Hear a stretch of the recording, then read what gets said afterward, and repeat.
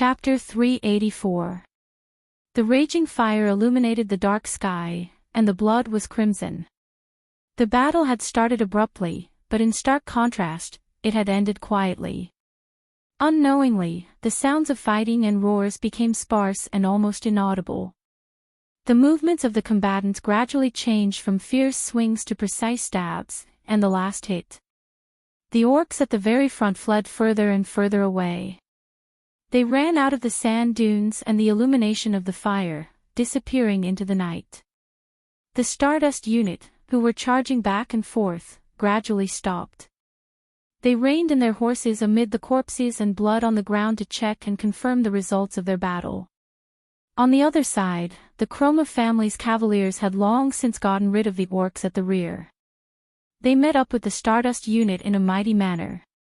But all of this had nothing to do with Thales and the human captives who were being escorted down. They were not ignored. After the battle ended, the cavaliers with single-winged ravens painted on their robes and shields rushed up the small sand dune. They chased the orcs down the sand dune unceremoniously after they berated and chased them away. Thales believed that if they showed even the slightest bit of resistance and dissatisfaction, the group of unhappy cavaliers would not mind drinking more blood with the weapons in their hands. Hence, the people in the merchant group, including the mercenaries, became captives for the second time. Under the close supervision of a team of Chroma family cavaliers, they obediently walked down the sand dune and walked towards the messy battlefield. "Walk faster, desert bandits," a cavalier with a long spear urged impatiently. "We are not desert bandits, honorable sir," Throneborn tugged at his collar and protested sternly. Perhaps because he was no longer facing the ferocious and evil orcs, the master of the merchant group regained a lot of his courage. "It's a merchant group. A legitimate, legal, and qualified merchant group. My ancestors used to be." The cavalier with the long spear smiled. "I'm not an adult. My ancestors for 7 or 8 generations were probably farmers.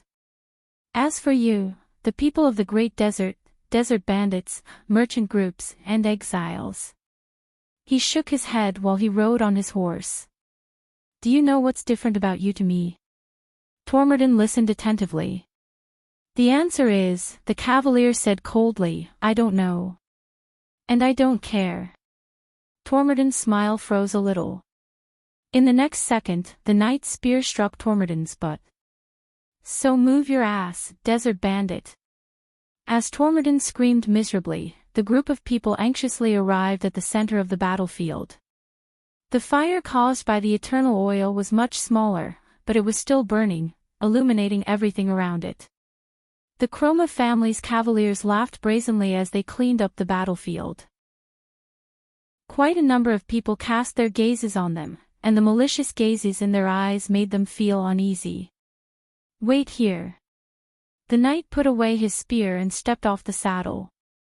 He said coldly, "The lords will decide how to deal with you." "My God!" Throneborn panted. He covered his butt with one hand and wiped his sweat with the other. He whispered among the captives, "These people are practically barbarians. Listen, we have to match our statements. We didn't come out from Blade Fang's dune, but from the Tower of Eradication to the south. That's why we didn't know about Constellation's blockade order, Desert God." Seth.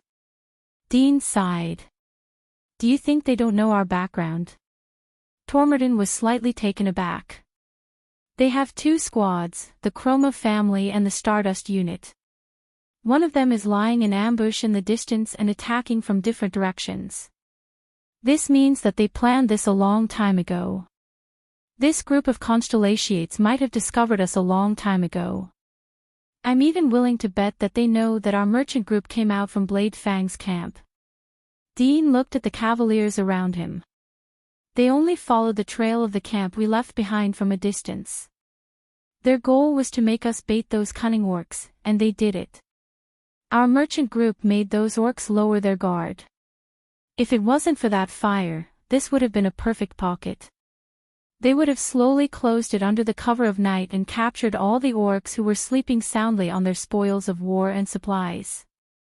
Louise's expression was unpleasant. They used us as bait. Dean sighed and nodded. So, I suggest that you tell the truth. Don't try to hide it. Throneborn opened his mouth wide in disbelief. But our goods, who cares? Mickey interrupted him coldly. Do you know how many people we've lost? We shouldn't have come this time, or we should have turned back yesterday. This sentence made everyone in the merchant group fall silent. A group of soldiers surrounded the place where the cavalier walked towards with torches in their hands. Two officers, who were dressed differently from ordinary soldiers, stood on the ground. They led their horses and discussed something loudly. It was worth noting that the constellations stood on two sides, and there was a clear distinction between them. One side was surrounded by a stern-looking young noble under a single-winged raven flag. The other side, which included the Freak Squad, held the Stardust War flag and followed behind a strong officer. Thales recognized him. This officer's left arm was slightly thicker than his right. He was the boss of the Freak Squad, the one who had just killed an orc holy guard with a single punch. Thales exhaled a long breath and thought about his next step. Constellation's army was right in front of him. According to the original plan, the people from the Secret Intelligence Department would bring him into the desert and meet up with Constellation's army. But now, the Chroma family's conscripts, and the Stardust unit, which was the regular army of the royal family. Can these people be trusted? If I reveal my identity at this time, will it be a wise choice? What are they talking about? Quick Rope narrowed his eyes. They look like they're arguing. Thales looked up and saw that the argument between the two officers was getting more and more intense. Old Hammer stared at him for a while and shook his head. I'm not surprised. In the Western front lines, conscripts and regular soldiers have never mixed together. Are they on bad terms? Let me put it this way. Old Hammer coughed. It was obvious that he had not fully recovered from his injuries just now. In Blade Fang's camp, if a suzerain's conscript and a regular soldier of the royal family enter the same latrine pit, usually, only one person can come out after wiping his butt clean. Quick Rope asked in puzzlement, but they're all constellations, and they're even guarding the same camp. Why are they so? The current king of Exted and his brother share the same mother. Old Hammer snorted softly. When he stabbed his brother to death, he didn't show any mercy. The Baron Bone Man shook his head. Bloody Thorn Lizard. This sentence reminded the captives of something. Soon, no one said anything else. The officer's argument finally came to an end. So, this is the merchant group. A gentle voice was heard. The boss, who had said, F***ck your mother, on the battlefield clapped his hands and walked forward. Thales noticed that the so-called Freak Squad stood behind this officer. That bonfire party was really lively. There were sounds and colors. The so-called boss spoke in a Western Desert local accent. He waved his hand at the burning eternal oil in the distance and said with a steady expression, "Who's in charge here?" At that moment, Thales thought that he had returned to dozens of minutes ago, when he was being interrogated by the orc Kandarl. The captives looked at each other. "Respected sir." The master of the merchant group finally exhaled. He put on a smile and took a step forward. "I am Seth Throneborn, sir. I often travel the trade route from Blade Fang's camp to the Three Kingdoms of the Mystery Sea. My ancestors once served under the virtuous king. I am Duro." The leader of the psionics looked at Throneborn. He swept his gaze over the dozen cautious people in the merchant group, but he interrupted him without showing any respect. "I am Cusack Duro, but I am not a lord. My ancestors were farmers for 3 generations, until Baron Williams chose me to become one of his vanguards and lead a small team." Throneborn instantly felt a little awkward. But he quickly changed his mind and immediately clasped his hands together.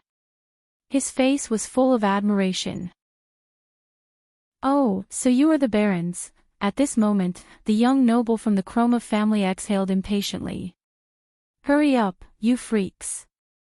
Don't waste time. Haven't you wasted enough today?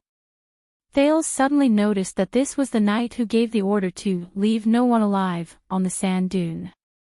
By the looks of it, he was the commander of the Chroma family. When he heard the word freak, Captain Duro turned to the young noble. His smile did not diminish, but his eyes shone with a cold glare. Baron Gertz, according to what we agreed on, can I negotiate with you? The young nobleman, Goose, shrugged. Whatever. Duro nodded. He then turned around, narrowed his eyes, and carefully sized up the merchant in front of him. Eternal oil. The psionic's next words made Throneborn tremble slightly. He pointed at the burning camp in the distance. How much oil did you get to start a fire of this scale? 10 barrels. 20 barrels. At that moment, Throneborn smiled awkwardly and ingratiatingly. He looked left and right, and his gaze kept moving between the flames and Duro. Sir, we just met some illegal smugglers on the way and bought the oil. I mean, we can't let it flow into the great desert, right? But I swear I didn't participate in any. Dean sighed quietly behind him. Bullsh *T, aside from those orcs just now, our people have already cleaned up the surrounding area. Duro snorted coldly. You braved the blockade order to bring this eternal oil out of Blade Fang's camp, Tenny. Throneborn's expression froze. He did not even care that Duro had called his name wrongly. I can tell that you are not a small merchant group of 5 or 6 people. I bet that if we search your goods, we will find a lot of contraband goods. Smuggling banned goods into the Great Desert, and under the blockade order. Duro sighed, and his gaze became fierce. I don't think this is a legal business activity. You know, it can be convicted. The captives frowned. Throneborn panicked. Honorable sir, the leader of the psionics raised a finger and stopped him from speaking.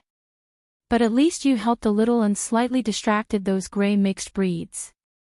Duro slowly raised his head and revealed a heartwarming smile. He nodded in approval. For our victory, we made a small contribution. Hope reappeared on Throneborn's face.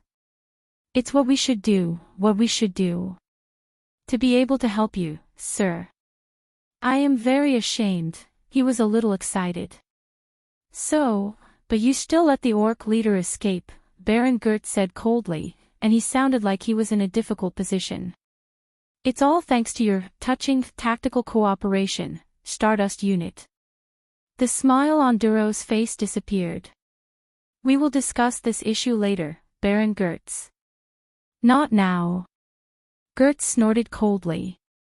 Thales was deep in thought as he watched the two groups of people who stood on two sides and seemed to be in a stalemate with each other, as well as the two commanders who seemed to disagree with each other in their words. Duro turned his head around and looked at Throneborn, who was at a loss. He smiled and said, So, even though your violations of the law are despicable, Tenny, I am still willing to put in a good word for you in front of the judge and give you a chance to choose. A chance to choose. Thales frowned slightly. He noticed that the freaks behind Duro looked at each other and smiled mysteriously. Opposite Duro, Baron Gertz looked to the other side in disdain. Throneborn sucked in a breath, and tears almost filled his eyes. Sir. Thank you very much. By the way, my name is Throneborn, not Tenny. The leader of the psionics accepted his gratitude with a smile. So, Tenny, colluding with the enemy, being a spy. Which of the two crimes will you choose? His words stunned the entire group of captives.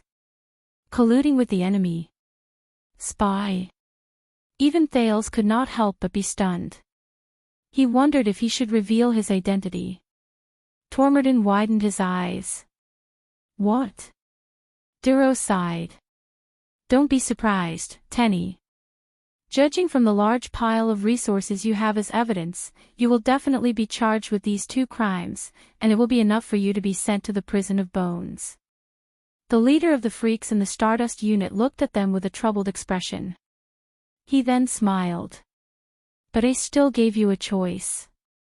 You can choose one of them. Isn't that great? Throneborn's face turned from red to green. No, no, no, sir, I swear, we are not, you can't, make a small contribution. While Throneborn was rambling incoherently, Duro raised another finger. But the captain's eyes flickered slightly. If there is not enough evidence, I think it will be very difficult to establish the crime, and the judge will not be able to do anything to you. Throneborn froze.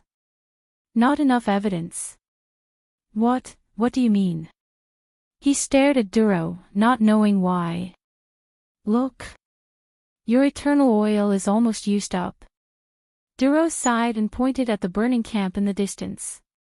Without evidence, I don't think the judge will be able to make things difficult for you regarding the smuggling of eternal oil. Throneborn stared at him in a daze. Duro walked forward and wrapped his thick left arm around the merchant's shoulder. He brought him around in a circle, unable to resist, and took in the scene around him. It was the camp and small tent set up by the merchant group. The goods piled up there were scattered during the fierce battle, and the ground was in a mess.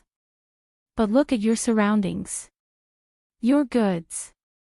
Be it smuggling, violating the blockade, or contraband.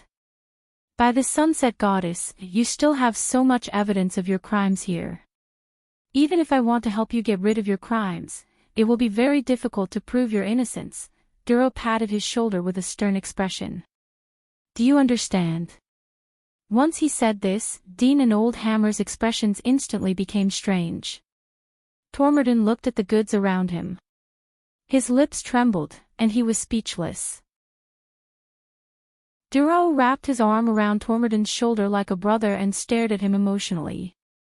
A few seconds later, Snake Shooter, who was behind Duro, shrugged. I don't think he understands, boss. On the other side, Baron Gertz could not help but laugh. The psionic instantly felt a little awkward. He sighed, let go of Throneborn, and pushed him back into the ranks of the captives in disappointment. His thick left arm made Throneborn stagger. All right, then, the 2 crimes of collaborating with the enemy and being a spy. As Duro spoke, the Constellatiate soldiers beside him placed their hands on their weapons. Thales was shocked. At this moment, Dean took a step forward. The mercenary stomped on Throneborn's foot and whispered into his ear, give it to them. Throneborn shuddered and immediately reacted. I understand. He squealed like a pig being slaughtered and raised his hands high. I understand. I understand, sir. His voice was so loud that it spread through the sand dunes around them. It caused the soldiers who were cleaning up the mess to turn their heads repeatedly. Captain Duro, who had his hands on his hips, paused for a moment before he slowly raised his eyes. You really understand? Yes, sir. At that moment, Throneborn's face was full of grief, but he answered without hesitation. He spread his arms and gestured at the camp around him. Goods, all of our merchant group's goods, everything from the 16 merchants, from pots and utensils to spices and seeds, from clothes and jewelry to precious collections. Take all of it, take all of it. We don't want anything. As long as you let us go safely. The merchant's faces immediately turned gloomy. But Duro did not reply with a smile as expected. The squad leader let out a painful sigh and slapped his forehead with a look of exasperation and disappointment. Oh, my. No, you still don't understand. The captives stared at him in shock and bewilderment. Duro put his hand down with a disappointed look on his face. He raised his voice. Take your goods, and let us take them. Duro's face was full of resentment. He continuously slapped the hilt of his sword and armor with both hands, making loud sounds. Throneborn was so frightened that he kept retreating. Do you think that His Majesty's army will covet your things, your belongings, even if it's just 1 copper coin? What do you take us for? Corrupt officials who accumulate wealth or shameless bandits? It's hard to imagine that this is the image of the great kingdom's army in your hearts. Sunset Goddess, we are Constellation's army. We have our own rules and creeds, and we exist to protect the kingdom and its people. The leader of the psionics paced back and forth, as if he could not understand the captive's thoughts. His righteous look made many people feel ashamed. The more he spoke, the angrier he became. Don't insult us like this, all right? The captives were dumbfounded as they stared at the leader of the psionics who spoke righteously. What's wrong? Dean asked in a low voice, puzzled. Does he think it's too little? I don't know, Old Hammer answered him while coughing. That's all the merchant group has. Throneborn stared at Captain Duro, who flew into a rage and sighed in hatred. He looked at the others in fear and asked for help, but the other Constellation Cavaliers looked at him calmly. If you are not satisfied, I still have a sum of money after we return to Blade Fang's camp. Duro stopped moving. He spread his hands and stared at Throneborn in disbelief, as if he had seen the most unbelievable thing in the world. What are you doing, Tondi? You actually tried to bribe me. Bribe me? Bribe the glorious kingdom's army and His Majesty's soldiers. Chapter 385. Duro stared at Throneborn. Do you know that this will add to your charges? Colluding with the enemy, being a spy, and bribing. What? Throneborn's face turned pale.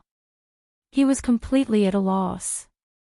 Puzzled, Thales looked at Duro's face and suddenly remembered a long time ago, when he was begging in Lower City District.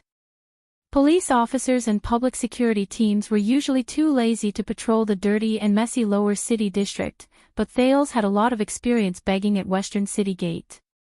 Over there, where criminals were everywhere, they executed a set of rules that were completely different from those in the underground streets. When you faced the people from Black Street, you could just give them money, but when you faced the slippery and nimble criminals under the Capitol, Thales looked at the terrified Throneborn and the others, who did not know what was going on, and could not help but sigh. The teenager took a step forward. We understand, sir. Thales forced a smile and attracted everyone's attention. But please believe me, we are all legal merchants. We left Blade Fang's camp before the blockade was issued, and we brought along daily goods that conform to the law. The psionic captain's gaze froze a little. Unfortunately, our merchant group ran into orcs on the way. All our goods were robbed, and we lost a lot of people. We only had 15 camels left, and we barely escaped with our lives, Thales said dejectedly as he shook his head. When they heard this, the captives' expressions changed, and Captain Duro's expression darkened. I am very sorry to hear this. He sighed sadly. It should have been our duty and responsibility to ensure your lives and interests in the desert. But we were busy besieging the orcs and allowed you to fall into the hands of the desert bandits. This is our dereliction of duty. Thales keenly noticed that Duro's Western Desert accent had disappeared a lot. Desert bandits from God's domain. Duro frowned slightly and gestured for him to continue. Thales immediately understood. Yes. He quickly corrected himself.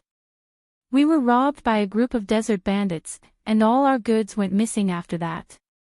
But we were lucky. A few days after we escaped, we ran into Sir Duro leading an army to fight the desert orcs. That scene was really shocking. Duro's expression slowly relaxed. The captives looked at each other with strange expressions. It's you, Captain Duro, the glorious Stardust unit. You're the ones who saved us on the chaotic battlefield. Thales looked at him gratefully. You also gave us enough aid when we were cornered and in need of resources, allowing us to return home after losing everything. Thales emphasized on losing everything. Du Luo sighed slightly. Oh, no, young man. The captain had a humble look on his face as he patted his shoulder and said in a friendly and gentle tone, "It's okay to lose the goods, as long as your life is safe and sound. Besides, don't you still have 10 camels left?" Duro emphasized the word 10. Throneborn covered his face in pain. "As for gratitude, this is what we should do. The military exists to protect the people, whether it's your property or your life." Thale's expression froze. But he managed to force out a few tears in time, turning this awkward stiffness into a moved sob. "Yes, at least we still have 10 camels left. As for your kindness, Captain, we will always be grateful." Behind Luo, the female knight nicknamed Spirit Blade widened her eyes so much that they were about to pop out. Thales continued to sob. "This is our only consolation after we lost our goods. It's just that Master Throneborn offered to pay you a sum of money as a token of gratitude, but you refused, and it made us very apologetic." Snake Shooter, who was in the freak squad, snickered. Luo glared at him. Snake Shooter immediately stood still obediently. It was only then that Luo turned around in satisfaction and coughed. "I understand your kind intentions, but we have our principles. Forgive me, but I really can't accept it." Quick Rope rolled his eyes in a corner he could not see. The leader of the freak squad looked at Thales with a gratified expression. "Very good, it seems like you're really very understanding, young man. What's your name?" Thales' expression stiffened. "Sika." When he heard this name, Dean raised his eyebrows. Luo pulled him into his arms and laughed. "Very good, Sika. Tondi, if I were you, when this young and promising man grows up, I'll promote him to be my assistant." His western desert accent returned to him. Throneborn squeezed out a smile that was uglier than crying. Duro shook Thales, whose smile was a little stiff. "With people like you, good citizens who support the kingdom and the army, how can our warriors not be brave and good at fighting? How can we not move forward courageously? The people we risk our lives to protect are adorable constellations like you." Thales sighed and said sincerely, "Seeing how Constellation's current situation is so prosperous, I'm also very excited." The psionic nodded. "Then, do you know how to tell the others in the camp when you go back?" Thales sighed and said, "Of course, when we were in danger in the desert and lost our goods, we were fortunate enough to meet Sir Duro of the Stardust Unit. He's a very good person, loyal to his duty, kind. Duro nodded slightly. "You know, I'm a peace-loving person." Duro's expression instantly turned cold. His gaze was as sharp as a knife as he glanced at each captive. "But if you run into those traitors and smugglers who intend to destroy the peace, please tell us. Believe me, even if we have to walk through the entire desert, we'll catch them all in one fell swoop and create a safe and prosperous trade route for all of you." The captives felt a chill in their hearts, and they quickly nodded vigorously. "That's great," Duro said in satisfaction. "With this, you can return home safely, and we've completed our duty to protect the country. I'm really gratified that the warriors at the front line and the civilians at the rear understand each other. They're like fish in water. How can Constellation not be strong? How can it not rise? How can it not be revived?" Thales only felt that his smile was a little sour. "Tondi, if I were you, I'd definitely marry my daughter to him. Really, if I had a daughter." Duro patted his shoulder in the end, glanced at the goods around him, and said with a sigh, "Believe me, this dowry will definitely be profitable." Thales smiled stiffly. Finally, Duro waved his hand. "That's enough. Pack the necessary luggage. Remember, if it's necessary, such as 10 camels, then go back to Blade Fang's camp. Be careful on your way back, but don't worry, in the desert." Duro clenched his fists, smiled, and shook his thick arm. "We will always be your most solid support." Throneborn, who had instantly become penniless, responded to Duro with an ugly smile. The merchants and mercenaries' faces were livid. They averted their gazes from their solid support. Thales sighed in his heart, but in the end, he did not say anything. At this moment, wait. Baron Gertz, who had been silent all this while, spoke. There was anger in his voice. I've had enough. Duro looked at the single-winged crow flag behind Baron Gertz and frowned. What? I'm a noble. Gertz lowered his arm and said coldly, I'm sorry, Captain Duro, but I can't just watch as you snatch what belongs to them. The captives were instantly shocked. What do you mean? Gertz walked in front of Duro and looked him straight in the eye. You, return the goods to them. We came out with a mission to sweep through the desert, not to collect money. The leader of the psionics was stunned. The captives were stunned as well. Duro used a few seconds to understand the current situation. I thought we had a good time working together, Gertz. Duro scratched the back of his head. Listen, no one likes to work with you, Gertz said coldly. Freaks. The others' faces darkened. Duro let out a sigh. I know, and I understand. No one wants to come to this godforsaken desert during this season to suffer, chase after and drive away those poor scum, and get pitifully little rewards. The leader of the freaks, who belonged to the Stardust unit, stared solemnly at the Baron in front of him. So please, this is a rare opportunity. Don't block me. I just want some compensation. Baron Gertz shook his head. His gaze was cold. My men have never complained about this. As he spoke, the soldiers of the Chroma family tensed up and surrounded the Baron. The leader of the freaks fell silent. But he did not show any signs of weakness. He placed his hands on his hips and took a step forward. His right hand landed on the hilt of his sword. His thick left arm trembled. The members of the Stardust unit, including the Freak Squad, also took a step forward with hostile expressions. The atmosphere in the room became tense. Thales watched this scene in surprise. Logically speaking, both sides were ordered to clean up the desert and welcome me, but based on the current situation, it might not be a good idea for both sides to work together. Among the captives, Old Hammer's expression was unpleasant. Damn it. We're caught in the middle again. At this moment, Throneborn raised his trembling hand. Your Grace, actually, you don't have to do this for us, but Baron Gertz did not buy it. Shut up. Gertz refused immediately, this is not for you, merchant. It's for justice and fairness. He stared coldly at the gloomy Duro. For the creed we've protected for thousands of years. Duro looked as if he heard the funniest thing in the world. Are you crazy? You're still playing this game in this day and age. Duro opened his mouth and exchanged a few glances with his subordinates behind him. But Gertz continued to stare at him coldly. Duro's breathing quickened. All right. 30%.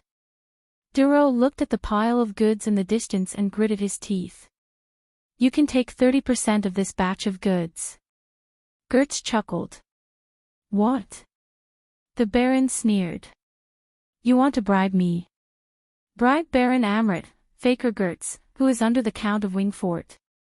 40%. Duro clenched his fists. No more. This batch of goods is not a small amount, and you're just a baron. Gertz shook his head. You so-called regular soldiers of the royal family are also part of the army, but you just don't understand, do you? About what we fight for, about responsibility and glory. His words made the atmosphere even more tense. Duro took a deep breath. Listen, I know you're unhappy that we let that orc escape today and you lost your battle achievements, but listen, don't cause trouble. There are many important people watching. Trouble. The real troublemakers are people like you. Gertz did not back down. Count Chroma often told me this. I'll say it again. Return the goods to them. Duro stomped his feet violently. 50-50. He pointed at his feet in exasperation. That's my bottom line. Gert snorted and laughed. My God, I can't believe it. Even now, you still want to use money to avert disaster and keep the peace. Baron Gert sighed and said, the king's power is too great. Under his wings, which he cannot see, there will always be maggots like you who will erode the foundation of the entire kingdom. This is the meaning of our existence. The nobles must check and balance the king's power, and will start with the domineering army under him. Thales watched them go back and forth, but there was not much substance to their conversation, and there was not much in common.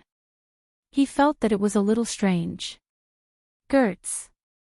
Could it be that this vassal of the Chroma family is an idealist? But in the current situation, the eruption of a conflict between them is not very optimistic for the captives. Duro fell silent. You really know how to involve people, Your Grace. But you won't want to fight with us here because of this. The captain pointed at the sky and said in a low voice, the people up there, be it the barons or the counts, or even, they will not be happy. You're right, Gertz answered him coldly. He placed his hand on the hilt of his sword. I think so too. Then, do you want them to be happy? Freaks. Duro's expression changed. The two groups of people placed their hands on their weapons and stared at each other with murderous intent. 60%. Duro stared at the other party fiercely. He had already unsheathed his weapon by an inch. If they can't accept it, then let's fight. Gert stared at his opponent quietly. A second later, the Baron smiled. Deal. Gert said smugly. His hand left the hilt of his sword. What? The captives were all stunned. Deal. The captives, who had just watched in astonishment as the Baron rejected the other party's bribes in a righteous manner and were worried that Gertz's impulsive actions would implicate them, were instantly dumbfounded and speechless. Even Thales was surprised for a moment. Duro spat on the ground fiercely. Bah, greedy enough. But Gertz just turned around indifferently and mounted his horse. Remember, 60%. My flag bearer will confirm it with you. I'll wait for you in front. Happy working with you, Captain Duro. In the next moment, the Baron and his subordinates galloped away together. These maggots. Duro stared at the Baron's back with a contemptuous expression. Nobles. They're practically vampires crawling on the kingdom. Constellation was destroyed because of you. The captives stared at each other, speechless. Don't just stand here and get in the way. Hurry up and disappear. Also, don't cause trouble. Duro, who was in a bad mood, waved his hand impatiently at them. We're the kingdom's army. We have to protect you. We're very busy. The captives turned around stiffly and left. Thales looked at the departing Baron, then at Duro, who was sulking. A few seconds later, he let out a long sigh. He stopped himself from taking a step forward, held back the words he was about to say, and turned around with the others. No, Thales shook his head quietly. No, the sky was getting darker. As the cold wind rustled, the people in the merchant group walked to their respective camps with complicated emotions. They packed up the remaining luggage and corpses. The Stardust unit watched them strictly to prevent them from taking away too many goods that were already lost. But Dante's greatswords were gloomy and gloomy. Honestly, among the mercenaries, Louisa closed the eyes of Palka's corpse with an expressionless face. She said hoarsely, I don't think Tormodin will pay us anymore. At least, he won't pay us enough. He'll have a good reason to shirk his responsibility and even blame us. Palka, Kant, Haken. There are so many casualties, everyone's compensation. Louisa could not continue speaking. Dante's greatswords fell silent. The atmosphere became very oppressive.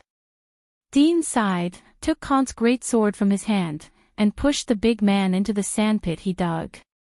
"I'll think of something. Now, let's pack up our things first. We need to be skillful in packing, don't let them stop us." Mickey punched the sand hard. What was that just now? The Baron Bone Man glanced at the cavaliers in the distance, who were searching everywhere. He could not hide his anger. That group of... Dean shook his head, but did not speak. Thales, on the other hand, sighed. "Welcome," he spoke in a hoarse and rather listless voice, "welcome to Constellation." Chapter 386. Compared to the journey they took, the merchant group's return journey was much more peaceful. Forget about the orcs and desert bandits, aside from a few corpses beside a few supply points, they did not run into a single person at all. They rarely even saw animals. But everyone knew why this was so. Once they thought of this, many of them felt troubled. As always, the merchants kept their distance from Dante's greatsword and stayed at the back with their 8 empty camels. Their furtive glances hid indignation and resentment that were difficult to detect. The mercenaries, who were left with only a few people, walked with tired steps. They pulled 2 camels and led the way in front. None of their war horses were left. The only 2 camels they had were temporarily borrowed, in the name of safety. After Dean argued with the merchants, he even threatened them with his sword. Dean and Mickey walked at the front, dragging their tired bodies and gloomy hearts to identify the way home. From time to time, they would discuss the location of the next supply point. Old Hammer had not recovered from his injuries. He leaned half his weight on the camel and coughed laboriously as he moved forward. He looked like he would fall at any moment. Louisa walked behind him worriedly, ready to catch him if he fell. Quick Rope followed behind them gloomily. He looked troubled, and at the same time, he lost interest in telling jokes and promoting his business. The atmosphere in the entire team was quiet and depressing. Death and blood had destroyed the relaxed and happy atmosphere the mercenaries once had. After experiencing ambushes, battles, casualties, and extortion, it was as if the happy team would never return. In this situation, the prince could only remain silent.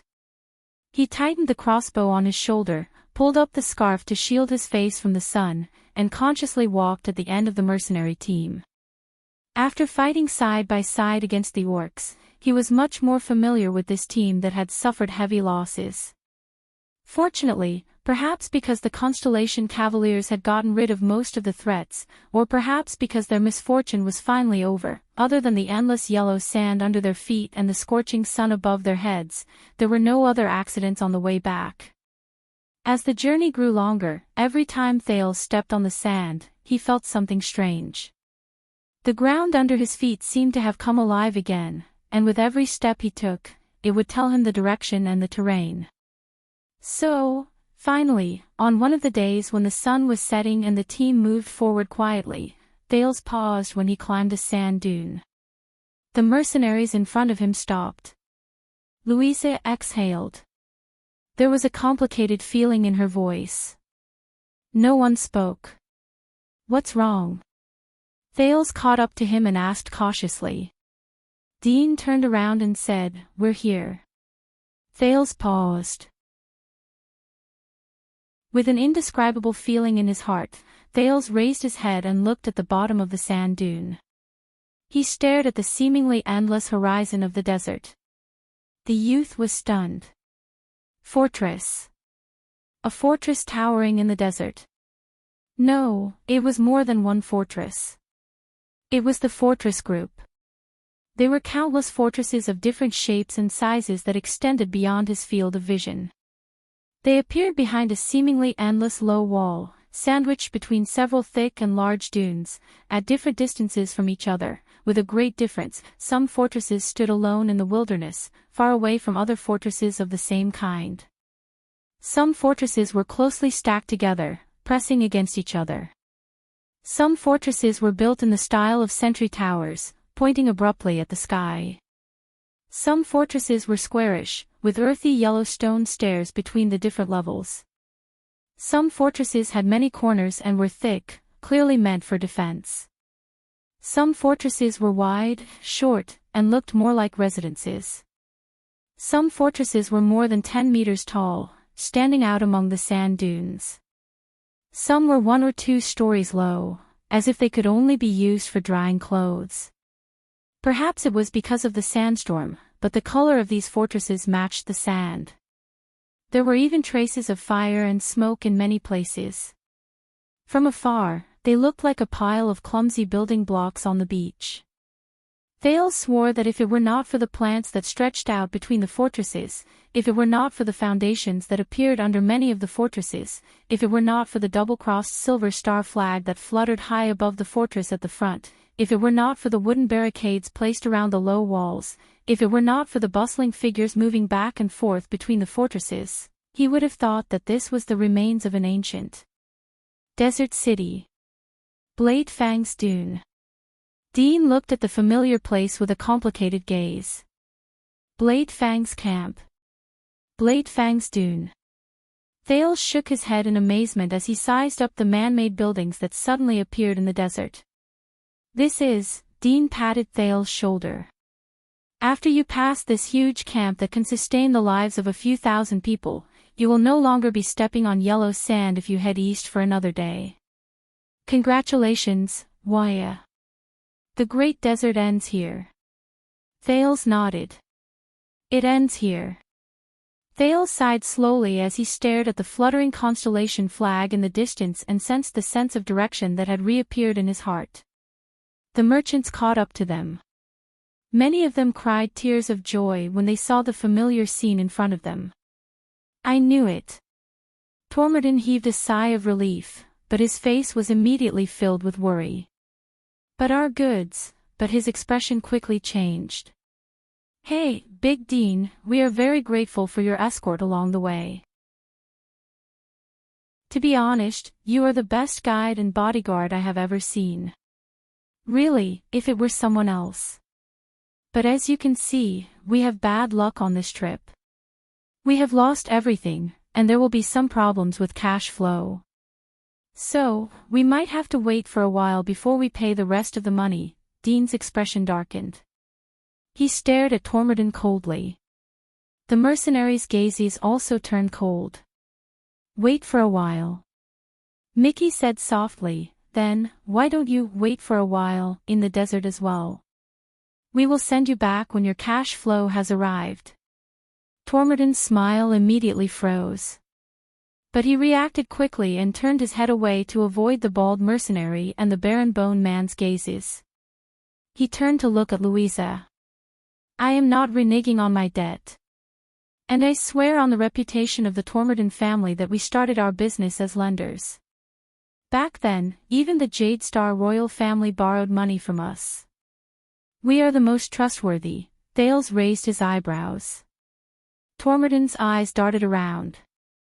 He held the camel's reins tightly, as if he was going to ride it and flee the next moment. I'm just saying that you have to understand us. My dear Louisa, think about it. Your father, old Dante, is such a good person. He helps the poor and the weak, and he is kind and charitable. And I have been friends with him for so many years. Do you think I will renege on my debt for this little bit of money? His face was filled with sorrow and nostalgia as he looked hopefully at the female captain. Louisa fixed her gaze on him, and in the end, she exhaled in resignation. Forget it, don't use the trick of, I know your father anymore. I never expected you to give me the money anyway. Louisa muttered and shook her head. You should think about how to get past the guards. The blockade order is still in effect, but we are entering the camp at this time. The moment Throneborn heard the words, forget it, his face lit up. I knew you were a good person. The pot-bellied merchant was elated. He seemed to want to pat Louisa's shoulder, but his arm was slapped away by Mickey halfway. Don't worry, we have already bribed that greedy freak. He said that no one will make things difficult for us. They soon found out whether Duro's words were effective or not. Duro. The guard guarding Blade Fang's camp stood in front of Throneborn. He looked at the merchant group, which had nothing left except for 10 camels, with a face full of suspicion. Did he say that? Throneborn nodded obediently. He smiled wholeheartedly, as if he was very familiar with this place. Yes, Brother Duro is very close to me. When he comes back, he will know once he asks. We don't know about the blockade order. The guard frowned and sized up everyone. Is that so? Are you very close to Duro? Throneborn waved his hand and laughed. Of course, we met on the road. We even drank together. Before we left, I gave him a lot of good stuff, and he insisted on sending soldiers from the Stardust unit to escort me back, but I refused. Quick Rope widened his eyes and turned his head to give Thales a surprised look that said, "What the hell?" The guard nodded with a straight face. He then turned around and whispered into the ear of an officer with a higher ranking.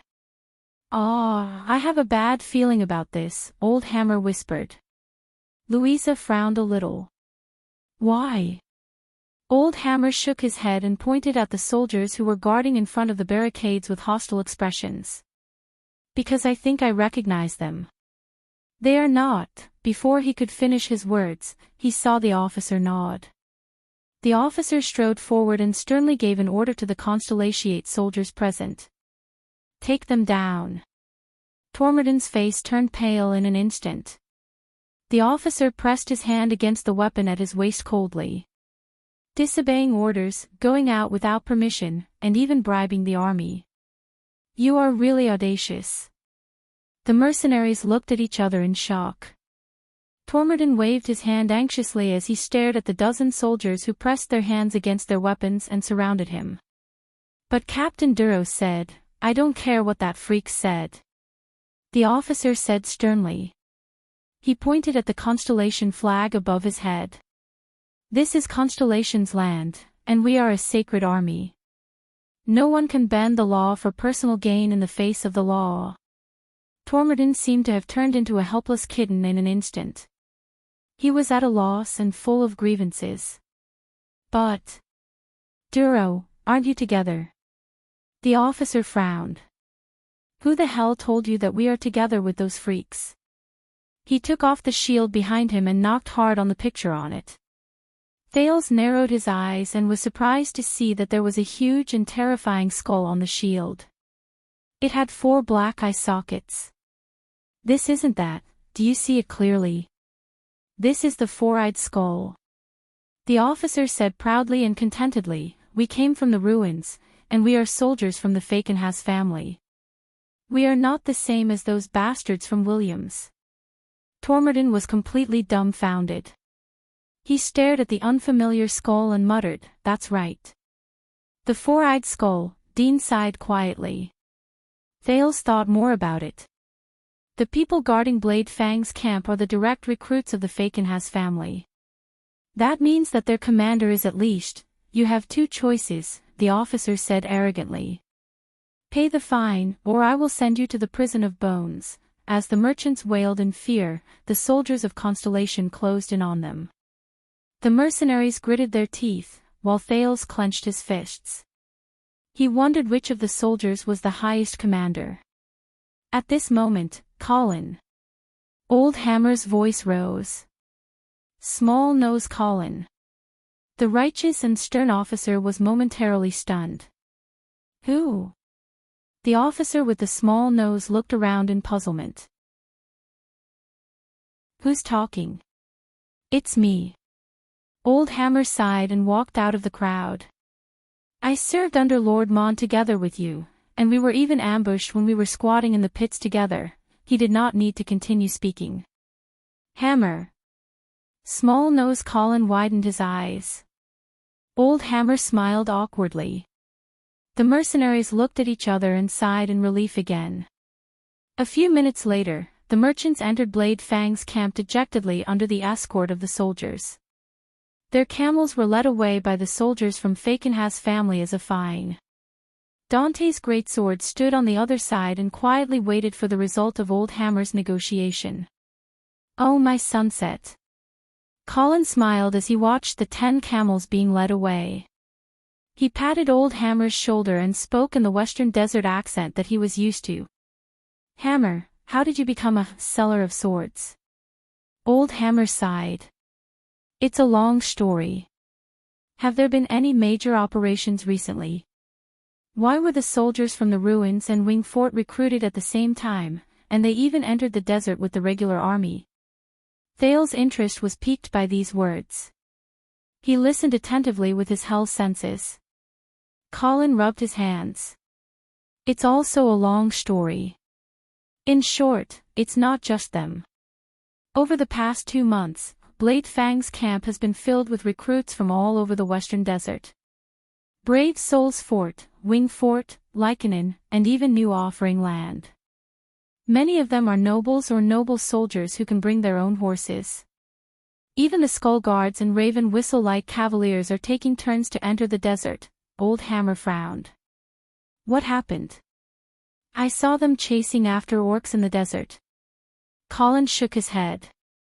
"I'm not sure, but I guess the Barren Bone people or Grey mixed breeds are moving east again, because those who enter are basically cavaliers, and we, who have 2 legs, are they collecting tolls here?" Old Hammer stared at the 10 camels and Tormodin, who was about to cry. Colin spread his hands and did not answer. Old Hammer sighed in resignation. "But these 10 camels are all these people have. Don't, Hammer, don't plead for them. You pity them, but who will pity us? The regular army is paid by the king, but what about our rewards? We can't even buy a ball of yarn." Colin sniffed in dissatisfaction. "You know, it's already September. My family's mill is going to start work soon. My term of service has long passed, but I don't know how long it will be before my brothers and I can go back. One of my brothers in the same team is about to give birth at home, but you're too greedy. The merchants will protest. Will the nobles in the camp have any objections?" Colin scowled. He was clearly not in a good mood. "Listen, Hammer, you haven't been in the army for a long time. It's different from the Desert War. Blade Fang's camp is no longer managed by the Fakenhas family." The small-nosed officer waved his hand. "Now, this is the territory of the regular army of the royal family. Usually, the profits belong to those brats under Williams. There aren't many places where we can take advantage of them. If it weren't for the regular army going on an expedition and not having enough manpower, do you think we would be able to stand here? So, who cares if they protest or not, we'll just take whatever we can. After all, if anything happens, it'll be William's problem." Thales listened to these words and fell into deep thought. "Listen." Colin put his arm around Old Hammer's shoulder. "For the sake of the past, I won't make things difficult for you. I won't take the mercenary tax either. But when you go back, remember to send a message to my father. Tell him to keep an eye on my wife. Don't let that cripple from the village in front of the house do anything to her." Finally, with Old Hammer's comradeship, Dante's greatswords entered the city, or rather, the oasis camp that occupied a large area in the desert. When they passed through the boundary formed by low walls and barricades, they were greeted by a crowd. It was a crowd that Thales had not seen for a long time. They rubbed shoulders against each other, and there were shadows everywhere. "You're new, right? Go and extort money from others. We're not white pigs." Dean coldly pushed away a man who looked drunk. When the man fell limp, he kicked him in the stomach. "Dante's great swords, have you heard of them?" Thales watched as the man got up from the ground and walked into another alley while cursing. There, a group of fierce men looked at them with malicious intent. "I thought you died outside." One of the men rubbed his fists and laughed. "Baldy, and my beautiful but thorny little flower, Louisa. When are you coming to sleep in my bed? I guarantee it'll be more comfortable than Big Dean's bed." F***ck yourself. Louisa expressionlessly gave him the middle finger and continued walking forward. The man laughed loudly. I'll give you a piece of news for free, Baldy. He picked his nose. It's very chaotic here recently. Don't provoke, big soldier. Maybe there's some noble's personal guards. The bald mercenary frowned when he heard that. Dean turned his head around and said to Thales, follow closely, don't get lost. You don't want to be alone in Blade Fang's camp. These people are scarier than orcs. Quick Rope nodded fiercely behind him. Walking on the streets between the fortresses, Thales looked around in surprise and anxiety. He quickly understood the characteristics of Blade Fang's camp. The architectural style here was not even as orderly as that of a normal Constellation village, but it was as chaotic as Dragon Cloud City's Shield District and Eternal Star City's Lower City District. There were people coming and going between the yellow sand and gravel. Because the roads between the fortresses were uneven and varied in width, it made the place look even more chaotic and disorderly. The style of the people on the streets was completely different from the Northlanders and the Constellations Thales had seen before. They were light and shaded, and many of them had their heads covered. And if one added sound to this picture, dragon-kissed land velvet, which even the king can't enjoy. Only 2 silver coins per bundle. Do you want to know the story of your life?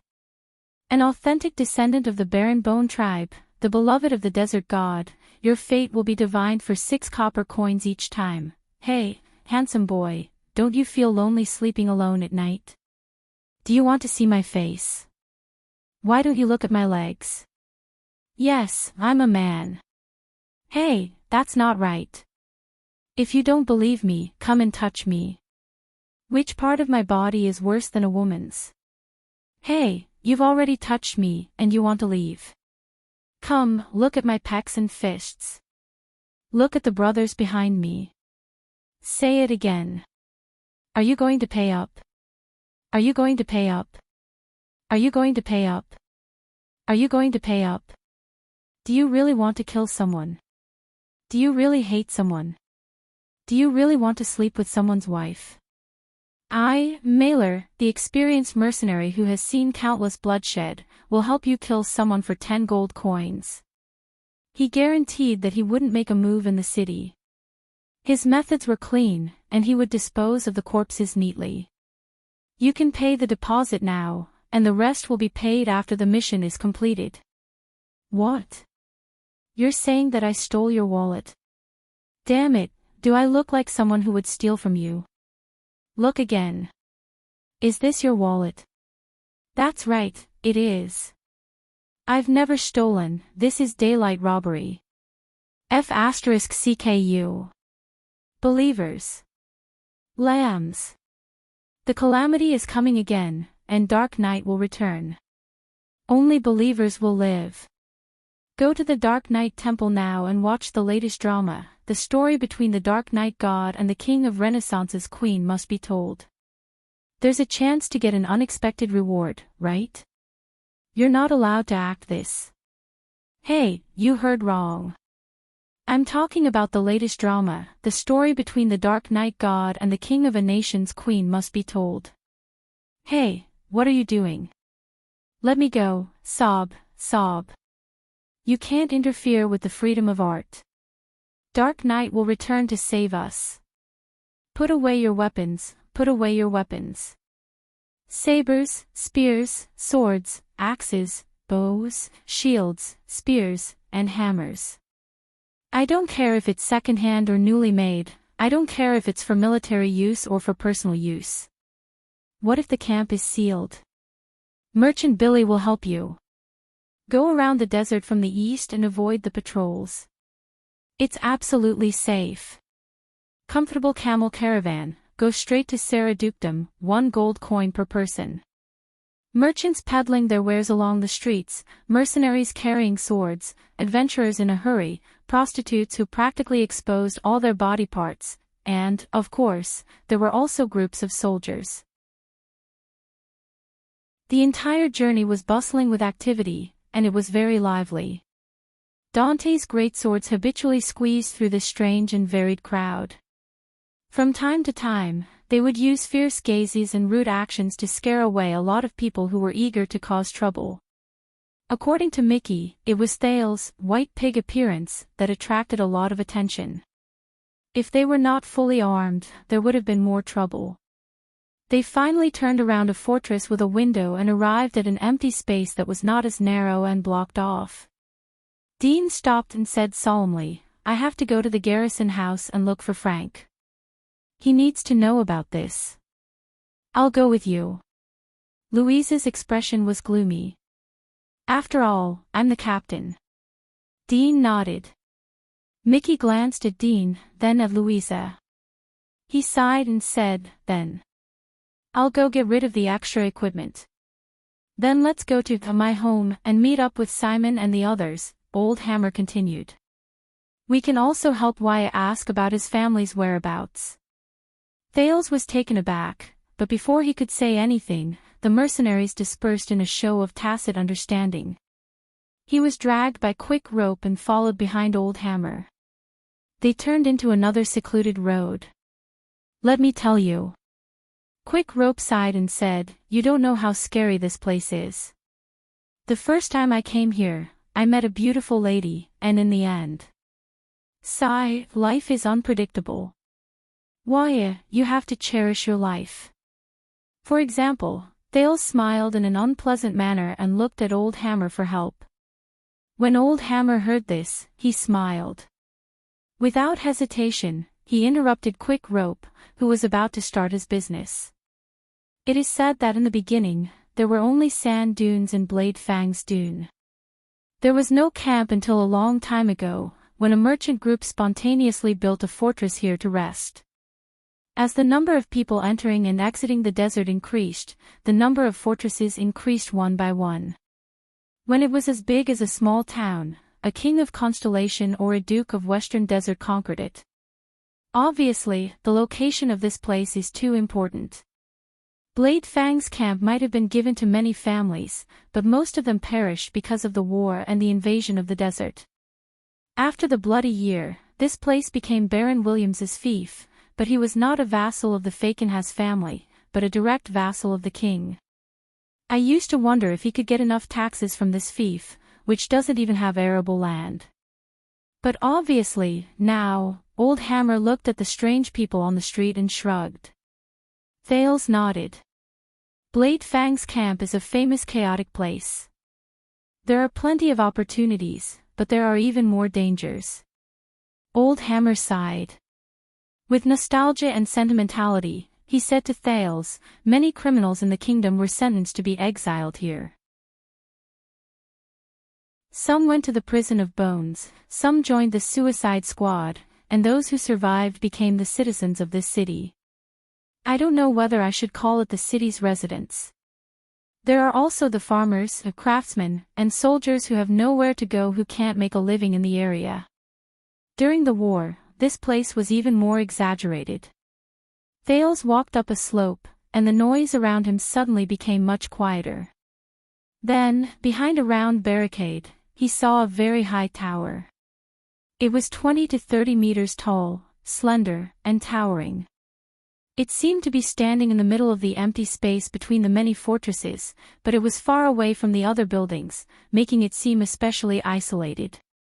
Thales could not help but notice that there were very few people around the tower. The people who were originally shouting all sorts of things became strangely silent when they walked past it. They turned their heads to look in other directions before they left quickly. It was as if they were afraid of something. Thales narrowed his eyes. He saw that the highest window at the top of the tower was sealed shut with wooden strips. A tall building with few people, a thought appeared in Thales' mind. That tower is really tall. Is there someone important living there? The teenager asked curiously. Old Hammer followed his gaze and looked. His expression immediately darkened. No. The nobles never live there. I guess Baron Williams isn't there either. That tower is called Ghost Prince. It's been so many years, no one would dare to live there. Thales furrowed his eyebrows. What prince? I know, I know. Quick Rope was beaming with joy. It's a legend in Blade Fang's camp. There's something ominous in that tower, shoo. But Old Hammer cut him off sternly. 18 years ago, during the Bloody Year, the Baron Bone tribe and the orcs once attacked Blade Fang's camp. At that time, I was serving here. The veteran's expression was tense as he pointed at the tower. Before the camp fell, a noble prince, the king's son, a real member of the royal family. He wasn't some prince from a fairy tale who came to the west and served as a garrison in Blade Fang's camp. He lived there, in the tallest tower in Blade Fang's camp. Thales' heart tensed. He stared at the lonely tower, and an ominous feeling welled up in his heart. On a dark night, the prince came from there, from the tallest window. Someone pushed him down. Thales was stunned. He stared at the window that was sealed shut with wooden strips at the furthest point of his field of vision. His gaze slowly moved from there to the empty space at the bottom. A chill immediately surged in his heart. I heard the rest of the story from others after I retired. Old Hammer exhaled slowly. It was said that King Kessel caught the murderer after the war. As punishment, he locked the murderer and his accomplice in the tallest room. Then, he lit a fire from the first floor and burned upwards. Quick Rope exhaled and pursed his lips. Quite a number of people could not stand the fire and jumped down from the window to pay for the prince's death. Whether they were burned to death or fell to their deaths, the screams and wails of the prisoners disappeared within the first hour. Old Hammer's voice became cold and mournful.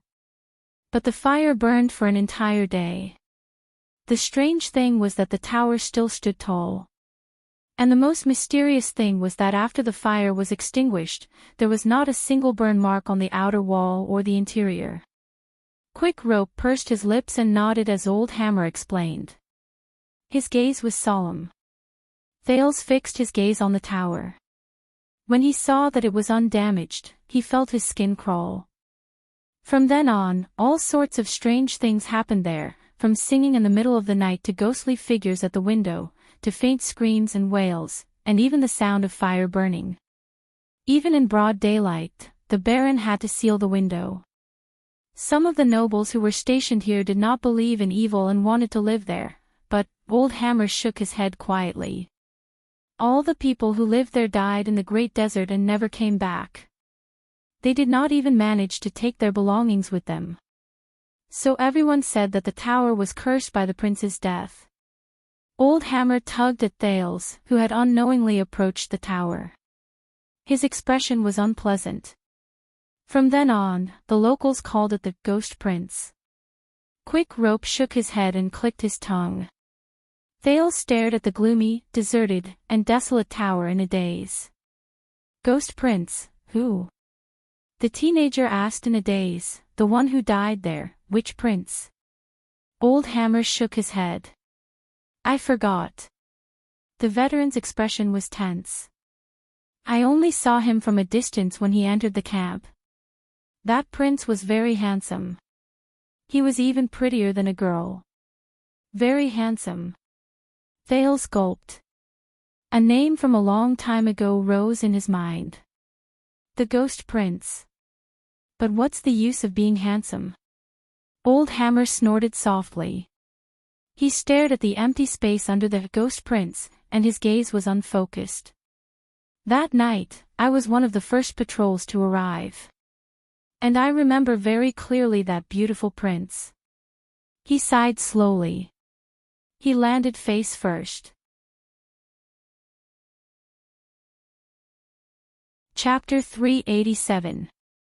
With complicated feelings, Thales left the ominous Ghost Prince tower. The chaos and noise in Blade Fang's camp suddenly returned to his ears.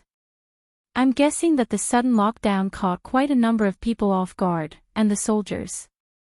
Old Hammer exhaled. The entire camp is more chaotic than usual.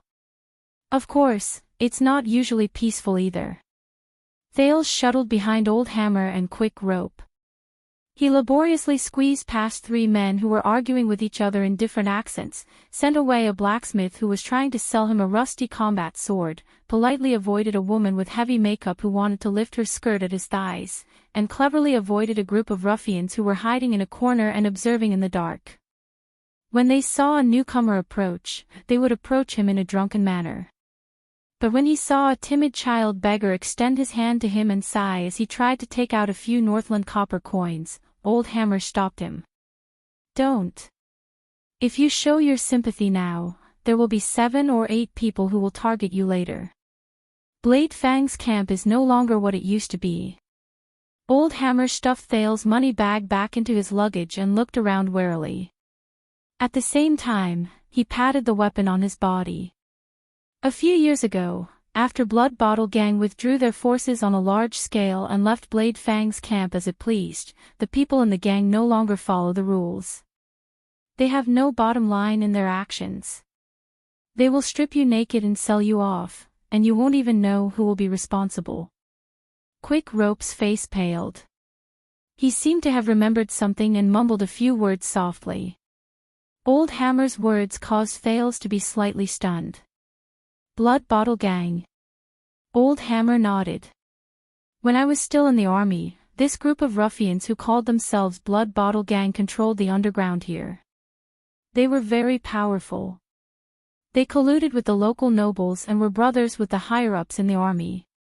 1/3 of the people who lived in Blade Fang's camp were under their protection, be it smuggling goods, black market transactions, street security, or prostitution. Many people who left the army and had no place to stay would go to Blood Bottle Gang to make ends meet. But 2 or 3 years ago, when we returned to Blade Fang's camp, Blood Bottle Gang's power was not as great as before. At least, they restrained themselves a lot. Old Hammer snorted softly. I heard that they were taught a lesson by an opponent who was fiercer than them in the mainland. They suffered great losses, and even their prestige here was affected. Thales was deep in thought. Accents from all over the continent mingled together, and even unfamiliar languages from afar would occasionally appear. All sorts of businesses and transactions came and went, and the currencies of many countries were used in a mixed manner, causing Thales to once again have a new impression of this desert frontline. The 3 of them walked through the dusty streets. After passing by a fortress, a building with a strange style appeared in front of them. From a distance, it looked like a huge bowl that was flipped upside down, but it took up a lot of space. It was comparable to Sunset Temple in Eternal Star City. It was like a giant had casually built a huge sandstone building block in the desert. This semicircular building did not seem to have many connections to the outside world. The mottled and rough curved walls were covered with tiny holes that could only be seen clearly with a squint, allowing the sunlight to penetrate and the sand to invade. From what Thales could see, there was only one narrow arched door on the wide outer wall, and it was guarded by a team of fully armed soldiers. The inside of the arched door was dark and indistinct, and he could not see clearly. It gave off a dark and ominous feeling. Thales was puzzled. Was this a bunker, or at least a military structure? Or was it the commander's residence? Then, perhaps, he could see it here. Oh, do we really have to take this path? Quick Rope's dejected voice rose. He covered his head and did not look at the building. Don't complain. Old Hammer did not even turn his head around. This is the fastest path. What do you mean? Thales pointed at the semicircular bunker that looked like a coliseum in puzzlement. That's, Quick Rope let out a strange sigh. The prison of bones. The place you don't want to go the most in the world. As he stared at the group of guards, Thales froze. The prison of bones. Old Hammer nodded. The place where the felons of the entire western desert and even the kingdom are exiled. Thales seemed to have understood something. He knew this place. When Constellation was first established, the unfamiliar wasteland that bordered Ekstead in the north, the great desert in the middle, and the small countries in the south was a veritable nightmare. As a newly conquered border of Constellation, most of its territory was uninhabited, and the borders were filled with dangers. It was attacked by sandstorms all year round, and the terrain was not suitable for living. Aside from the fact that the Fictional family was conferred titles due to meritorious deeds, there were many historians who believed that the Fictional family was sealed in Western Desert as a form of punishment in disguise. In truth, it was a reflection of their terrible relationship with Tormund I. Only the noble suzerains who were exiled to this place due to their crimes would unwillingly settle down there. Year after year, day after day, Western Desert Hill became what it was today. During this period of time, the cruel prison of bones added color to Western Desert Hill's arduous journey and fierce reputation. No one knew when it started, but when the usual sentences were no longer suitable for the criminals who had committed heinous crimes or were highly controversial, they would usually be exiled to Western Desert, to Blade Fang's camp, and imprisoned in the infamous prison of bones. They would serve their sentences in a new way to atone for their crimes. This would not only save the judge and the local prison trouble, but also provide free labor to the difficult Western Desert and even Blade Fang's camp, relieving the heavy pressure on the Western front lines. Do you see the parts on the ground? Those small windows. That's the White Prison and the Prison of Bones. Old Hammer cast a sideways glance at the ominous building to avoid the guard's scrutinizing gaze. The people imprisoned there are those who have been convicted locally, and their crimes are light. At least they can see the sun, and they only need to do hard labor to atone for their crimes. Quick Rope did not interrupt, which was rare. He only stared at the oppressive prison of bones in disgust. But the White Prison is only a small part of the prison of bones. Most of it is the Black Prison built underground. There are countless deep caves that never see the light of day, and they are specially prepared for the serious criminals who are exiled from various parts of the kingdom. The more serious their crimes are, the deeper they are imprisoned. As the Black Prison progresses downwards, the number of criminals will decrease, and it will become more dangerous. Once they enter Black Prison, there is no other way for them to leave other than joining the Suicide Squad, charging at the front lines with their lives on the battlefield, or acting as bait. Thales stared at the foundation outside the prison of bones and imagined the scene below. Old Hammer sighed softly. Of course, it's not easy to find a suicide squad. The slots are also very tight. After the Desert War ended, there are not many places that need suicide squads. Once they lose this chance, the remaining people in Black Prison can only wait to die of old age, leaving behind white bones for the unlucky ones to step on.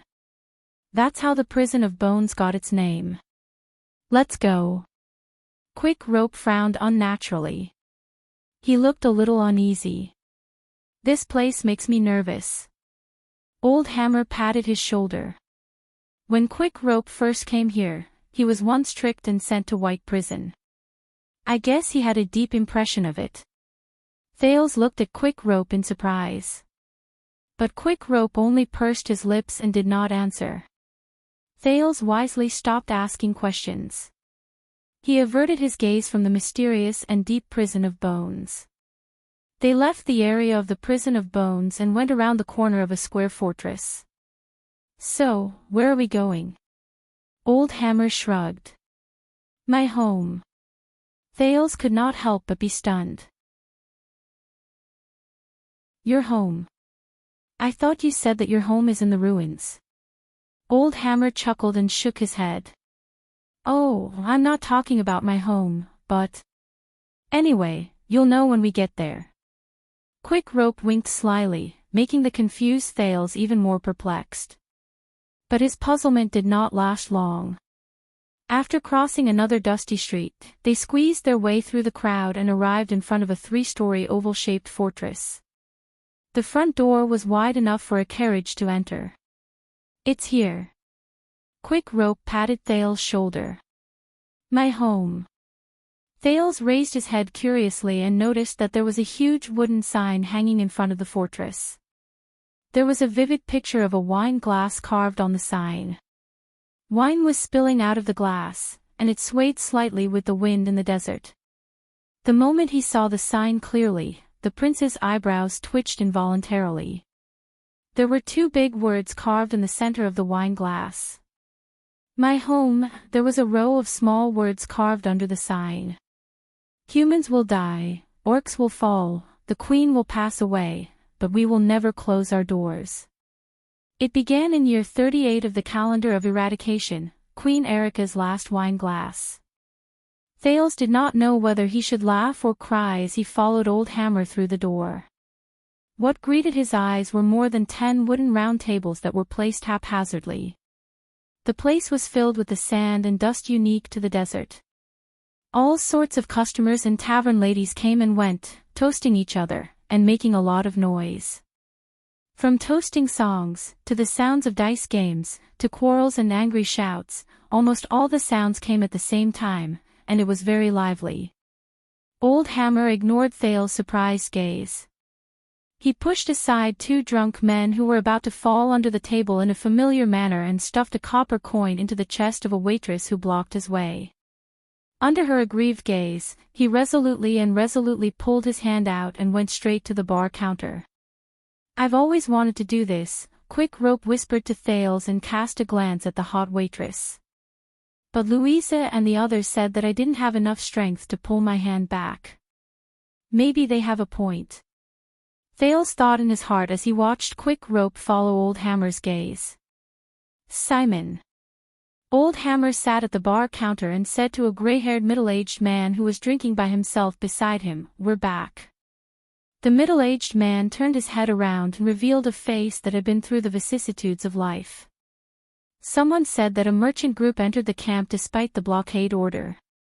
Simon cast a faint glance at Quick Rope and Thales, who also sat down.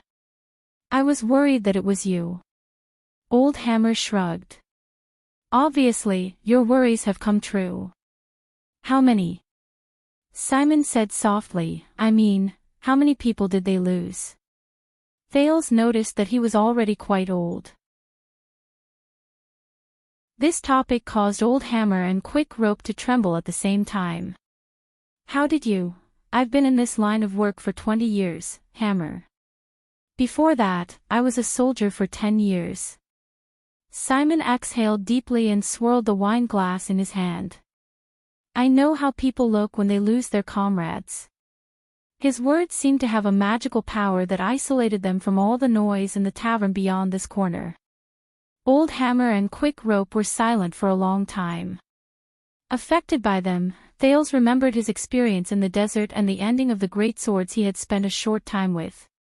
He felt a suffocating feeling in his heart. The gray-haired Simon did not continue. He heaved a heavy sigh and turned to the bar counter. Tampa, give this man a strong drink. A fierce-looking man with a knife mark on his neck responded and walked out from behind the bar counter. He grabbed 3 bottles of wine casually, and with a technique that Thales could not see clearly, he gathered a glass of wine in the blink of an eye and pushed it over. During the process, he automatically ignored Quick Rope's slightly expectant gaze and even glanced at Thales coldly. Simon pushed the wine glass towards Old Hammer. How many? Old Hammer gulped down a mouthful of wine and shook his head as he hissed. He slammed the wine glass on the table and exhaled indignantly. Quick Rope answered gloomily by the side, 6. Simon sneered. Who else survived? Old Hammer's expression became gloomy. Louisa, Mickey, and Dean. Simon did not speak. His gaze was fixed on the wine glass. By the way, this is why. As if to liven up the atmosphere, Quick Rope coughed. The lad we saved on the way back. Truth be told, he helped us a lot. Why, this is Simon, one of the people who stayed behind in our group. Thales, who was sizing up the magical tavern, took a deep breath and tried his best to force a smile. But Simon clearly had no intention of exchanging pleasantries with him. We lose one, we replace another, one dies in battle, and a new one comes. It's always like this. The person who stayed behind in the mercenary group stared at the almost empty wine glass and mumbled, the fate of mercenaries, is it? Old Hammer shook his head. He was not in a good mood. No, Simon, way it isn't, but Simon did not let him continue. Come on, boy, it's time for an internal meeting. The person who stayed behind waved his hand and put away the fleeting sadness in his eyes. He held Old Hammer in his arms. Tell me the details, and wait for Dean to come back. I think Dante's greatsword will soon welcome a great change. They left the bar counter. Quick Rope's gaze moved. Me too, you stay here, Quick Rope. Old Hammer turned around and pointed. Take care of Waya, it's his first time here. But... Quick Rope spread his hands with an aggrieved expression. Thales, who was feeling awkward, smiled in return. As he watched Old Hammer and Simon walk up the stone stairs, Quick Rope arched his shoulders and retracted his hand, which was halfway through his outstretched arm. He sat back in his seat in disappointment and said in a low voice, "All right." Thales could not think of anything to comfort this newbie who had not been accepted by the core of the group. He could only sit uncomfortably on the spot and think about his next step in silence. 6. A hoarse voice came from the noisy tavern. Thales and Quick Rope looked up and saw the fierce-looking tavern owner wiping his wine glass. At some point in time, he had arrived in front of them. His skin was dark, and it was obvious that he was a local who grew up under the scorching sun and sandstorms. You know, after the lockdown order was implemented, the number of soldiers who surged in was beyond imagination. At that time, I thought that maybe someone was going to learn a lesson. Quick Rope curled his lips. Don't, Tampa. Not now. Thales frowned a little. He had a vague impression of this name. The tavern owner named Tampa snorted softly, but he did not shut up. You have 10 experienced, fully armed professional assassins, and a newbie who looks like he can at least make up the numbers to intimidate others. Tampa ignored Quick Rope's protest, and the speed at which he wiped the wine glasses became faster. Those who can survive in the desert are very smart. As long as Throneborn is willing to pay some toll fees, the desert bandits and exiles won't pay such a high price to eat you. Quick Rope exhaled in pain and laid his face down on the bar counter, as if he had resigned himself to his fate. We met the gray bastards, Tampa. Many, many gray bastards. Tampa's hand stopped wiping his wine glass. A few seconds later, just when Thales thought he was going to say something, Tampa suddenly bent down. When he stood up again, there was a wine glass in front of Quick Rope. Drink it. It's the best Northland rye from the north. Tampa raised a bottle of wine and filled Quick Rope's glass with an expressionless face. Trust me, this is the only way. It's very effective. Quick Rope stared at the wine in front of him in surprise. But just a second later, the slightly dejected Quick Rope grabbed the wine glass and drank it in one gulp. Just when Thales wanted to find an excuse to slip away, the tavern owner suddenly gestured at him with his chin. So, Quick Rope. Who is this pretty new girl? Your girlfriend. Asterisk thawed. Star.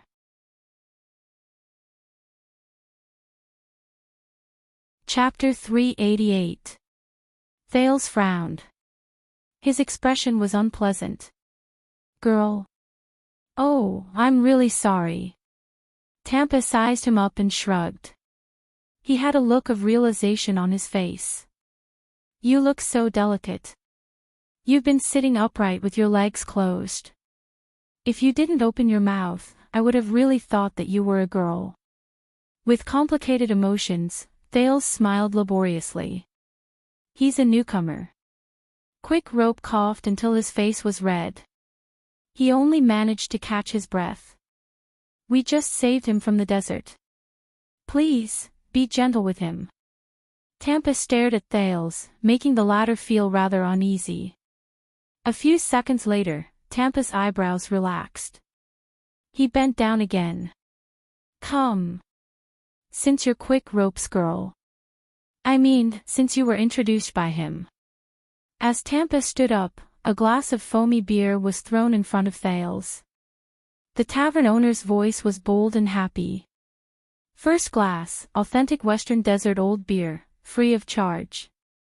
Thales, who had been mistaken for a girl just a moment ago, was instantly flattered. Thank you. Quick Rope's reputation is so useful. The prince politely pulled the glass over. As he watched Quick Rope's satisfied smile, he wondered what kind of beer it was.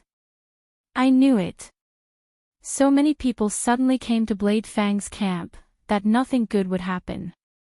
Tampa leaned against the bar counter and poured a second glass of beer for Quick Rope. Gray mixed breed, is it? So, this is another desert war. Quick Rope's face fell. No. Dean said it wasn't. With a stiff expression, he gulped down the second glass of beer. This time, Quick Rope did not cough. Is it? Tampa filled his glass thoughtfully. But at the very least, the good news is that no one in your team has deposited money with me, so I don't have to return it. Quick Rope raised his glass halfway and stopped in the air. The young mercenary trembled slightly. Actually, Tampa. Quick Rope took the glass from his lips and gulped laboriously. Yes. Tampa frowned. Yes. Quick Rope shuddered violently, as if he had been pricked by a needle. Can't remember the Northland greatsword. He sprang up from his seat and fumbled in his pocket for a shabby little book. He saved it, he promised to deposit the money with you. This is what he left behind, his account book. He hid the money in the flower pot in the room. Under Thales and Tampa's gazes, Quick Rope's tone sounded a little rushed, and there was a slight tremble in his voice. He has 21 Mindies, 18 Midir, 13 Northland Solans, 10 Con, 9 Anlanzos Kellers, 4 Camion Southeastern Universal Coupons of unknown denominations, 7 Lever Independent Coins, 5 Steel Cities Hammer Coins, as well as countless annoying small squares from the 3 kingdoms of the Lost Sea, and 2 Thabisos. Quick Rope flipped to the last page in a flurry and read the messy words on the paper. Just that morning, before he died. Quick Rope's voice became softer. He stared at the small ledger in a daze. Thales also stared at him in a daze. He remembered the Northlander who carried a great sword. However, no, Quick Rope. I don't remember him coming. Tampa frowned as he stared at the crumpled, small ledger that was no better than trash. And I don't have his signature in my records. Quick Rope's face turned pale. Tampa. He gritted his teeth, as if he knew that his words were not very convincing, but he still tried his best to defend himself. He flipped to the page again and showed it to Tampa. He did deposit the money with me. I can go and get you the money. Look, it's written here, 21 Mindies. Stop, I don't want to be annoyed to death by your Camion accent, Tampa said coldly. Or die of stupidity because of your mathematical skills. So, strictly speaking. Quick Rope acted as if he did not hear what he said and shook his head vigorously. He saved it, Tampa, Kant saved it. Tampa stared at him coldly. And Kant didn't come back. Quick Rope's expression darkened, and even his voice became much deeper. So, according to the rules, he should have gotten his share. Impossible. The tavern owner shook his head rudely. The money is with you, not with me. Look at my ledger, there's no record of him in it. This doesn't count. Thales watched the argument quietly. This counts. Quick Rope said anxiously, it's just. I didn't have time to give it to you. He was very unwilling at first, but he still decided after hesitating. He's with me. I plan to come back, Tampa, please. Rules are rules. Tampa shook his head coldly. No. I promised him. Quick Rope's argument was bordering on despair. He swung the small notebook powerlessly. I promised. Then perhaps. Tampa interrupted him roughly, you should be the one to pay for the money. Remember, 10 times. He said fiercely, then turned around and left. Quick Rope stared blankly at the tavern owner's back as he left. The small notebook in his hand fell limply. Thales sighed and patted Quick Rope's shoulder. Quick Rope, the noise in the tavern seemed to have returned to this small corner. Quick Rope sat down quietly and put Kant's small notebook back into his waist pocket. The young mercenary stared at his wine glass. A few seconds later, he suddenly smiled. You know, why? Kant was the first. Quick Rope's shoulders trembled. He raised his wine glass and drained it in one gulp. I persuaded him to save money. He was my first successful business. Thales moved slightly. Kant came from Northland and settled down in Constellation. He has 2 children, a boy and a girl. He also has a wife who is sick all year round. Quick Rope put down his wine glass, and his face was expressionless. They live in the ruins. Old Hammer brought him here. I'm thinking, how will Old Hammer tell his wife and children? Quick Rope leaned forward, picked up the bottle from the bar, and poured himself another glass. You know. He gave me the address where he saved his money, and left me the ledger. Quick Rope gritted his teeth. But Quick Rope, Thales sighed softly. He's already gone. It's not your fault, and you can't do anything. Quick Rope's shoulders trembled violently. I can't do anything, he continued to pour wine, and he smiled while he was doing so. You know, a long, long time ago, so long that it felt like a lifetime ago, there was a ship. Quick Rope stared at the wine bottle absent-mindedly. His smile froze. There was a young sailor on the ship who was determined to go out to sea since he was young. He looked forward to sailing to the end of the world one day. On his first voyage, he went to the most legendary place in the Sea of Eradication, the Eye of the Sea of Eradication. Thales frowned. That damned place. It's a cursed place that even the Maiden of the Ocean Shepherd did not protect. The compass failed, the sails were torn, pirates followed, fog was everywhere, dark clouds covered the sky, the seabirds were nowhere to be seen. In the endless darkness and the endless drifting, even the eternal stars in the sky changed their appearance. Huge waves, whirlpools, and submerged reefs were endless. Under the terrifying sea, there was even, Quick Rope's voice became desolate and hoarse. The captain, the first mate, the second mate, the observer, the sails operator, the helmsman, the chief combatant, the boatswain, and the kind Uncle Bill. Almost everyone died. All of them. He shuddered and continued to pour wine. Thales resisted the desire to raise his head to look at him. He only extended his hand and lifted the spout of the wine bottle from the already overflowing cup. Quick Rope paused for a long time and let Thales take his wine bottle. As the only person left on that ship, the young sailor held on to the last wooden plank. He floated and sank in a daze. He listened to the never-ending sound of the waves and watched the alternation of day and night around him. He was thirsty, hungry, cold, and afraid. He did not know where he would float to and what his fate would be.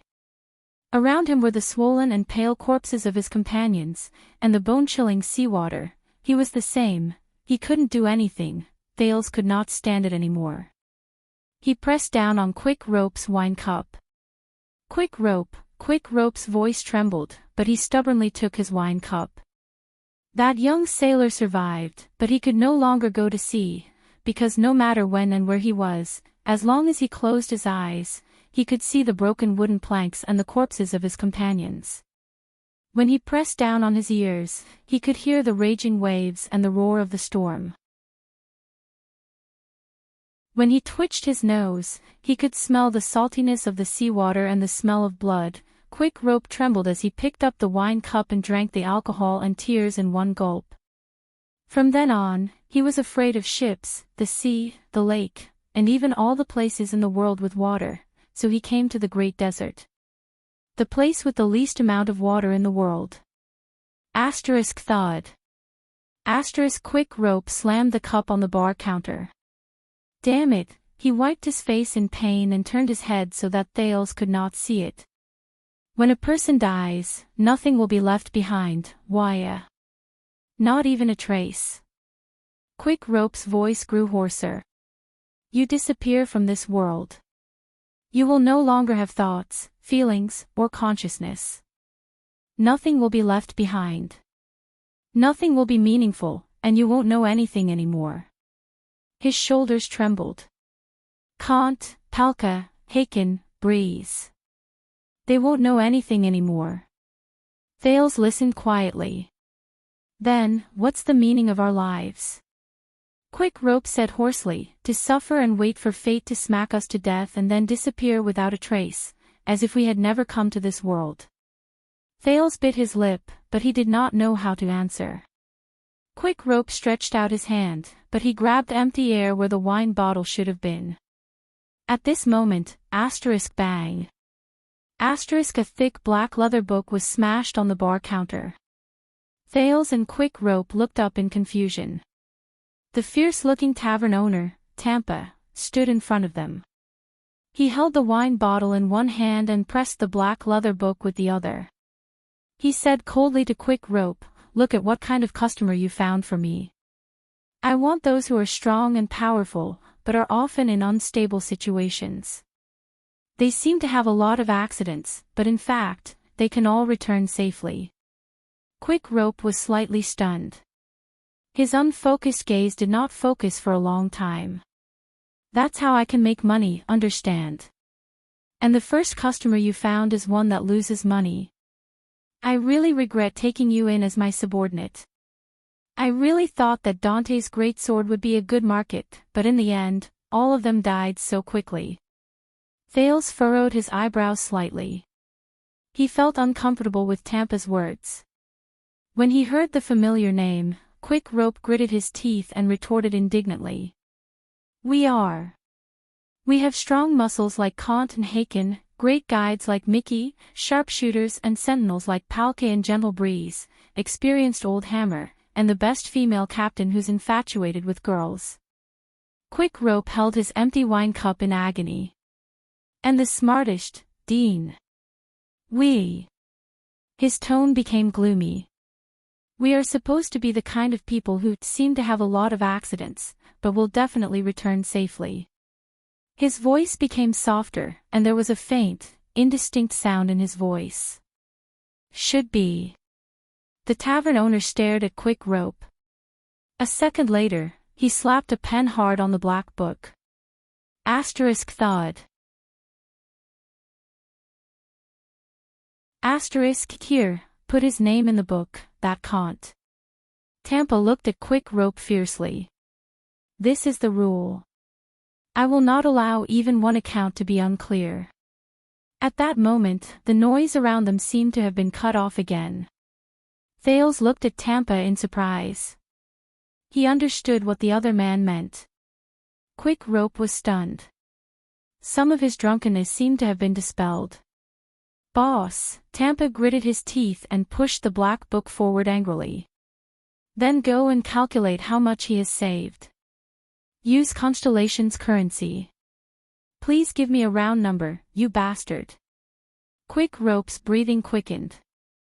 Thank you, thank you. Quick rope, who had figured it out, excitedly took out Kant's small book from his waist pocket. Tampa, boss.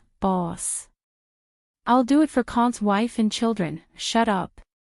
Tampa slapped the book impatiently, and the wine bottle paused on the bar counter. Quick. Write his name. Damn it, you drank half a bottle of my good wine. Quick rope jumped up like a frightened rabbit. Of course. He took the pen in a flurry. So I'll write it down here. Kant, does it start with K or some other letter? Who the hell knows? Tampa crossed his arms and said in annoyance, anyway, it's another bad account. Try touching this bottle of wine again if you dare. Quick Rope, who was about to drink another glass, was shocked. He looked at the book in worry, shook his head to shake off his drunkenness, and immediately turned to help. Why, do you know how to write? Dean said that you're someone with status in Northland, you might know. Thales raised his eyebrows and took the pen and the book. Give it to me, I'll try to spell it. Can't. Waya, who had found his savior, was filled with gratitude. He raised Kant's small book in his hand. I'll leave it to you, I have to. Quick Rope's smile had yet to fade. When he raised his head, he saw the tavern owner's wrinkled face. If you dare to count an extra copper, Quick Rope, even if it's the most worthless Northland con copper coin. Tampa leaned forward, bared his teeth, and flashed a ferocious smile. Fraud. Do you miss the prison of bones? Quick Rope shuddered, pulled up his pants, and turned around while stuttering. I have to find Enzo to count, to ask about the latest currency exchange rate. As he watched Quick Rope leave, Tampa spat on the ground fiercely. You only know how to cry at a bottle of wine. What a coward. Thales did not say anything. He only smiled, lowered his head, and began to write. Thales looked up in confusion. What? The tavern owner pressed down on the wine bottle and said in a low voice without raising his head, Kant's name starts with K. When he first came to Blade Fang's camp, I was the one who introduced him to Old Hammer. The tip of Thales' pen stopped moving. Write it better. Names are very important, especially in this book. Tampa rubbed the wine bottle in his hand calmly. His gaze did not move. Because even if you write it wrong, he won't know. The owner's words were slightly stiff. Thales lowered his head. He wrote Kant's name neatly on the latest page of the account book according to the format in front of him. After he finished writing, he even flipped a few pages forward to check the format to ensure that he did not make any mistakes. But his hand stopped on one of the pages. Thales narrowed his eyes. A second later, the prince looked up from the account book in surprise and shouted a name. Cohen Caribbean. Tampa was stunned. What's wrong?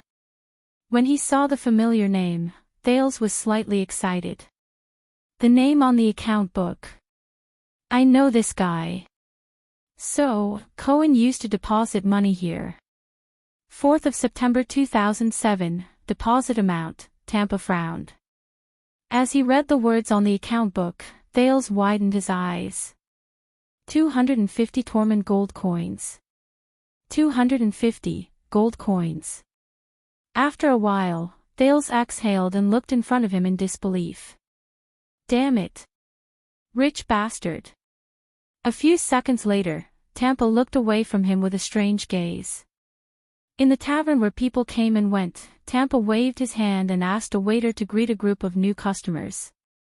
Tampa retrieved the account book and glanced at the name on it. Then, he stared at Thales with a contemplative look. You know him. Of course. When he remembered his past in Heroic Spirit Palace and his current situation, Thales could not help but sigh. We can be considered friends. We used to stand together and fight side by side. Stand together and fight side by side. Tampa seemed to be shocked. He sized Thales up and asked suspiciously, You and Cohen? Thales was a little embarrassed. To be precise, I stood and fought. Tampa stared straight at Thales until he laughed and slapped Thales' shoulder hard. Very good. He's also my friend. Haha, Cohen, that skinny, sneaky, shrewd, snobbish bastard. Ha! Skinny, sneaky, shrewd, snobbish. Thales was stunned for a moment. What? But Tampa did not seem to have any intention of stopping. The more he spoke, the more excited he became. The scar on his neck surged. He's the most cowardly when he fights, and he likes to lift up girls' skirts the most. The most cowardly. Lift up girls' skirts. Thale's expression became more and more strange. Maybe we're not talking about the same Cohen. Tampa's smile froze. But that's Cohen Caribbean. He has black hair and brown eyes, and he's like a skinny monkey. Doubt appeared on Tampa's face. Which Cohen are you talking about? Thales scratched his head and chuckled. Cohen. A young master who ran away from home. He's very tall, almost 6.5 feet, very strong, muscular, blonde hair, and blue eyes. Thales tried to describe the tall man and his impression of him. He looked at the boss hopefully. He's good with a sword, agile, likes to bully people with his body when he fights, and when he talks, he's a little, how should I put it? Thales thought for a long time before he raised his head and said awkwardly. Stupid and silly. When Tampa heard these descriptions, his face scrunched up again. He sounds like an annoying idiot. Thales sighed. All right. It looks like there's indeed a mistake. In fact, if you know him, it's hard to hate him. Thales shook his head and said, he's a little special. Tampa was deep in thought. The person we're talking about might not be the same Cohen. The tavern owner spread his hands. Oh. Thales grabbed his wine glass and smiled unnaturally. I see. I'm sorry, I got the wrong person. Just when Thales was about to take a sip of wine to ease the awkwardness, thud. Thales looked at Tampa, who had his palm firmly pressed on his wine glass. What's wrong? The owner of my home shook his head expressionlessly. Trust me, you don't want to drink this wine. Under Thales' surprised and bewildered gaze, Tampa spilled the wine in his glass. I added some horse urine and a few mouthfuls of my old phlegm into it. Tampa nonchalantly threw the spiked wine glass to the side. Maybe there's also something that makes people sleepy. The taste is wonderful, and the content is profound. Thales was completely stunned. Horse urine, old phlegm. He stared at the owner, then at the glass on the ground. He remembered that the wine was full of bubbles earlier, and he almost drank it. Enduring the discomfort in his abdomen, Thales raised his head angrily. What? Tampa grinned, but the fierce look on his face made his smile look ugly. Although you look like a white pig, who has just arrived at Blade Fang's camp and doesn't know anything. The tavern owner shrugged. But I don't think you're that simple. So, I have to see your background. Then, I'll decide whether to extort money from you or strip you. Or, there have been a lot of nobles coming to the camp recently, and pretty boys are popular among them. Obviously, quick rope isn't a good bodyguard. Thales was first dumbfounded, then he looked at Tampa with righteous indignation. The tavern owner smiled and cast a sidelong glance at the prince. Some terrible places are used to giving newcomers a taste of their own medicine. It's a test, and also a lesson. If you're a white pig, you'll be sold and counted. Thales looked at the wine glass and protested in disgust, white pig. What are you doing? Tampa tapped on the ledger and narrowed his eyes. Remember, kid. This is called first lesson. Didn't Cohen teach you? Thales supported himself against the bar counter in disbelief. The world is unfair to me. And I can only respond with grief and indignation. So, the prince could only look at the man with grief and indignation. Then, why did you change your mind? Tampa laughed. Because you do know Cohen, and perhaps you've really fought alongside him before, instead of playing along with my words and pretending to be familiar with him. Thales furrowed his eyebrows. Cohen. Yes, the violent gorilla that you obviously hate, but find it hard to truly hate. The owner nodded and pointed at the name on the ledger. There was nostalgia in his words. Tampa chuckled. Cohen, stupid Caribbean. There was silence. Thales was still angry. He looked at the man with a displeased expression and said sarcastically, "Oh, thank you. This is the first time I've heard his middle name." Tampa took out another bottle of wine and a new wine glass.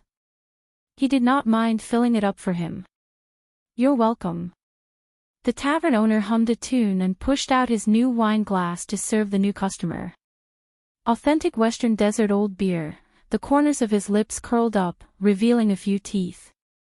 He smiled slyly.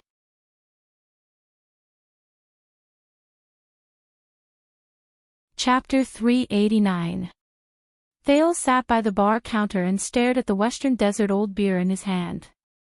He felt gloomy for a while. During this period of time, Quick Rope went in and out of the tavern while sweating profusely. He flipped through the account books, checked the numbers, and busied himself with the property left behind by Kant. Louisa, Dean, Mickey, and Dante's great swords also came to the tavern one by one. They went up to the second floor to have a meeting with Simon and Old Hammer. "Why, are you sure it's okay for you to sit here?"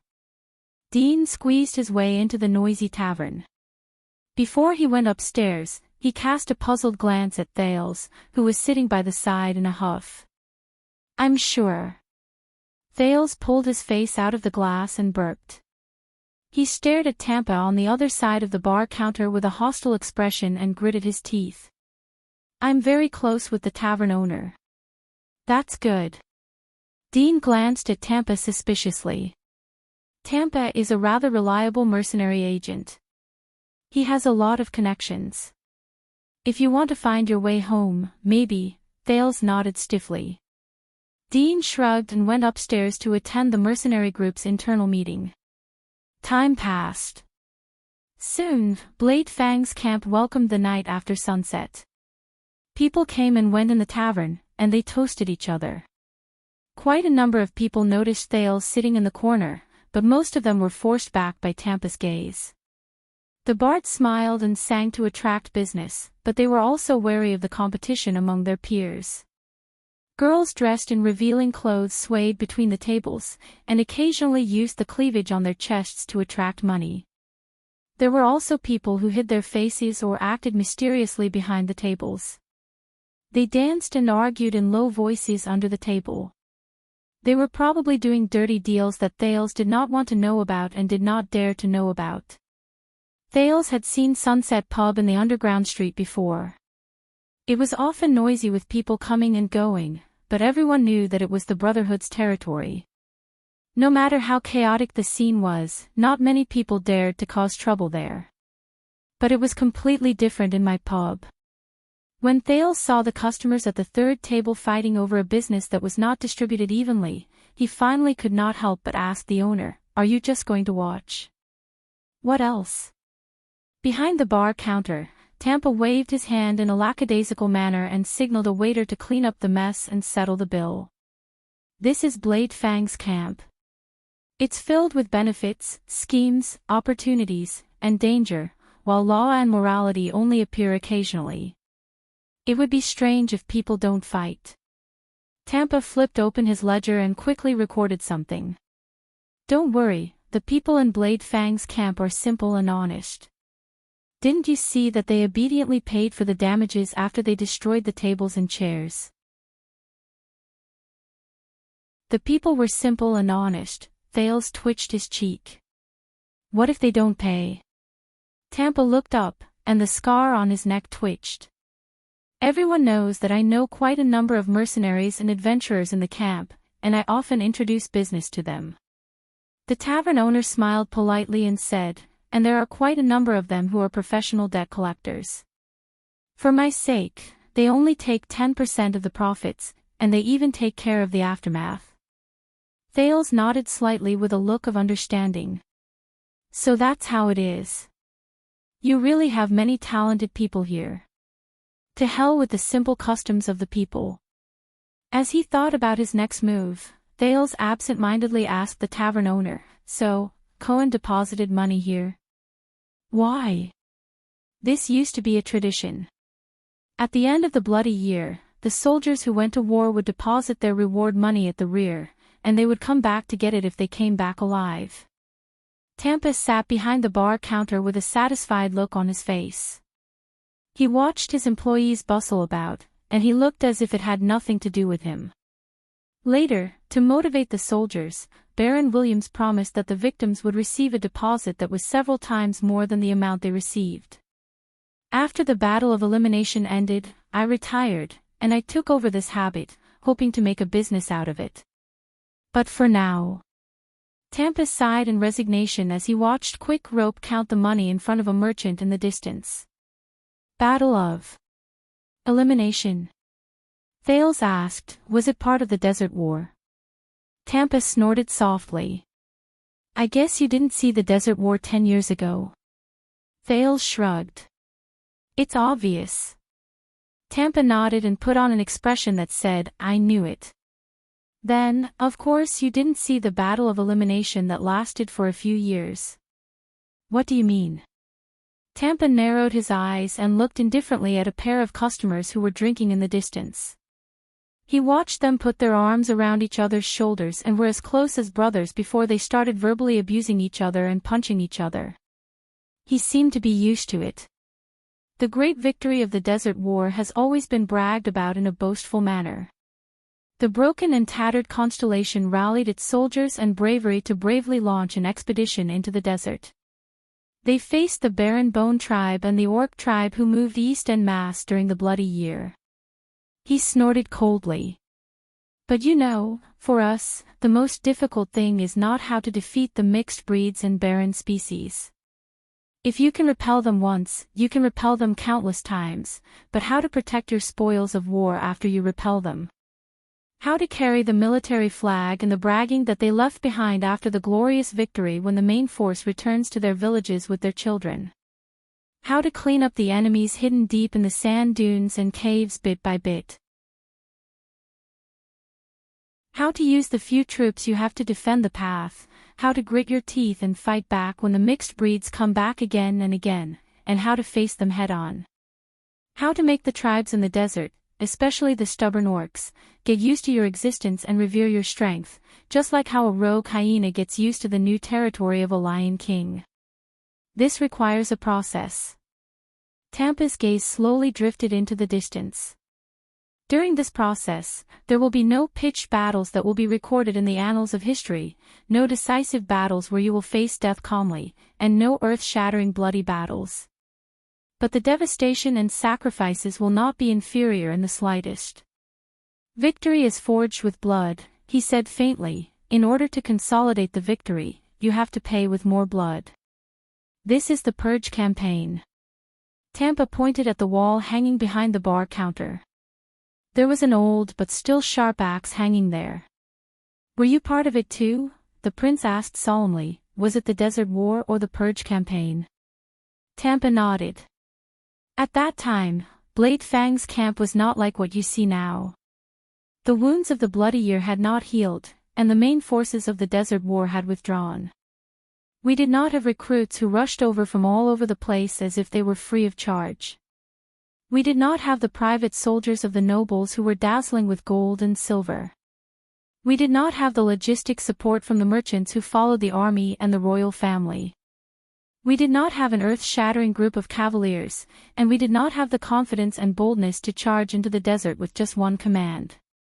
We only had ourselves, the constellations of the western desert. The army was formed by farmers, the commandos formed by mercenaries, and the suicide squads formed by scum. Even the main forces of the Duke of Western Desert, the skull guards from the ruins, were so poor that they could not be compared. We, the Raven Guards, had more saddles than people who knew how to ride horses. Only the first row of the Black Lion Infantry Brigade was a battlefield veteran who had received complete training.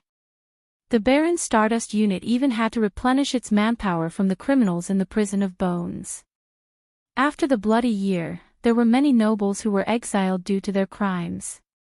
But we could only grit our teeth and go forward. With the scarce medicine and a small amount of supplies, we went deep into the barren sand dunes and searched every corner between Blade Fang's camp and the depths of the desert. We fought to the death against the mixed breeds and barren breeds who came back in groups of 2s and 3s, regardless of the sacrifices we had to make, until they felt the pain and understood the price of returning to their homeland. They admitted the fact that they had lost, and they no longer dared to send people to their deaths. Thales stared at the axe on the wall in a daze. It was hard to imagine that the desert, which was ravaged by wind and sand, was once the most devastating battlefield he had ever fought.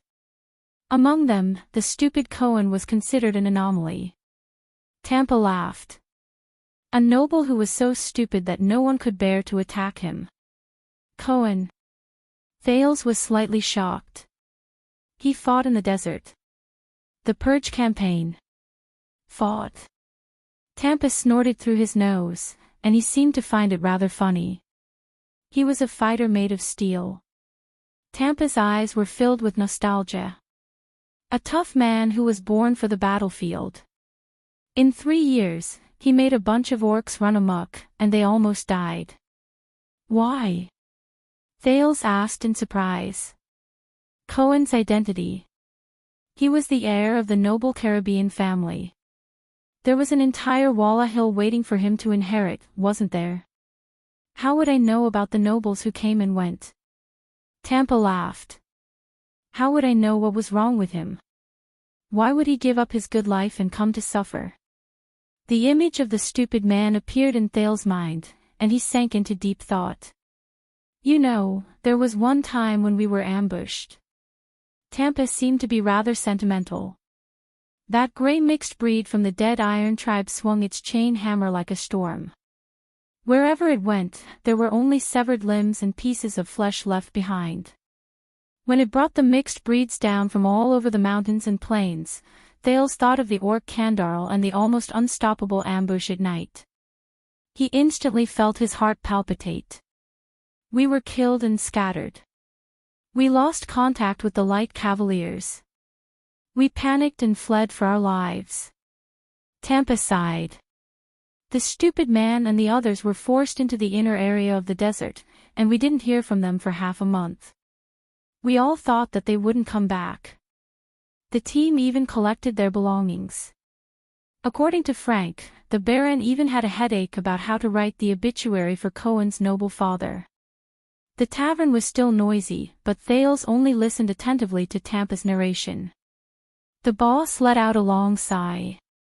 Then one day, a dozing sentry outside the camp suddenly noticed that in the distance, on the horizon between the setting sun and the desert, a figure appeared. Thales' eyes focused. He came alone, walked alone, swayed, and was covered in wounds. Thales sucked in a slight breath. Cohen. Tampa nodded slowly.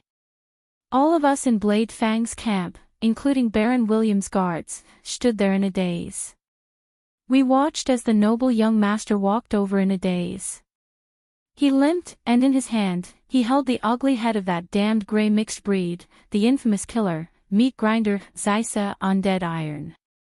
Just like that, he walked into the camp in a daze and trembling. He couldn't even recognize the most beautiful woman, Felicia, when she stood in front of him. He just walked forward without stopping. His expression was dazed, and he mumbled to himself until he collapsed.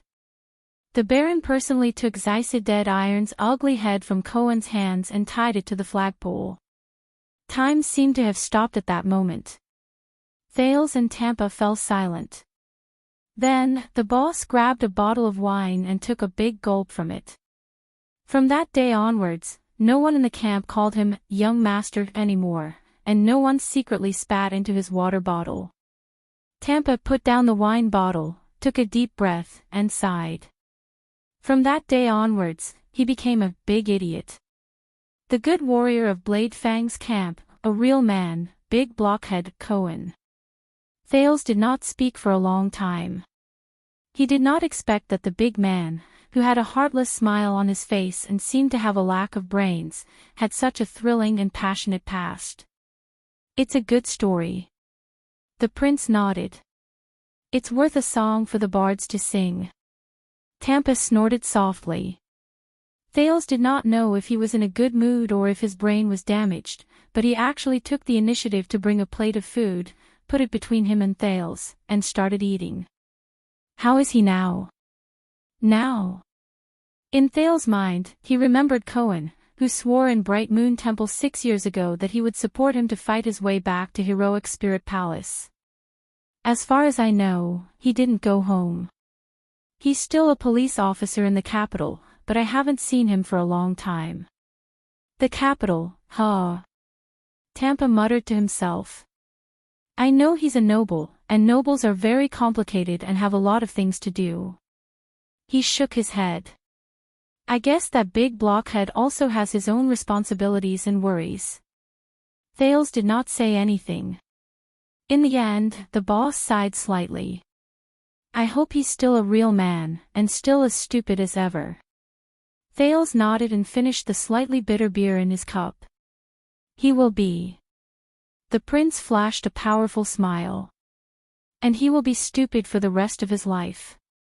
Tampa stared at him for a long time, and in the end, he laughed as well. Yes, I hope so. Thales coughed. So, after the war, Cohen went to the capital, and you came to open this tavern? No, I just took over. Do you see the slogan on the signboard at the door? My home has been open for 200 to 300 years. Tampa waved his hand. When you're tired of fighting, you know, an ordinary life is more attractive. Thales snorted sarcastically. Ordinary lives. Believe me, from my experience, and from the people I know, said the prince sourly, a fellow who can be an innkeeper in a place like this does not lead an ordinary little life. Come on, I just gave you your first lesson. Don't take it to heart. Tampa glanced at him in disdain. You're acting like a girl. Are you sure you're not Quick Rope's girlfriend? I just don't like people plotting against me. I can tell from your face that you must have been cheated a lot since you were young. Thales returned him a polite and fake smile and lowered his head to look at his food. By the way, are you going to stay here and not leave? Tampa frowned. You know that you have to pay for this food, right? I'm waiting for Dean and the others. Wait, pay? Thales choked. But you're the one who brought it here. That's why I need you to pay. If you brought it here yourself, why would I need to charge you? Thales stared at the tavern owner, dumbfounded. 1 Mindy's silver coin. Thank you for your patronage, Tampa said with a smile. I'm giving you a discounted price for the sake of the dimwit. After reluctantly handing over a few Shalon silver coins, Thales took a big bite of his food with the feeling that it would be a waste if he did not eat it. He looked at the tavern that was slowly becoming quiet, frowned, and asked, is it my imagination, or are the customers really getting fewer and fewer? Usually, the later it is, the more people there are in the tavern. But it's different recently. The composition of Blade Fang's camp is complicated, and there's a curfew every night. Tampa yawned. If you wander the streets during the curfew and get caught by the patrolling soldiers. You know, it's the first time many of the temporary recruits come to Blade Fang's camp. They are in charge of defense when the regular soldiers of the royal family are not around. They don't know what it means to turn a blind eye to something. They can either spend money to get rid of trouble, or obediently go to jail. Tampa shook his head. Just last month, the famous mercenary group of 100 men, Blood Whistle, had quite a number of them arrested.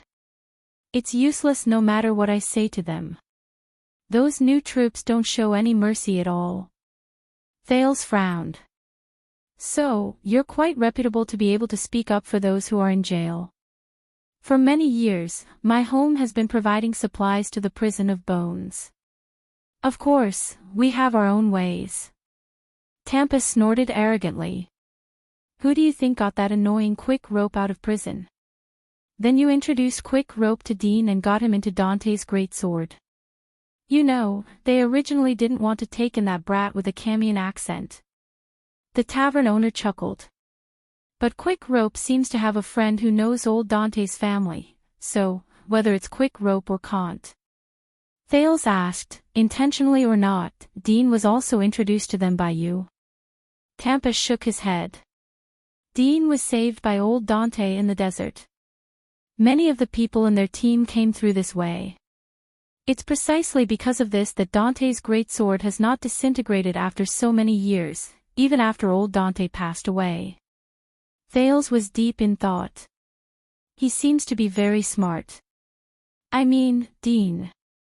Tampa agreed with him deeply. Honestly, it's a waste of talent for a person like him to be a mercenary. With his talent and knowledge, if he were in the army, he wouldn't lose to those big-bellied noble commanders at all. In just a few short years, he made Dante's great sword gain a good reputation. Thales thought of something. You seem to know these mercenaries very well. After all, this is my home. Tampa was rather pleased with himself. Mercenaries will come here to look for business, or rather, business will come here to look for mercenaries. Thales looked around and looked at the fierce customers. He was deep in thought. At this moment, a few armored figures walked into the noisy tavern. Tampa raised his eyebrows. My dear Ricky. The boss happily extended his hand to the customers who came up to him. How long has it been since you last came? It's only been a few months, the mercenary named Ricky said faintly and extended his hand to shake Tampa's. Tampa looked at Ricky with a smile, then looked at a middle-aged man with a saber on his back beside him. A new face. This is Klein from the north. He's a good swordsman, and not just any good. Ricky pointed at him. The middle-aged man nodded slightly at Tampa in a friendly manner. Don't think too much. He's already one of us. He doesn't take private jobs. What a pity. Tampa shrugged regretfully. You know, there are a few businesses that lack good swordsmen. Thales averted his gaze from the middle-aged man. His enhanced hell senses after the battle in the land of barren rocks gave him a rare piece of information.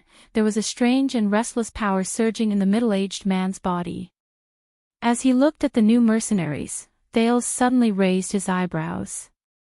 To Ricky's left was a masked man who was staring at the prince coldly. The wrinkles between his brows were deeply furrowed, and he looked a little old. His gaze swept past the crossbow of time beside Thales and he narrowed slightly. Thales was shocked. As for this person, it's better if you don't know about him. He just came to the camp, but he has a criminal record, and he's not clean. Ricky sighed and shook his shoulder at the masked man on his left. It's not convenient for him to show his face. In the end, the masked man slowly averted his gaze. Thales felt a chill that was etched into his bones from his body. These people are dangerous. Thales suppressed the uneasiness in his heart. Of course, I only care about my business. Tampa raised his eyebrows nonchalantly. How many tables do you want? To talk about business or look for girls? Ricky shook his head. Actually, a few tables won't be enough. Ricky took out a money pouch from his belt and first instructed the others to occupy a table, leaving only the middle-aged man and the masked man behind him. We'll book the whole place tonight. Tampa, I'll give you 2 hours. Empty this place, including your men. Aside from wine and food, don't leave anything behind. Tampa furrowed his brows. But there are still 3 hours before the curfew. Ricky smiled faintly. Then we'll drink until dawn. We won't go out. We'll leave when the curfew is lifted the next day. Tampa narrowed his eyes at him. Impossible. The tavern owner shook his head firmly. You know, I still have to do business. I still have to deliver supplies to Bones the next morning. Ricky put the money pouch on the bar counter. His smile remained. 20 gold coins for one night. You have to know, we have dozens of people. Tampa's expression froze. This is my home. He raised his head and became serious. We have our principles, so we gave you 2 hours. Ricky still looked like he was very easy to talk to, but he did not back down. 30 gold coins. We need your place to talk about something. Tampa glanced at the money pouch and shrugged. We also need to close up and rest. It's impossible for us to stay open so late for you, the middle-aged man behind Ricky smiled. But the slogan on your sign is never close up. Tampa looked at him. You know, since ancient times, if the words written on slogans are true, the tavern owner raised his finger. Then it won't be written on the sign. The middle-aged man raised his eyebrows. Makes sense. As if he could not bear to watch them dawdle, the masked man took a clean step forward, took out another money pouch, and threw it on the bar counter. 50 gold coins, no more. Asterisk slap. Asterisk Tampa snapped his fingers fiercely. Deal. He put away the money pouch. Beside him, Thales sighed and rolled his eyes. I knew it. Ricky shook his head and walked towards one of the wooden tables with his companion in resignation. What's wrong? Did you get some big business? Tampa, who had just negotiated a good price for the entire place, looked at Ricky's back with a grin. Are you going to party for a night? On the contrary. Ricky did not even turn his head around. After tonight, we will leave Blade Fang's camp. You saw it yourself. The Constellatiate army is being sent to the desert like it's free. There's no business here. Tampa shrank behind the bar counter and shook his head regretfully. Is that so? That's really bad news, for both you and me. Thales looked at their backs and asked in puzzlement, They are Blood Whistle. Before he could finish his question, Tampa said slowly, like Dante's great sword, they are also mercenaries. Just like Dante's great sword, they are also mercenaries, but you'd better not provoke them. It's a group of 100 people, and there are 200 to 300 people from top to bottom. There are more than 100 fully armed warriors on the battlefield alone. They are not peasant soldiers, each of them is like Dante's great sword, professional killers. They only take on jobs related to war or the business licensed by the royal family's merchants. Even the Baron thinks highly of them. Blood Whistle, a group of 100 men. Thales was shocked. He looked at the people from Blood Whistle, and he somewhat understood where that astonishing murderous aura and sense of threat came from. From Dante's greatsword to Blood Whistle, they all gathered here. Thales was deep in thought. So, the area around the desert is indeed a mercenary's paradise. Paradise. Tampa paused for a moment. It used to be. The boss sighed and said, about 20 to 30 years ago, when I was still a young fool, and I didn't even get shot in the knee. That was the golden age of mercenaries. Constellation's army behaved themselves, the tribes in the desert had their own principles, and there was an endless stream of merchants, adventurers looking for treasures, smart bounty hunters, and priests who worked hard to spread their religion. Everyone was looking for opportunities here. And now? Tampa shook his head. Even someone as smart as Dante's greatsword suffered heavy losses, and even someone as strong as Blood Whistle has to find another way out. Times are changing, Thales said quietly, so is the world. Yes, 20 to 30 years ago, Constellation's army could not venture into the depths of the desert.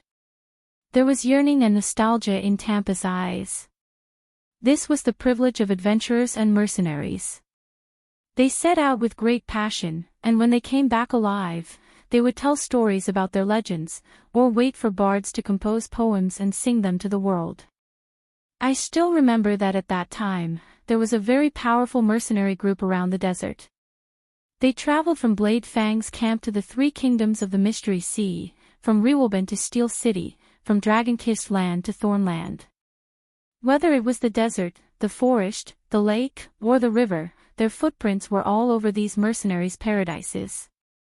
I also once wanted to join them. Is that so?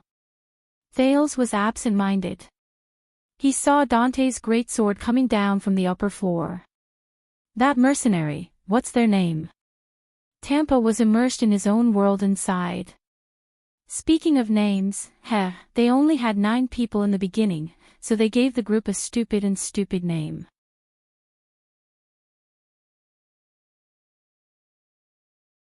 Chapter 390.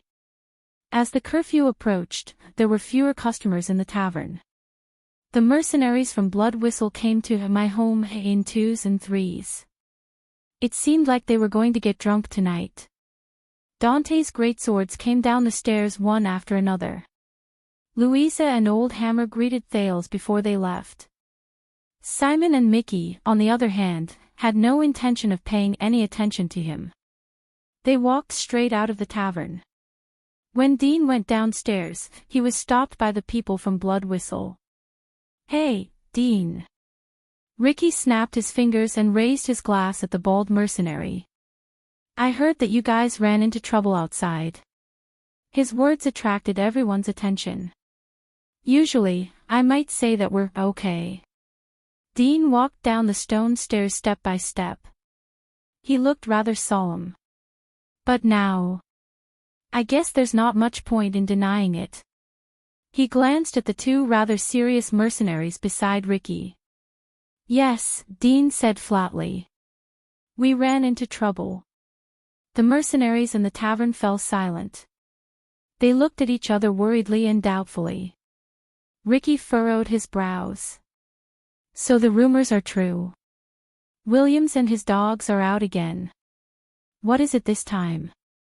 The second purge? Going north to fight against Extet? Supporting the Alliance of Freedom? Or is the King of Constellation displeased with the Tower of Eradication and is determined to get rid of them? Do you think it's possible for them to hire a 100-man regiment to fight? Or only capture the Suicide Squad in the Prison of Bones?" As Thales listened to Ricky's description of the Baron and the Stardust unit, he could not help but raise his eyebrows. Obviously, the mercenaries did not have a good impression of the Baron from Blade Fang's camp. Dean shook his head. "I'm not sure, but if I had to say, they're serious this time. As for hiring, I don't think they're lacking in soldiers, Ricky." Dean had a warning look on his face as he looked around at the other members of Blood Whistle. Even Blood Whistle can't stop the charge of just 10 armored cavalrymen. I think they have at least 1,000 cavalrymen. When the horses speed up, they don't care which side you stand on. Dean looked at his companions with a warning look on his face. Ricky was silent for a while and exchanged glances with his friends. 1,000, Ricky shook his head and pointed at the bar. "I'll keep that in mind. We've been having a bad time lately. What do you want to drink? Rye? Old beer? Blood grapes? Don't tell me it's Chaka." But Dean simply waved his hand and refused. "No, we've been through enough in the past few days." Ricky lowered his finger. "Dean, you know, if you think." He looked at Dean with a serious expression and the corners of his lips curled up. "Blood Whistle will always welcome you. We are about to relocate and we are lacking a leader here, perhaps someone with a higher position." Dean spread his hands. It was obvious that this was not the first time he had encountered such a conversation. "Thank you, but I already have a captain." Ricky burst out laughing. "Taking orders from a woman, Dean." The mercenary from Blood Whistle laughed and gulped down a mouthful of wine. "One day, you will die in her hands." The mercenaries next to them jeered. Maybe he died on top of her. Or inside. Everyone in the tavern roared with laughter. Dean only shook his head nonchalantly. He waved goodbye to Ricky and went up to Thales. Thales put down his wine glass, raised his head, and asked, "Is it over?" Dean sighed and nodded. "Probably. It's not a happy conversation in the team. We've lost too much." "What about you, Wyatt?" the mercenary asked. "Do you have any clues about your family?" Probably. Thales exhaled and answered him in the same tone. I'll familiarize myself with the environment and deal with some matters. I'll set off to look for them tomorrow. Deal with some matters, sounds good. Dean raised his eyebrows. What about tonight? I don't know yet. Maybe I'll ask Tampa for a bed, Thales said and glared at Tampa fiercely. As long as I have enough money. Tampa flashed his teeth happily. Dean also smiled. You heard it too. Blood Whistle has booked the entire tavern. The bald mercenary looked at the people into my home. Come with me. We've rented a small house nearby. It used to be the team's temporary station, but it can at least let you live for one night. As he stared at Dean's expression, Thales had a thought. He slowly clenched his fists, then relaxed them. Thales flashed a smile. Sounds good. Anyway, I have nowhere else to go. Dean raised his hand and gestured that they could leave. Thales walked down the bar counter and picked up his luggage. Hey, Dean. Thales shook his head at Tampa, then turned his head around and said seriously, thank you. For everything from the desert to here. Dean stared at him for a few seconds. You're welcome.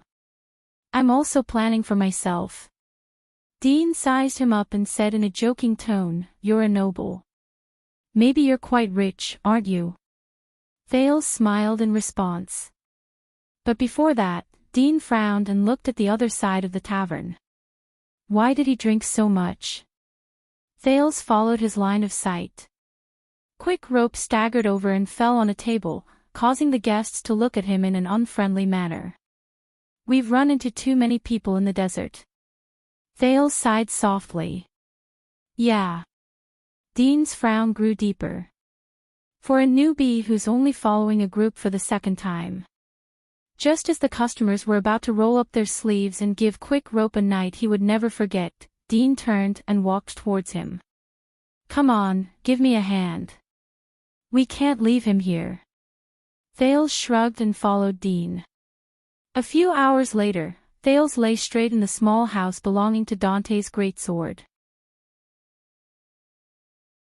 He felt the hard bed pressing against him and stared at the moonlight outside the window with a dumbfounded expression. The mercenaries' encampment was indeed not that great. There were 4 beds in a small room. The walls were made of clay, the roof was thatched, and there were sand, dust, and spider webs everywhere. The fence door looked like it was going to fall apart when it was pushed and pulled. Even the simple toilet outside the house reminded Thales of the time he spent in the abandoned houses. But at least it was better than sleeping in the wild. 10 meters away, Quick Rope's heavy breathing traveled into his ears. It was mixed with drunken talk and sleep talk from time to time. Dean slept in the room next door. Old Hammer went to look for his old buddies whom he had not seen for a long time. He reckoned that he would drink until dawn. Mickey never liked to stay in a crowd. The Baron Bone people, who were few in number in the camp and were regarded as enemies, had their own places to go. As for Louisa, according to Dean, she went back to her mother and stepfather's house. Thales took a deep breath. He could not believe it. He escaped from Dragon Cloud City, passed through the Great Desert, even though it was only a small part of its periphery. He went through the Black Track, the Star Killer, the Raven of Death, hunger, loneliness, heat, cold, orcs, and mercenaries, and finally arrived in Constellation's territory. He was back. Thales looked at the bleak moonlight above the border of the desert and sensed the rare peace in Blade Fang's camp during the curfew. Quick Rope turned over and fell to the bottom of the bed. But he was still mumbling something and did not wake up. Thales let out a long breath and sat up. With hell's senses, Dean's breathing in his dreams could be heard clearly in the room next door. In the dark, he watched Quick Rope's silhouette form a complicated K on the floor. He smiled and shook his head. These people. Mercenaries. What kind of life is that? Thales thought in a daze. The prince took 2 slow breaths. In the next second, he grabbed his luggage and the crossbow of time by the wall and stood up quietly. He carefully stepped over Quick Rope's body and pushed the door open without making a sound.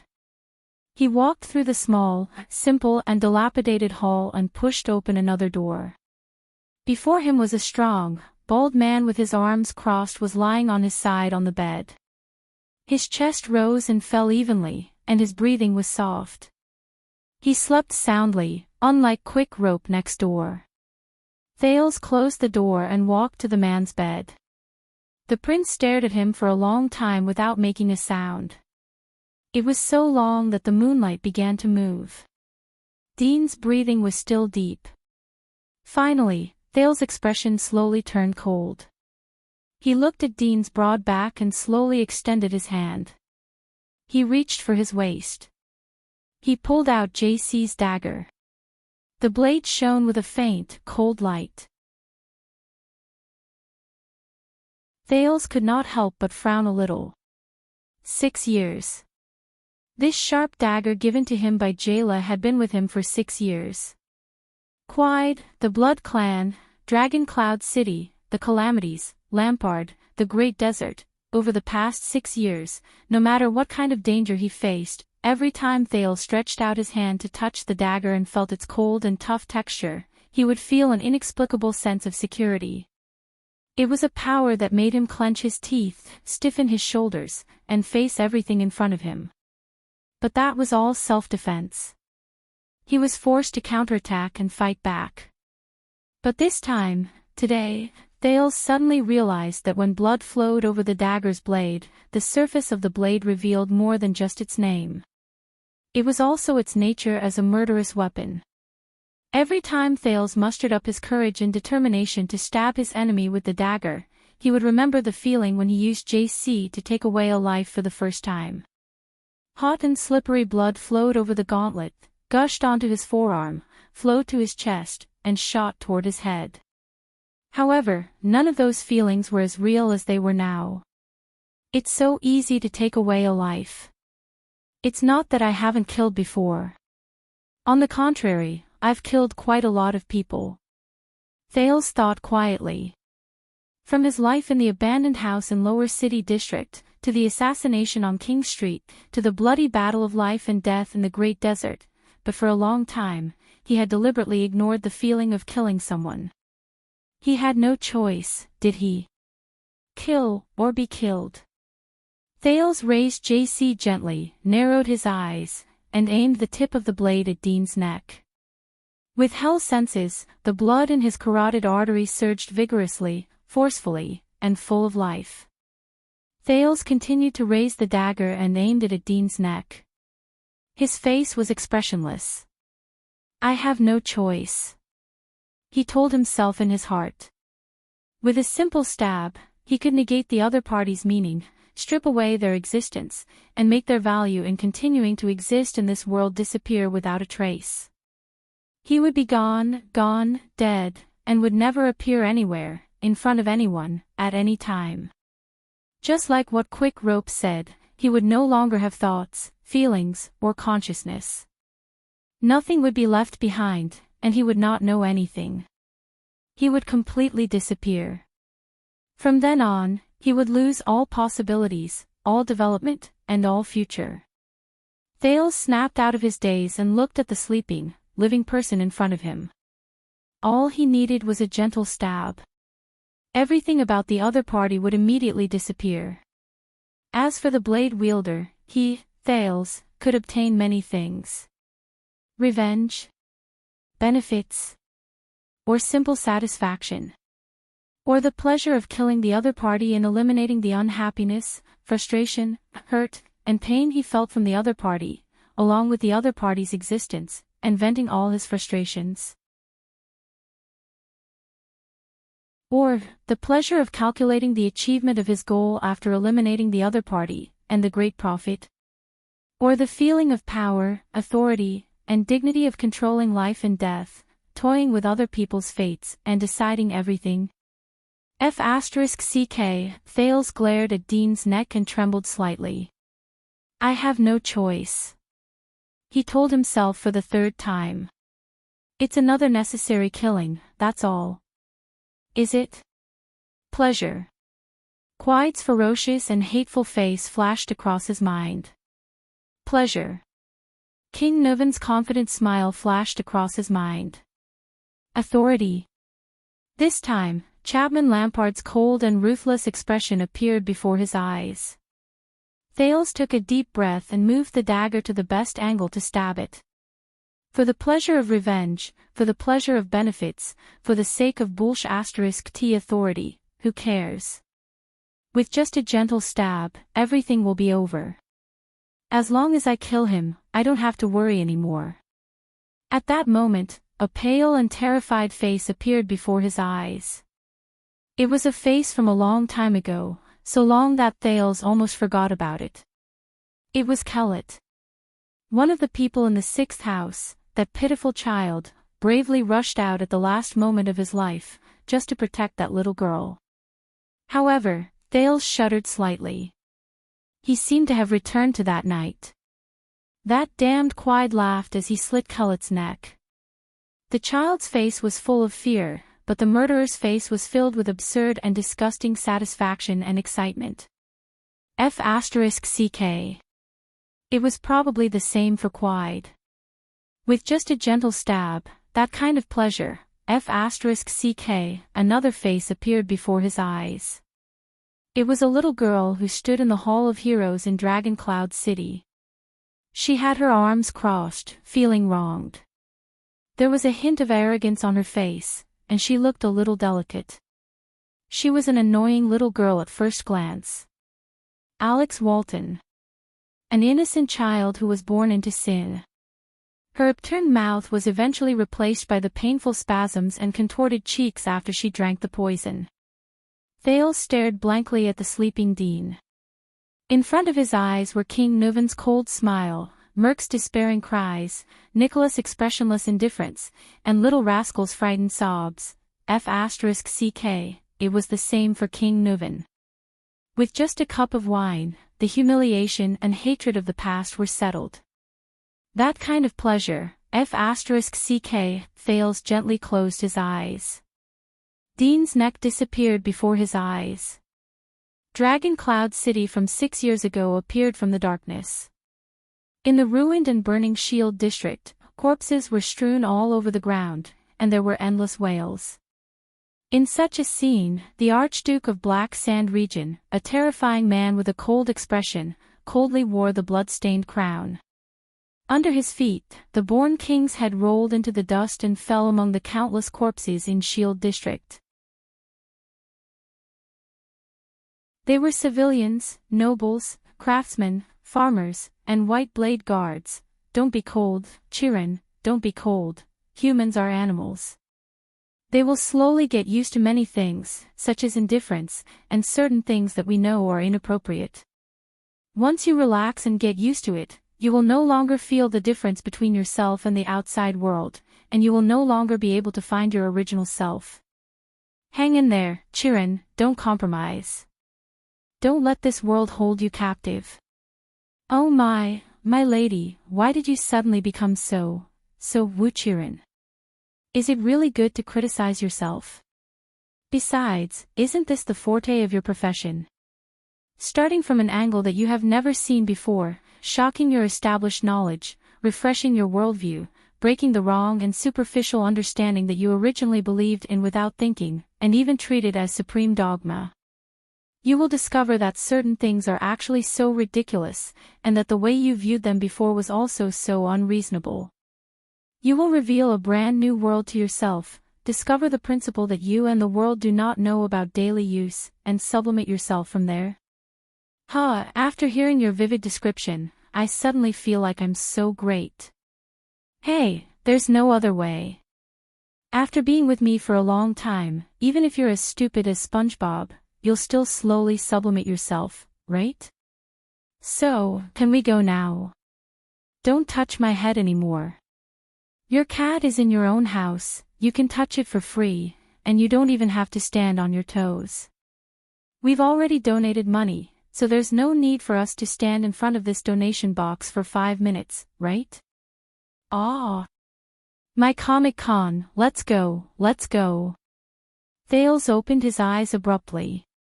In the silence, Thales panted softly. He was drenched in sweat, and his expression was one of struggle. JC was only a palm away from Dean's carotid artery. He gripped the hilt of the dagger tightly in his hand, and the tip of the blade trembled continuously. F***CK, F***CK. A long time seemed to have passed. He sucked in a deep breath and slowly exhaled. No, the prince put down the dagger tiredly. Thales touched his damp forehead and bit his lower lip with great difficulty and pain.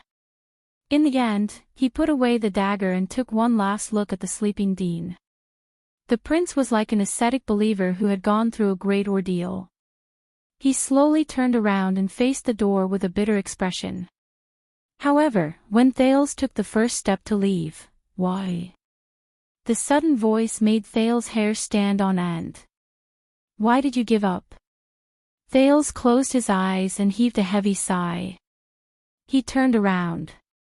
Under the moonlight, he could vaguely see that Dean had sat up and was leaning against the wall. He was staring at him coldly. "Stabbing your enemy in the back and getting rid of him before he sees you is always the best choice," the bald mercenary said faintly. He bent one leg and placed it on the edge of the bed. He placed his right elbow on his knee, and the axe was right beside his hand. "Or perhaps, do you have to capture me alive?" Thales stared at the mercenary with great difficulty. "You're awake," he said bitterly. "What else can I do? Do you think I should let my guard down completely and put my life in your hands?" Dean sneered and said, "Who are you?" Thales opened his mouth, but he did not know where to start. You, or should I ask you directly?" Dean flicked the axe next to his hand, his gaze sharp. "Who sent you here?" Thales fixed his gaze on him. His gaze was conflicted. Finally, Thales slowly exhaled. He put away his complicated expression and returned to his most indifferent and cold expression. "Dean, right? You were saved by old Dante from the desert a few years ago, and since then, you became one of them." And before that, Thales stared back at Dean coldly. "You're just an ordinary mercenary, but you're literate and knowledgeable," the prince said softly. "You're from Northland, and you're able to wield your axe perfectly. When you're fighting against the orcs, your feints remind me of another famous white blade guard from Extet." Dean did not speak. His gaze was focused on the axe beside his hand. The house was silent under the moonlight. The curfew on the streets made the surroundings so quiet that it did not seem like the Western front line, but a countryside. "Not only that, you also know quite a bit of the orc language, and it's far from the level of, 'You're good, you deserve to die, I'll kill you,' that soldiers only learn after they encounter them," Thales continued. "That requires a rather long period of systematic learning. You even shaved your head, as if that can hide your hair color." Dean was expressionless. He raised his left hand and touched his head. Thales stared straight at him. "Your understanding and knowledge of the country's affairs and political situation are far from the level of a rash soldier who only knows how to make a living and run his business. Even Tampus says that it's a waste for you to be a mercenary. Even the people from Blood Whistle want to recruit you." Thales took a deep breath, and with great difficulty, he voiced his greatest suspicion. "Dean, mercenary Dean, don't you think that these characteristics are too obvious on one person?" His voice echoed in the small room, and it was clear. Time seemed to pass. Dean raised his head and met Thales' questioning gaze without flinching. "Obvious?" Disdain and anger appeared on Dean's face. So, who sent you?" he asked bluntly. "Lisban. Or the White Blade Guards?" Thales' gaze froze in midair. "Or someone else?" Under the moonlight outside the window, Dean spoke slowly, and his gaze became more serious. "The order you received was to find me, or to kill me." Thales frowned deeply. He continued to stare at Dean motionlessly. Even Mickey said that it was a mistake to follow Throneborn on this trip. He's not a good trading partner, and Constellation's lockdown order is even more inappropriate. Thales did not answer. Instead, he continued softly, but you still came out, and you brought the mercenaries with you. Why? This is not in line with your usual shrewdness and sagacity. Dean clenched his fists. Is it because you know about the Alliance of Freedom, the storm that Escapades and Dragon Cloud City are going through, and because you're worried about your hometown and country, that's why you took the risk to go north, just to confirm it? Dean did not speak. Thales spoke again. Answer me, Dean. Thales sighed. Are you him? This time, Dean raised his head slowly. Him. Dean said flatly, who? You know who I'm talking about. Dean smiled. He slowly raised his arm and pointed at Thales. You. You're also very suspicious, aren't you? A person came from the north, and mysteriously fell in the desert. Dean tilted his head and swept his gaze over Thales. In his hands was a military crossbow that was obviously not owned by a commoner, and a sharp dagger that could cut through metal like mud. Thales felt his back and waist tense up. Your words and actions are very orthodox, very polite, and you pay attention to details. At first glance, I can tell that you're a well-educated person. This is also the reason why no one wanted to talk to you a few days ago. Maybe except for Quick Rope. He's just a hothead who's afraid of the sea. And you're very smart. At least, the identity you fabricated matches your words and actions. At first glance, it seems quite reasonable. Dean sneered. But what's strange to me is that you're different from most nobles. Whether it's hot sand or cold, firm rocks, you can lie down without any problems and fall asleep easily. Jerky that has been dried for a few months, coarse bread that's so hard you can't bite into it, stewed vegetables with a fishy smell, burnt food, no matter how disgusting the food is, you can swallow it smoothly and eat it as if it's normal. It's just like you're used to it. At least, it's not like the lords in the castles I know.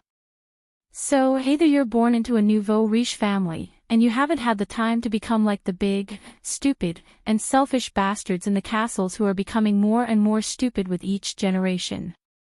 Dean narrowed his eyes and his expression was solemn. Or, there must be a wise person in your family who has accumulated experience, knowledge, time, or experience. He chooses to mold the next generation into a man through cruel hardships instead of using food and fences to raise you into a fat pig. Thales did not move and listened quietly. And why a Casso? Dean sneered, but his gaze on Thales was as cold as ever. Next time, when you tell another Northlander your name, it's best not to use the same surname as the cunning fox of Constellation, Gilbert Casso.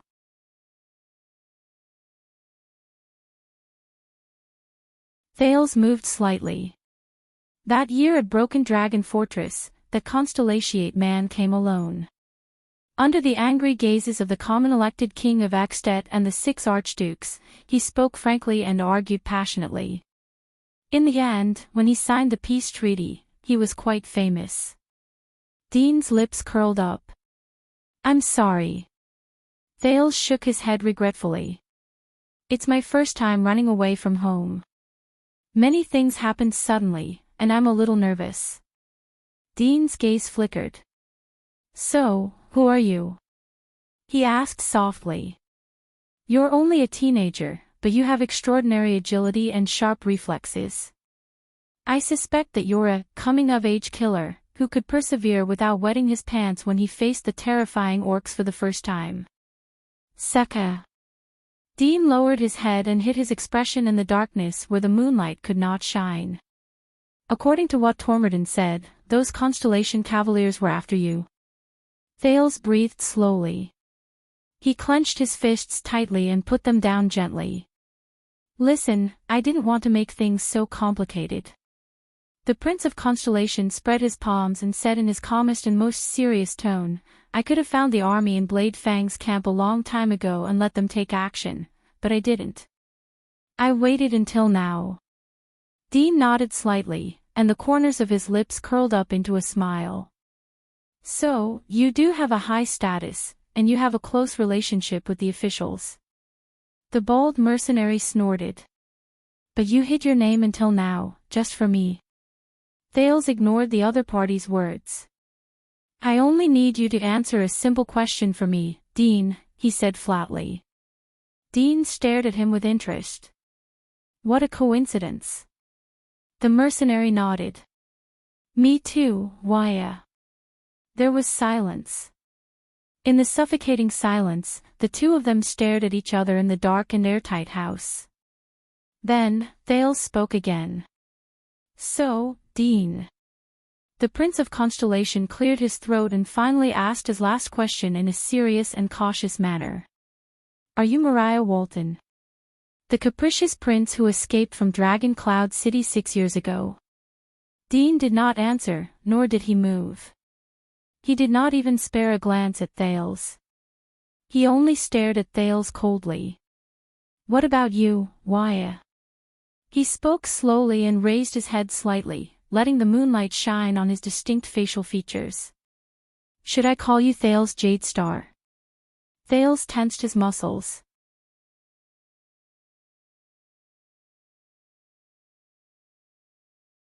Chapter 391. The moonlight shone through the window, which was only sealed with a few wooden strips. The image of the mercenary in his 30s was reflected in Thales' eyes. His beard was unkempt, his gaze was indifferent, his posture was relaxed, and there was a hint of a cold smile at the corner of his lips. His leather armor was fastened to his upper body, and he did not take it off even when he slept. It was mottled, and it looked like it had been weathered by the years of running around with its owner. Tied to the leather armor were all sorts of tools that mercenaries carried with them: knives, scissors, bandages, hemostatic powder, ropes, flint, and tinder. How did he survive all these years? From a prince too, Thales looked at him quietly, at the man who looked like he had experienced a lot and had a tough face. "So, it's really you, Your Highness Mariah?" he asked faintly. Silence. Still silence. The man in front of him did not move. It was as if this was just a dream. With his hell senses, the dust-covered, simple house appeared deserted and silent. Only quick ropes breathing, which came from the other side of the wall, reminded Thales that everything in front of him was really happening. "Although I heard from Archduke Pomfret a long time ago, I should say the former Archduke Pomfret, that you wanted to be a mercenary," Thales said quietly, "but I really did not expect." Dean cut him off. "Mariah Walton." The bold mercenary's expression did not change. He shook his head gently. "This name has not appeared for a long time. Since 6 years ago, its owner died in an assassination attempt." "Why are you so obsessed with a dead man?" Thales took a deep breath. "The Black Track," the prince said softly. "How does it feel there?" "What?" Dean furrowed his eyebrows. Thales smiled. The especially urgent experience of escaping from Shield District and Dragon Cloud City appeared before his eyes. The wheelchair veteran who did not speak his mind, the profound old crow, the careless tailor Sykes, and the sneaky coachman Kevin. It made him feel sentimental. "When I was still in Dragon Cloud City, I heard from Gleeward's idle chatter that 6 years ago, they also received a business to bring people through the Black Track. The employer was very generous, 300 gold coins as a reward." Dean's expression slowly became solemn. 300. This is not a small number. Thales sighed and said, "Just for a trip out of Dragon Cloud City." Dean said nothing. "But here comes the problem," Thales continued in the dark house. "A person who can take out 300 gold coins in the blink of an eye must be someone with power, influence, and wealth. There aren't many people like that in Dragon Cloud City, but I can count a few of them: Camus merchants, bureaucrats and nobles from Axe District or Spear District, suzerains with rich fiefs, and even the former disciplinary officer, Vlad, who monopolized the black market. But for such a person, no matter who he offended in Dragon Cloud City, there must be many ways for him to leave the city to seek refuge. Why must he choose the most expensive, difficult, farthest, and most troublesome one? Thales stared at Dean intently. In the darkness, he could sense that Dean's breathing had started to rise and fall. Unless... Thales took a deep breath. Unless this person provoked and faced that supreme force of power in Dragon Cloud City. Dean slowly lowered his legs from the bed and stared at Thales with a solemn expression. In the face of King Nuven's pursuit and the eyes and ears of the entire city, all his power and influence were insignificant. All his channels could not be used. He could only go to the area where the commoners and the poor gathered to look for the local bully, the stubborn and boorish lame veteran, who was known to dislike King Nuven. He left the city through a secret passage that ordinary people could not even imagine. Thales' gaze became sharper as he stared at Dean. And 6 years ago, who exactly was the person with such extraordinary status that the entire Dragon Cloud City was pursuing him with all its might? The corners of Dean's lips curled up into a faint arc, the black track, Gleeward. The mercenary mulled over these words. I see. So, you also escaped from that old soldier's channel. He stared back at Thales. You also used the entire Western front line, or perhaps the entire military force of Western Desert Hill, to enter the Great Desert to cooperate with you? Thales did not answer him. The prince's expression at that moment was especially difficult to understand. So, you have been hiding in this mercenary team all this while. You put down everything, abandoned everything, including your father, your bloodline, to come here and become an ordinary mercenary. Why? At that moment, when Thales stared into Dean's eyes, what appeared before his eyes was King Chapman in the carriage. Walking away is not escaping. Being weak and running away is not freedom either. But he will. After we find him. Dean was silent for a few seconds. I do what I do best, that's all.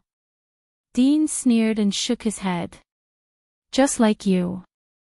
Thales exhaled heavily and frowned. Mariah, do you understand your current situation? Mariah is already dead. This is what I know, Dean coldly rejected him. And no matter who tells you that he is not dead, Thales raised his voice and interrupted him. If Mariah is dead, then there will not be so much trouble. The prince said solemnly, but if he is still alive, even if it is only for one day, he will still be King Nuven's descendant, the first heir of Dragon Cloud City and the Walton family. His existence, and even his possible return, will be a powerful challenge to the ownership of Dragon Cloud City. Do you know what this means? The mercenary's chest began to rise and fall. He lowered his head and said faintly, let me guess, someone does not like this fact, and does not like the meaning behind it, right? Thales chuckled softly. Dean raised his head. His gaze was clear. Then, is it the new Archduchess of Dragon Cloud City? I heard that you have a good relationship with her. Thales' gaze froze. Or is it Lisban, who is actually in power? Dean gritted his teeth and said coldly, or perhaps, it is the new king who hates the Walton family to the core. Thales sighed slowly. Perhaps it is all of them, the teenager said seriously. Your niece, Saroma Alex Walton, her position will be in jeopardy because of your existence, and your cousin, Chapman Lampard, does not wish to see a strong and powerful male heir take over Dragon Cloud City. You are a threat. Dean froze. So, it is true that someone knows that Mariah is still alive, the mercenary said slowly. You, Thales Jade Star, no matter who you work with, are here to kill me or capture me to eliminate the threat. Everything around them seemed to have frozen. In the darkness, there were only two pairs of equally sharp eyes, one green and the other gray, staring at each other in silence. Dean's gaze was slightly lighter than King Nuvan's and Thale's memories. It lacked that inexplicable pressure, but it carried a strange meaning, like an owl hiding in the darkness. Thales could not help but frown. That's right. Once I kill you, all the hidden dangers will disappear, Thales said softly. By capturing you, I will obtain an excellent chess piece as a bargaining chip when I fight against Ekstet in the future. The temperature between them seemed to have dropped below freezing point in an instant. Then, Dean spoke slowly. Then what are you waiting for? A rarely seen stern expression appeared on the mercenary's face. His palm touched the handle of his axe. You have the entire camp to back you up. Your Highness. The dead silence in the room reached a new stage. Even through Thales' hell's senses, Quick Rope, who was sleeping soundly next door, seemed to have slowed down. But the dead silence only lasted for a few seconds. In the dark room, Thales closed his eyes and sighed softly. He slowly retreated until his back was against the wall. The sheath JC pressed against his lower back. Thales gritted his teeth quietly. No. He spoke with difficulty. But the moment he spoke, Thales felt as if a heavy stone had been lifted from his heart.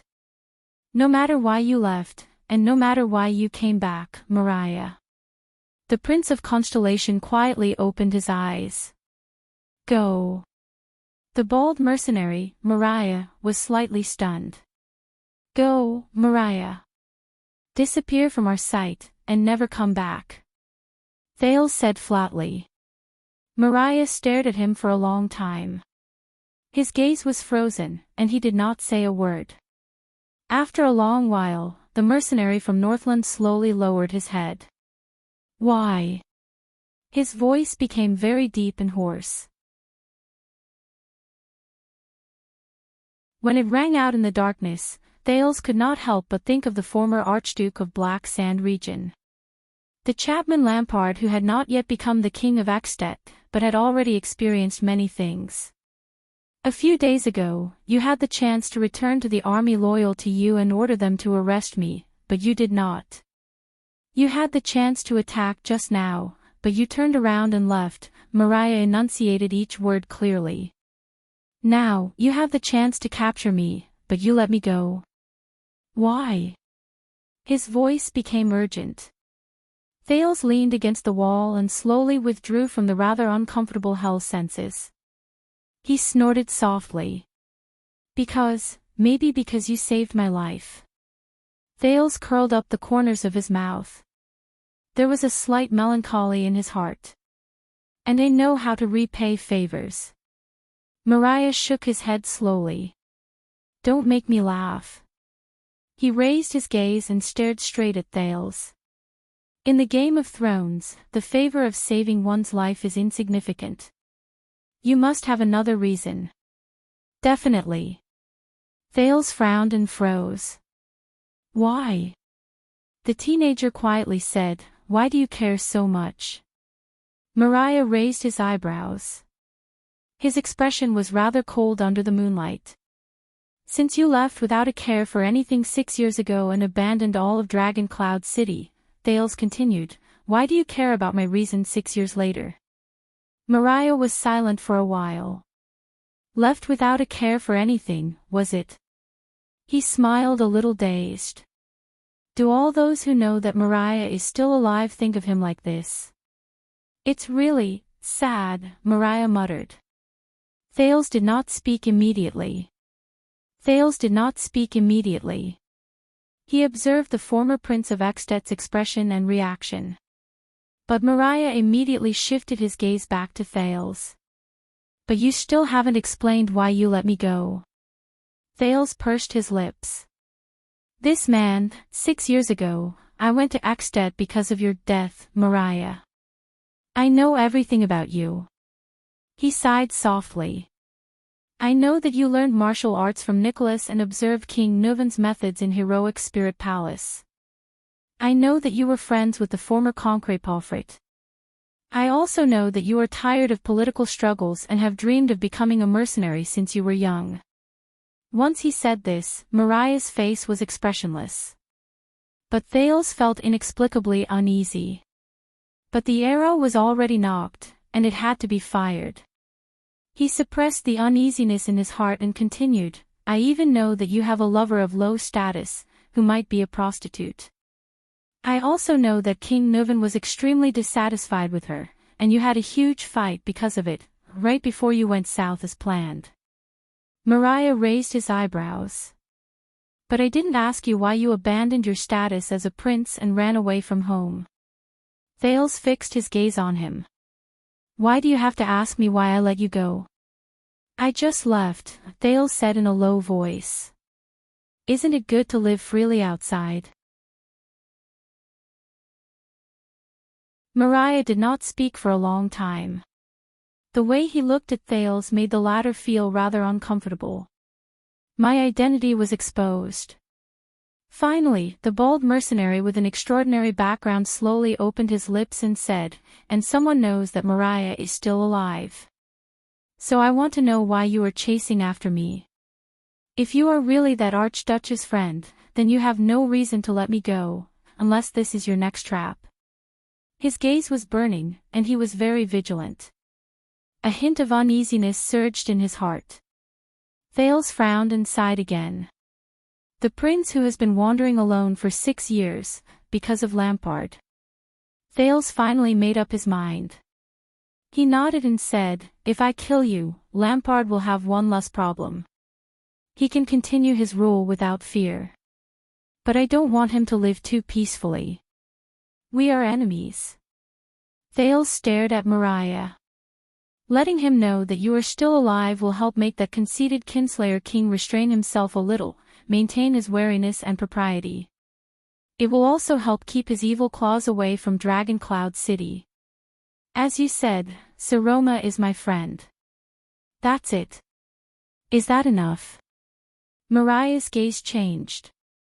He lowered his head. As if he had understood something, he nodded slowly. So, it's Lampard, our dear new king. He is the one who knows that Mariah is still here. Mariah seemed to be deep in thought. And he told you, hoping that you can help him enter deep into Constellation's territory, and completely eliminate me. This can explain a lot of things, and where did he find out? Thales frowned again. That's not important anymore. A hint of impatience rose in his heart. He gritted his teeth and said, now, go. Disappear. Before I change my mind. In the next second, Mariah suddenly raised his head. What about you, Your Highness? Mariah's expression was very serious. His eyes shone brightly. After you let me go, you will return to the garrison officer in the camp, find your army and warriors, and even find the secret intelligence department, he asked tentatively, and come to catch me? Thales sighed helplessly in his heart. Why is this guy so talkative? He's also paranoid. I really shouldn't have become a mercenary. I'm suitable to be a spy. The teenager had no choice but to say with a straight face, I told you that I will let you go, so I will let you go. Forget Blade Fang's camp, even the secret intelligence department will not know of your existence. Thales took a step forward and walked in front of Mariah. In the most serious tone, he said, and I will keep my promise, Thales Jadestar's promise, the second prince of Constellation's promise. You are the son of the late King Nuvan, and also a Northlander. You know how much weight these words carry to us. Mariah stared at him for a long time. He shook his head and said slowly, so you will still go to them and return to Constellation's embrace. Thales frowned slightly. He felt that something was wrong. Mariah raised his head and smiled under the moonlight. I find that you are very different, Thales. Especially when compared to others. He said softly, very different. Thales was stunned. Mariah narrowed his eyes. For example, compared to your reputation, you are very naive. And very self-righteous. Thales was stunned. But in the next moment, Mariah put his legs down from the bed and stood up. All right, I'm leaving. No matter what, Your Highness. He lowered his head to look at Thales and extended his palm. Thank you. The two princes stared at each other. For a very long time. Mariah's gaze was shrewd and smiling. Thales' gaze was solemn and serious. In the end, Thales curled up the corners of his lips. The teenager raised his eyebrows and nodded. He also extended his palm and held Mariah's hand. No, we are even now. Thales accepted the other's thanks and sighed. You saved me in the desert, but in the next moment, bang. Thales felt pain in his arm and fell towards the bed. The sin of Hell's River sensed danger. Thales, who was considered to have been through hundreds of battles, gritted his teeth in shock. He instantly entered Hell's senses. He felt Mariah's footsteps flicker. He had already grabbed his right arm and arrived behind the prince.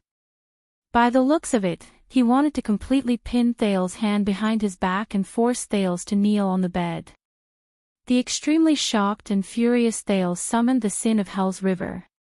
His right arm withstood Mariah's strength and shook off his grip. Bang. Thales' back hit the bed violently. The prince hastily extended his hand and wanted to pull out JC. But Mariah was faster than him. At some point in time, a small knife appeared in Mariah's left hand and was pressed against Thales' throat. If you move a finger, Your Highness, Mariah's expression was cold and terrifying at that moment. He pressed Thales against the bed, increased the strength of his grip, and threatened coldly. Your blood will be like that of those orcs, irrigate the earth.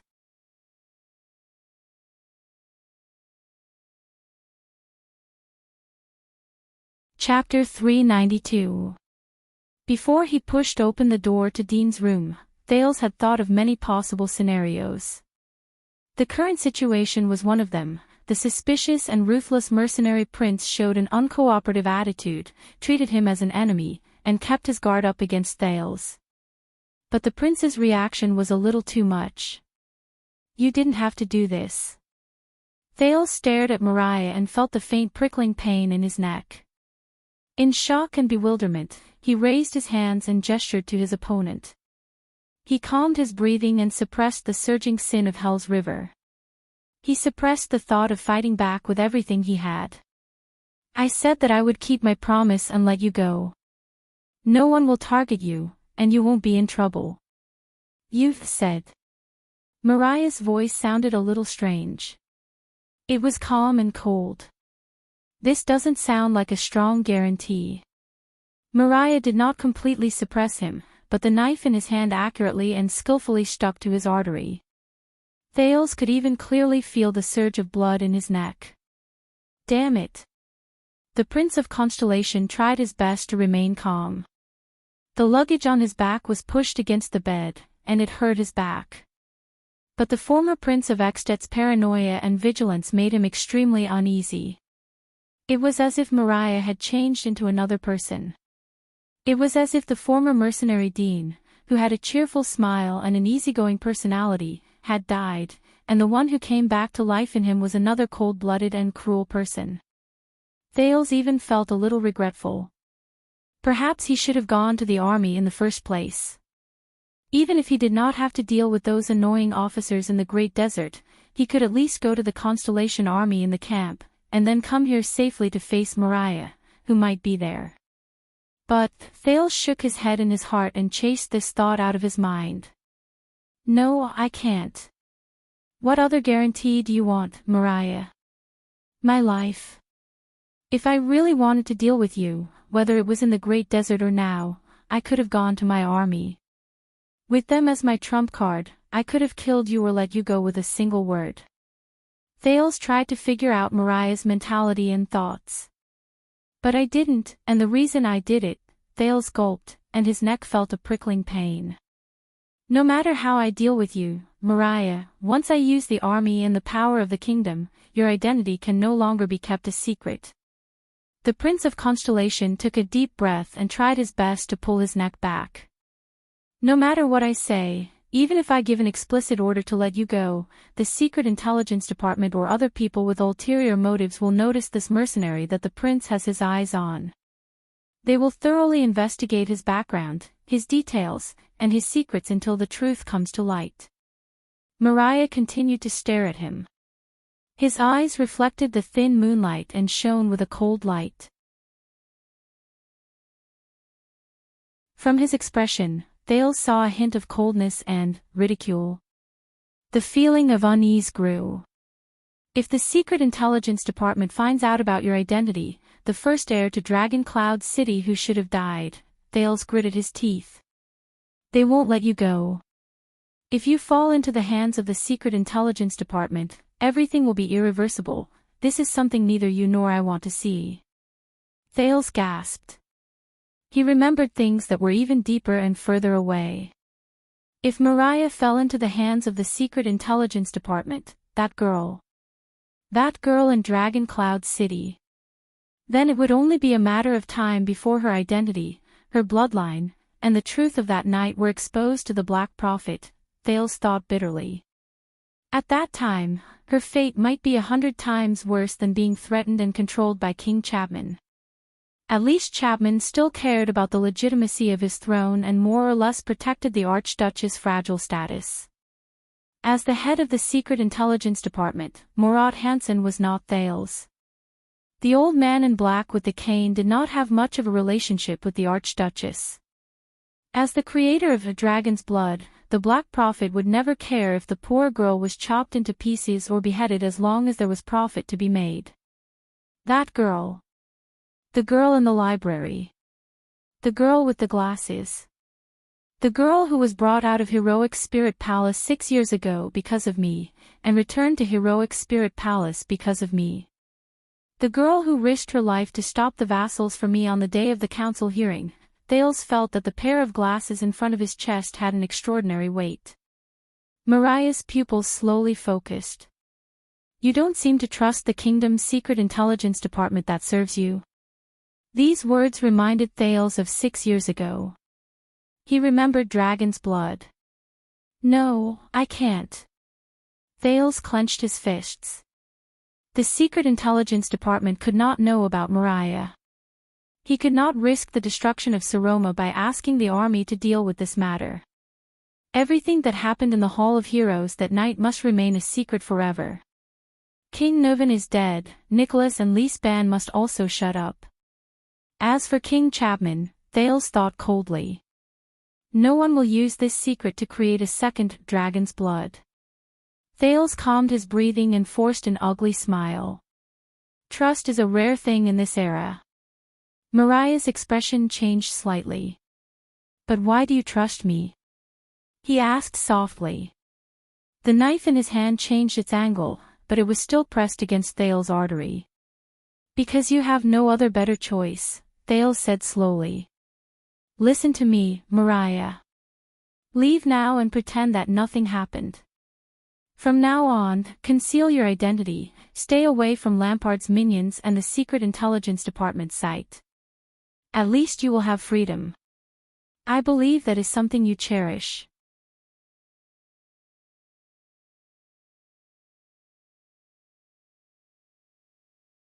The first thing that rang was his low and intermittent laughter. Dean's shoulders trembled slightly, but his hand that held the knife was as steady as ever. The bald mercenary said flatly, No, I'm not. Thales' breathing stopped for a moment. I just didn't expect you to be so interested in Mariah. Dean held the knife in his left hand steadily and said softly, In the original plan, I would have had to spend some effort and pay a price to get you out of the heavily guarded army. Thales took a deep breath. He did not even care that his neck might be in danger if he made too big of a movement. He could no longer care that much. At this moment, his heart was already filled with shock and regret. Why? Thales' chest heaved. Who are you? Dean shook his head and sighed softly. He lowered his body and drew close to Thale's face. He used the knife to suppress the possibility of his target resisting. At first, when I was sent to carry out this mission, I was full of confidence. Only the most talented and capable person can obtain the honor of going deep into the enemy's territory and come into contact with the deepest and most unpleasant secrets, to find the prince who should have been dead for a long time. Thales was stunned. Carry out the mission, go deep into the enemy's territory, to find the prince who should have been dead for a long time. He is, but as time passed, the search was fruitless day after day. Year after year, there was still no news. Dean's voice was exceptionally cold. It was as if Mariah had vanished from the face of the earth. Whether it was the 3 kingdoms of the Mystery Sea, Bramble Land, Dragon-Kissed Land, Camus Union, or the Great Desert, I searched all the places where mercenaries could be found, but I could not find any trace of him. I used every method possible to figure out his psychology, behavior, and goals from all the known information. There was deep hatred in Dean's words. For countless days and nights, I lurked in places filled with spies from the Secret Intelligence Department and Constellation's forces. I carefully hid myself and racked my brains to find Mariah. Nothing. Dean gritted his teeth. There were no clues at all. I was in despair. Thale's breathing trembled. With the sin of Hell's River, the prince forced himself to calm down and reconsider his current situation. So. Thales furrowed his brows tightly. So, Dean looked at the incredulous Thales with a smile on his face, as if he was enjoying the pleasure of this moment. So, when I was at my wit's end, I turned myself into Mariah. The mercenary gritted his teeth. I imitated his appearance, copied his words and actions, learned his mannerisms, and even his thoughts and personality. A prince. A Northlander. Learned the orc language. A student of the Star Killer. A mercenary. A whore who liked the lower classes. His words became more hurried, and there was deep hatred and indignation hidden in them. I treated his wish as my wish, and his actions as my actions. I went to the places he was most likely to go, did the things he was most likely to do, and hoped to find something using the suspicious identity of Dean, to understand something, or to lure out those who were interested in him, to see what clues I could get from them, or even to lure out Mariah himself. Dean's raised voice came to an abrupt halt. His expression was obscure and pained. But I still failed. Nothing, the suspicious mercenary said hatefully. Other than a few spies who were suspected to be Northlanders, there was still nothing. During these 5 years, I was like a headless fly, a blind cheetah, and a stiff sand snake. I struggled in pain and hopelessness in all the places where Mariah might appear, Meng Chao said in a low voice. As long as there was no good news, as long as there was no trace of him, and as long as I did not complete the mission, I was trapped here. I could not go back, I could not leave, and I could not break free. He stared at Thales. For a whole 5 years. Do you understand? Thales slowly calmed down. So, everything is clear now. The person in front of me is, Dean sneered and said, I've had enough of this endless and fruitless pursuit. I wasted my years and talents, which should have been promising, on sand and swords. The look in his eyes changed. But at this moment, you appeared. Dean stared at Thales with a fanatical look, and the muscles on his face contorted inch by inch. My savior. Thales stared at him with a dazed expression, but his right hand quietly moved to his waist. But the experienced mercenary noticed it. The knife in his hand moved slightly. Thales had to raise his head to prevent it from cutting into his artery. At the same time, he sighed and lowered his right hand. So, you've been eyeing me since the moment we met, the prince said in annoyance. He only snorted coldly and shook his head. At first, I wasn't sure who you were, especially when we first met Constellation's army. You never revealed your identity. Even after we arrived at Blade Fang's camp, you didn't show any signs of wanting to look for reinforcements. This made me even more suspicious. Maybe you're not who I think you are. Dean did not care about Thale's petty tricks. I had no choice but to suppress the urge to attack time and time again. My probing had to be done at the right time. I was hiding here, isolated and without help. If I was the slightest bit careless, I would be doomed eternally and drowned in the secret intelligence department and Constellation's army who would come after hearing the news. Until tonight. The house was still quiet, but the atmosphere was completely different. The cold-faced man suppressed Thales, turning the first night the mercenaries returned home into a night full of conspiracies and dangerous conflicts. You are a spy, a scout, a secret agent, or something else, Thales said indignantly. You are not here for me. Dean raised his eyebrows. No. He shook his head, feeling rather satisfied. Escaped Thales, you are a pleasant surprise. Perhaps you are not my first target, and you are not the mission I have been hiding here for, but there is no doubt that you are a ticket. You are my special permit to jump out of this bottomless quagmire. Thales closed his eyes and exhaled in pain. Now it seems that King Chapman and you both know about Mariah. He will not be satisfied, Dean said in a low voice. But I caught you. At least this makes sense. I can finally leave this place. Thales thought of something. Wait. He opened his eyes, and with the knife on his neck, he spoke with difficulty. Her. Thales asked in surprise, did you say her? Yes, my dear Prince Thales. Dean nodded slightly, and a cold smile appeared at the corners of his lips. He lowered his upper body a little and put on a non-standard bow. Secret room greets you. Thales did not answer. His sighs were all buried in his chest. There was a long silence between the man and the teenager. After a long while, Thales exhaled. What do you plan to do? Knock me out and take me away. Where do you want to go? Don't forget that this is Blade Fang's camp. Are you going to take me west and north to the desert filled with Constellation's army? Or are you going east and south to enter Constellation's territory? Dean shook his head. The situation here is indeed not good, but there will always be a way. Thales snickered. So, not only are you not Mariah, but you are also a spy sent to search for Mariah. He frowned slightly. But, my dear Dean, do you really think that I would be so stupid as to risk my life and come at night to confront you without any confidence? Dean's smile froze. Have you not thought about it carefully? Thales said softly, how did we meet? Dean was slightly stunned.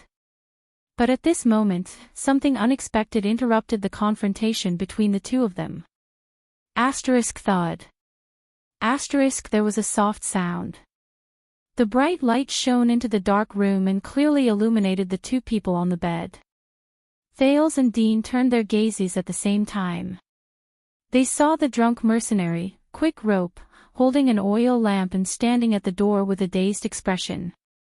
He was still in the position of pushing the door open. Both of them were stunned. Quick Rope yawned loudly. His eyes were still drowsy. I'm sorry, Dean, I didn't want to wake you up. I just wanted to take a dump in the middle of the night and came to get something to wipe my butt. Quick Rope mumbled, those bottles of alcohol are killing me. A second later, he saw Thales, who was suppressed by Dean on the bed, and he was instantly dumbfounded. His mouth was even bigger than an egg. Under the duo's incredulous gazes, Quick Rope quickly covered his eyes. He stuttered and said in a panicked tone, don't worry, I didn't see anything. I mean, you can continue, I swear I won't say anything to Louisa. Quick Rope covered his eyes tightly and stepped into the room carefully, as if he was afraid of disturbing something. He touched a broken cabinet beside the bed. So where did you put the things? The two people who were in a tense confrontation on the bed finally reacted. They fought to speak. Quick Rope, it's not what you see. Dean frowned as he pressed Quick Rope down. Wyatt is very suspicious, I suspect he might be. No, Quick Rope, I'm Prince Thales, he's a Northland spy. Thales, who was pressed under Quick Rope, said with great difficulty, hurry up and find the camps. Dean exerted a little force on the knife in his hand, and Thales' words were stuck in his throat. Quick Rope covered his eyes and moved slowly to the cabinet. Wow, role-playing. Interrogating the prince. The mercenary smiled awkwardly. You guys, sure have a lot of tricks.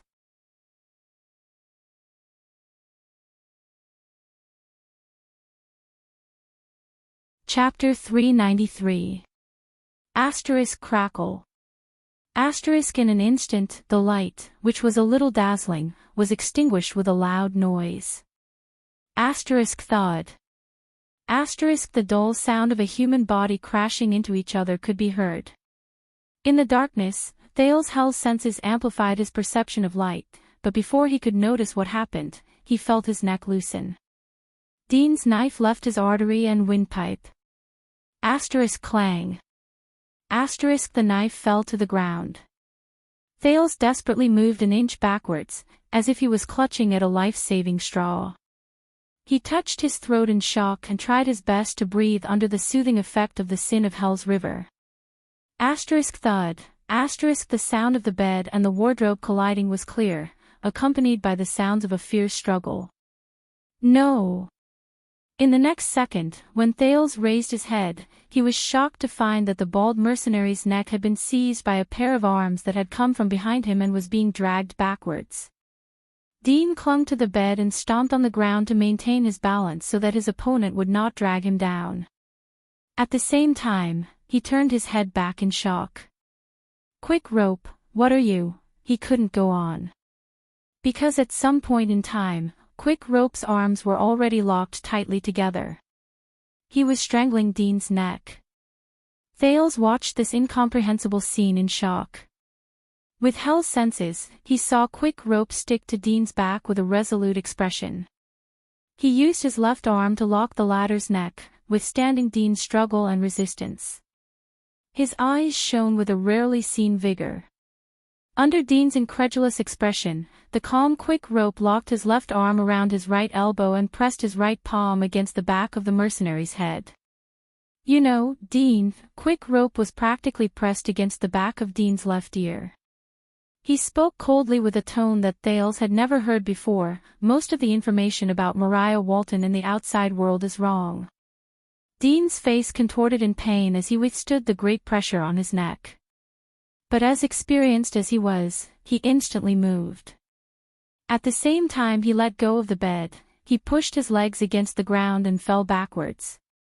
Asterisk bang.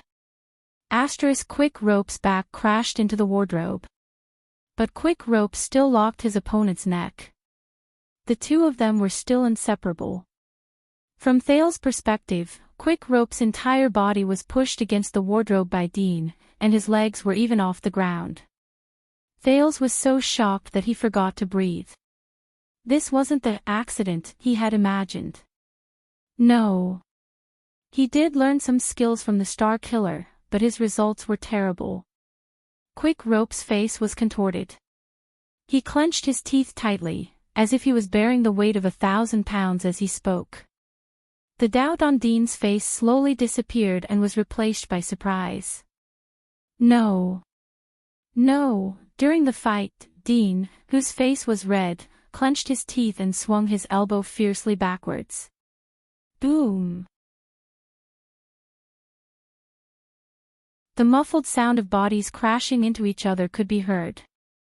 Quick Rope trembled slightly, but his expression did not change at all, as if the heavy blow was just an itch to him. Dean's face became redder and redder. His eyes were wide open, and his cheeks were struggling. In the next moment, Quick Rope clamped his legs together and clamped down on Dean's waist from behind.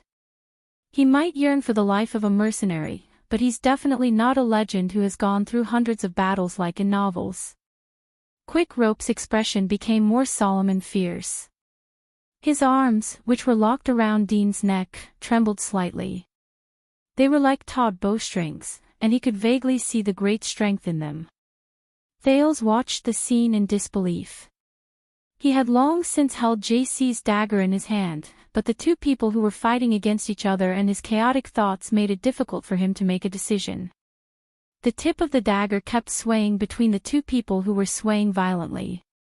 He might have received a lot of education, but his orc language is terrible, and he doesn't know how to scheme. Quick Rope still clenched his teeth and locked Dean's head and neck. His right palm moved forward, and his left arm moved backward. As he pushed and pulled, he maintained a strong pressure on the mercenary's neck.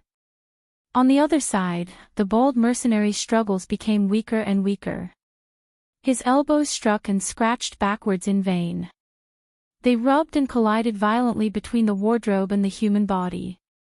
His legs exerted force a few times, and he slammed the enemy on his back against the wardrobe.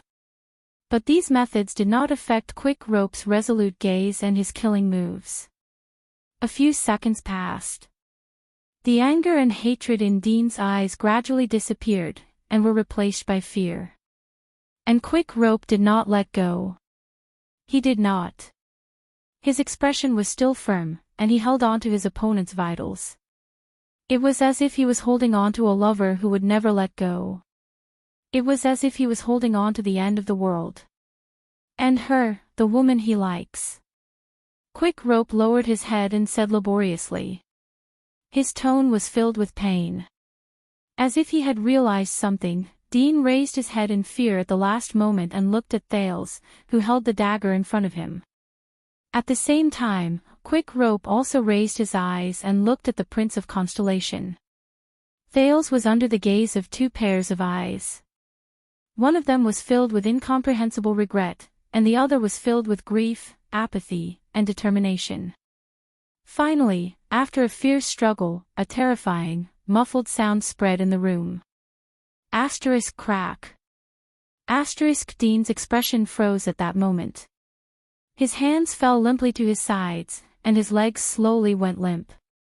With Quick Rope on his back, he slowly slid down from the wardrobe. The victor had been decided. For a time, there were only two breaths left in the room. One was cautious, and the other had just survived a disaster.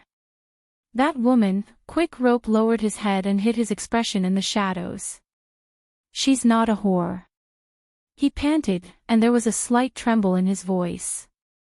She's not. Quick Rope still held on to Dean's body for a few seconds, even though the other man's widened eyes had lost their luster. Then, Thales exhaled slowly and put down the dagger. Quick Rope, this strangulation technique. Thales gulped.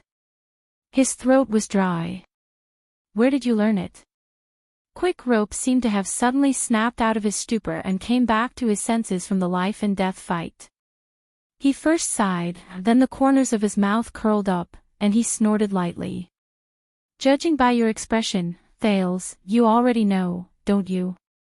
Thales stared blankly at Quick Rope, who was sitting on the floor. He watched as he slowly let go of his arms and legs, and broke free from Dean, who was no longer breathing. A shocking answer rose in his heart. No, war is the art of deceiving the enemy. Thales mumbled to himself. Thales mumbled to himself. Not long ago, at the southern border of Escapades, at the land of barren rocks in the city of faraway prayers, he saw a rare, exciting, and unforgettable thrilling battle. The Star Killer against the Raven of Death. At that time, in the darkness, Quick Rope forced out a soundless laugh. What you used just now was the inextinguishable flame Tyran's favorite strangulation technique. Thales stared in disbelief at Quick Rope, who was slowly getting up. He watched as he swayed and held on to the cabinet. It was only used by the White Blade Guards of Dragon Cloud City during King Nuven's era, inheritance. Thales tightened his grip on the dagger in his hand. His gaze was locked on Quick Rope's body. The cheerful, happy, greedy new mercenary who never forgot to promote his small business. You. Thale's tone was bitter. In the next moment, Quick Rope stretched his limbs and took a few deep breaths, as if he had been freed from the tense and sorrowful state of the battle just now. It's time to reintroduce myself, Thales. With the bright smile he wore when they first met in the Great Desert, he extended his right hand to Thales. The Prince of Constellation looked at the other man's palm hesitantly and took a step back. With indescribable emotions, Thales sized up the person in front of him. This young man, who looked to be less than 30 years old, had freckles all over his face, red hair, and a Camian accent. Regardless of his appearance, behavior, or any other angle, he first awkwardly retracted his palm and wiped it on his body as if he was trying to dispel his mockery. Then, he smiled and said, "Maria Bertram Nuven Walton. Also known as Quick Rope." At that moment, absolute silence ruled the room. Dean lay quietly on the floor. Quick Rope smiled without saying a word. Thales froze on the spot. For a few seconds, only the moonlight cared about this small world. Thales stared at the man in front of him in a daze. This was the first man he saw after he woke up in the Great Desert. Quick Rope. Maria. And Dean from the secret room. How could this be? The doubts and puzzlement in his heart did not diminish. In fact, they became even more conflicted, mixed together, and chaotic.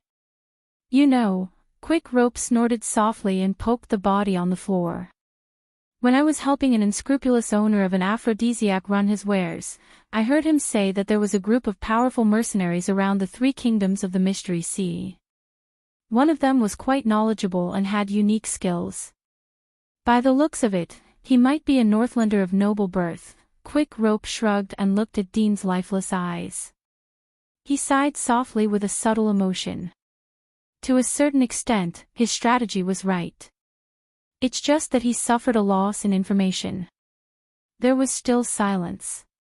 In the next second, Quick Rope patted his butt and stepped over Dean's body. His smile was bright and cheerful, as if he was not the one who ruthlessly killed Thales just now and mourned in silence. In the face of the acquaintance who had just helped him out of trouble, Thales vigilantly took a step back. His gaze swept past Dean on the floor. "By the way, I'm going to take a dump." With the help of the moonlight, Quick Rope turned around and took out a roll of rough hemp rope and leaf paper from the cabinet. His smile remained, as if he did not care about Thales' reaction. He happily handed over a roll of hemp rope. "Don't worry, you don't have to queue up. There are 2 pits." But Thales stared at him with a complicated expression. He did not speak. JC was still in his hands. No one knew how the Prince of Constellation felt at that moment. In the silence, Quick Rope seemed to have finally realized the atmosphere in front of him. He sheepishly took back the hemp rope. Just kidding." Quick Rope exhaled and stuffed the hemp rope and leaf paper back into the cabinet in resignation.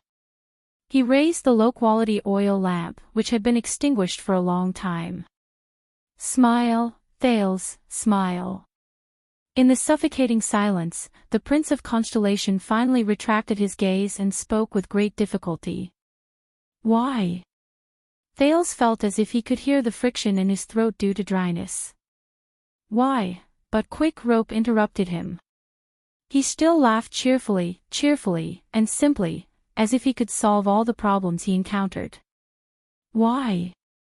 "Because he, Quick Rope, the real former Prince of Extet, King Nuven's son, Maria Walton, flashed his white teeth at Thales, who was immersed in an inexplicable emotion.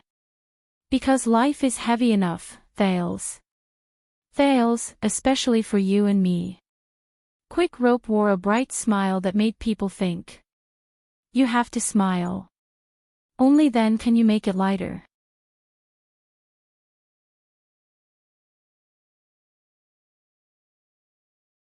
Chapter 394. Don't worry, the others in the team won't be back tonight because of various things. Quick Rope lay on the bed casually and swung his wrist, which was sore from the intense fight just now. If I had to guess, Dean deliberately lured them away, and his target was you. A broken animal oil lamp illuminated the mercenary's hut. Dean's body had long been covered with a rough cloth, and he lay quietly on the ground. Thales sat cross-legged on the ground, leaning against the corner of the wall. He watched Quick Rope, who was lying comfortably on the bed, warily. After a long while, Thales, who had finally sorted out his thoughts, spoke softly. "What's going on? Why are you here? What's going on?" Quick Rope put his hands behind his head and stared at the mottled ceiling. "It's what you see. I always thought that aside from some old people in Dragon Cloud City, no one would know that I'm still alive." Quick Rope gestured at the body covered with the rough cloth with his chin. "Until this guy appeared." His tone was still relaxed, as if he was on a sunny day without any haze. "The secret room is always pervasive, right? My father and Soria don't like Madame Kalshan, so I kept my distance from her." Thales glanced at Dean on the ground. He subconsciously clenched his fists. "I don't understand." He turned to Quick Rope and asked the biggest question he had, "Your hair color, your Camian accent, and your age." Quick Rope snickered. "Did you know that Camus Union is a magical place? There are all kinds of cities, all kinds of races, and all kinds of strange customs." The former prince sighed. "And on the sea route they opened, the Sante archipelago in the southwest of the peninsula produces a magical dye. The local tribes use it to dye their hair and even apply makeup, and it won't fade for a month. I only need to worry about the roots of my hair." Thales watched as Quick Rope ran his fingers through his red hair and frowned. "As for the accent and age, perhaps you haven't noticed it yourself, Prince of Constellation." Quick Rope turned his head sideways and smiled at Thales. "But to me, you've been in the north for 6 years, and now you have a Northland accent, and you don't look like a simple 14-year-old boy." He arched his shoulders. Thales lowered his head in silence. "Are they all fake?" The Prince of Constellation asked in a bad mood. Since the beginning of the Great Desert, the Quick Rope who told jokes, the Quick Rope who fooled around with the others, the Quick Rope who fought for the rights of his dead companions, and even the Quick Rope who couldn't write. "You've been acting all along." Quick Rope's expression became gloomy. "No," he said expressionlessly, resting his head on his hands. "It's not all fake.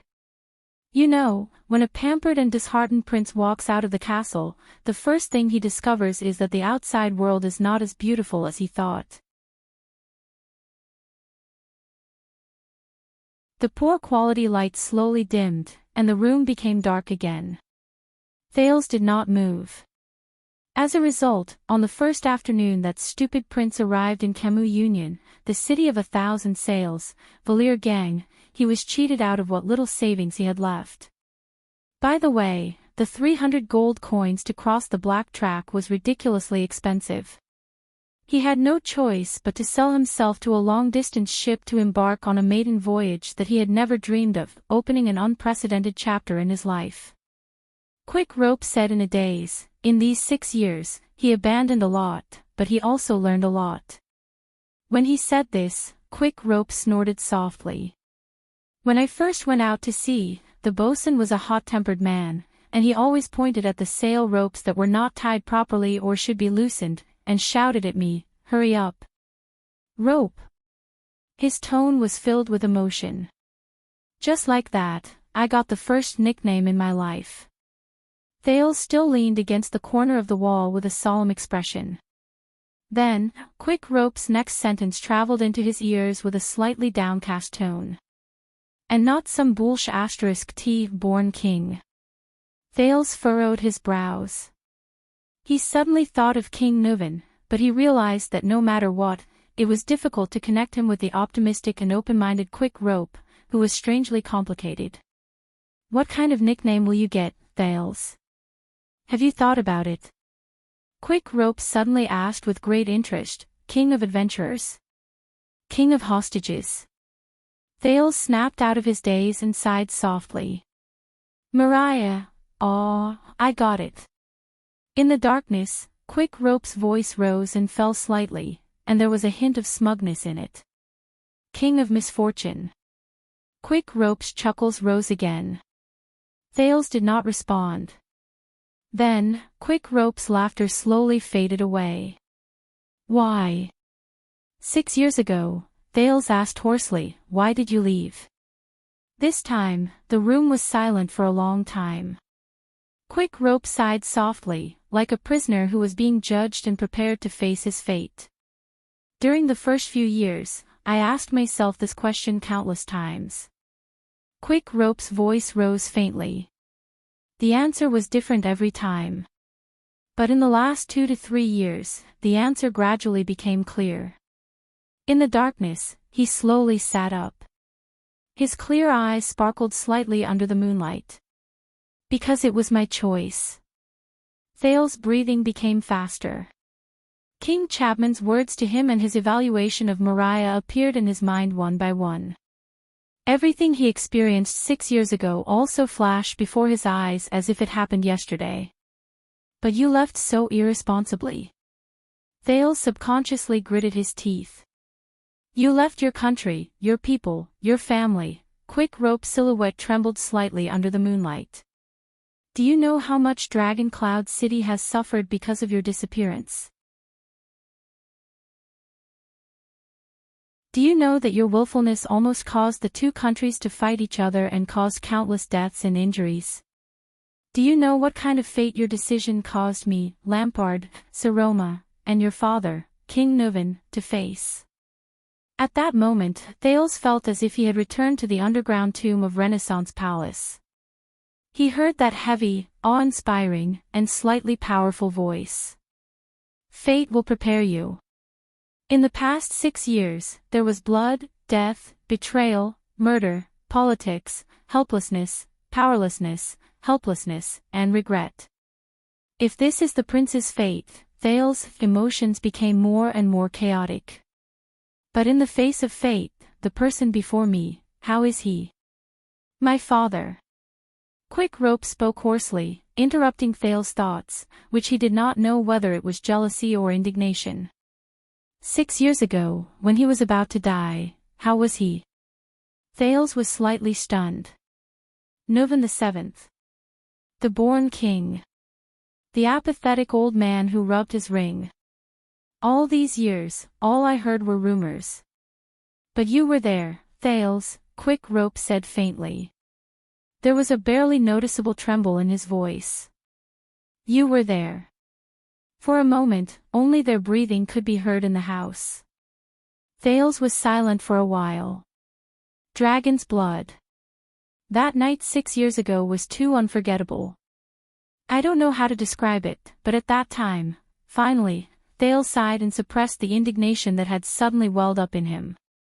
He was not bad.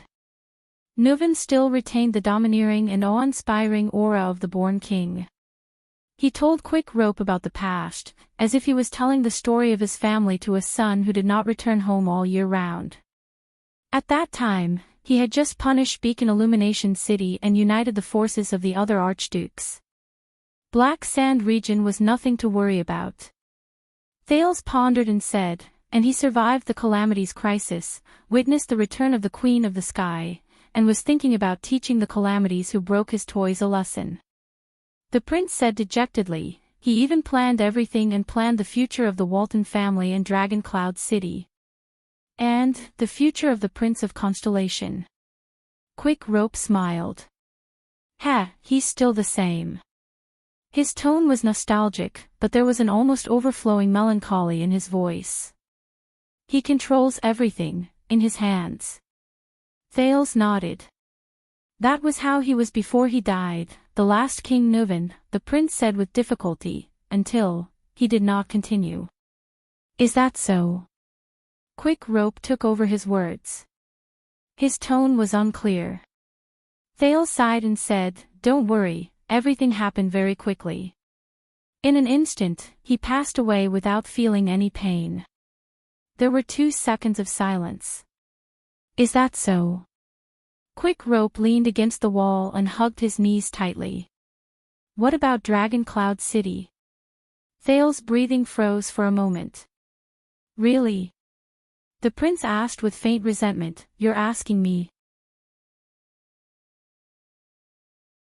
The Calamities came to Shield District and fought against the Queen of the Sky until dawn. There were many casualties. After the king died, rumors spread everywhere, and order was in chaos.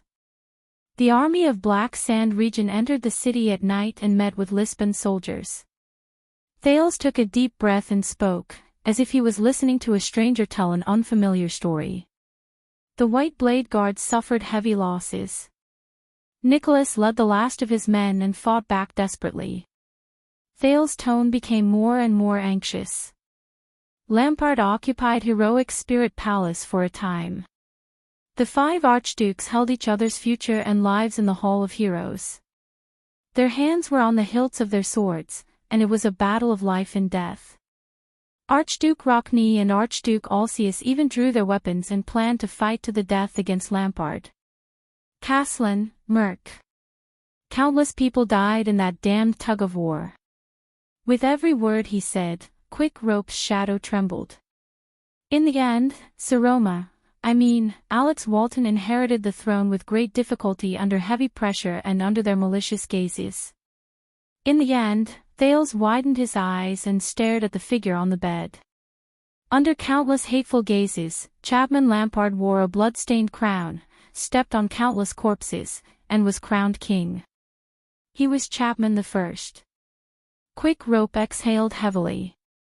Over the past 6 years, Dragon Cloud City has been in turmoil. The Archduchess' qualifications have been questioned, the vassals are in conflict, the king harbors malicious intentions, the suzerains are eyeing me with hostility, and I have been trapped there as a hostage and a chess piece until now. That's the answer you want. Are you satisfied? Thales said coldly, Mariah Walton, the one who evaded responsibility and caused all this. Quick Rope did not speak for a long time. More than 10 seconds later, so this is the answer. Thank you, Quick Rope answered weakly. I regret it. Thales frowned. You regret it? The Prince of Constellation sneered. That's your kingdom, your city, your hometown. And you regret it? Quick Rope shook his head. Thales. His tone was a little gloomy. When you told Dean that you didn't want to ask so many questions, and that you only wanted me to disappear forever, I thought that you would at least understand a little. Quick Rope seemed to have lost something. His tone was listless, but there was an indescribable sadness in it. Thales took a deep breath. If you were still around 6 years ago, if you had at least chosen to return to Dragon Cloud City after you avoided the assassination, Quick Rope raised his head swiftly. That won't change anything, he said coldly. Thales was stunned. It's still the same. Conspiracies, tricks, politics, interests. Quick Rope said through gritted teeth, whether it's Dragon Cloud City or Eckstedt, whether it's Lampard or the Waltons, nothing has changed. Thales stared at him in a daze. Of course I know that the casualties are great, and the price is high. Quick Rope said sadly, this is the struggle for power. You accuse me of bringing disaster to myself by evading responsibility. But how do you know that if I were the Archduke of Dragon Cloud City or even the King of Eckstedt, I would have caused fewer deaths than I do now? Would the disaster I caused be smaller than now? Would the crimes I committed be lighter than now? Would Dragon Cloud City be luckier and more stable than now? Thales clenched his teeth. You don't know, Thales. Quick Rope said coldly. Do you think that the disasters and calamities in Dragon Cloud City, and the upheavals and drastic changes in Eckstedt were really just brought about by Lampard's conspiracies, my willfulness, or my father's loss of control? He straightened his back from the wall. My father, the born king, intimidated the Western Peninsula when he was alive. He subdued the feudal vassals, used all his military might to build a military empire, and pushed Dragon Cloud City's prestige to its peak over the past 3 generations. He planted fear and obedience in and out of the kingdom. Quick Rope's tone was cold. However, this meant that he was destined to become someone's enemy, the Archduke's enemy, the noble's enemy, the Western Peninsula's enemy, and even the commoners under his rule. Even if there was no Lampard, no secret room, no bloody year, even if there was no Soria's accident, even if there was no me running away, there would come a day when these enemies would use other faces and roles, such as Rockney, Letko, Trent Ida, and even his most trusted subordinates. They would be played by another group of people who were dissatisfied with him, and they would come back and drown the throne of Dragon Cloud City. King Nuven's enemies. Thales was deep in thought. The people who were responsible for the Night of Dragon's Blood 6 years ago appeared before his eyes: the Archduke of Black Sand region who was forced into a corner, the fickle Marquis of Camus Union, the secret room that was hidden in the deepest corners, the forces of the black market in the gutter, and even the Supreme King of Constellation. Even a commoner like Gleeward, who had risen to power, scoffed at his king and treated him with disdain. And King Nuven only had half of Dragon Cloud City by his side. My father's death was not due to the failure of some strategy, an accident, or someone's stupid actions. Quick Rope's tone was filled with grief. It was because he climbed too high in this era, and too many people wanted him dead. Thales was stunned.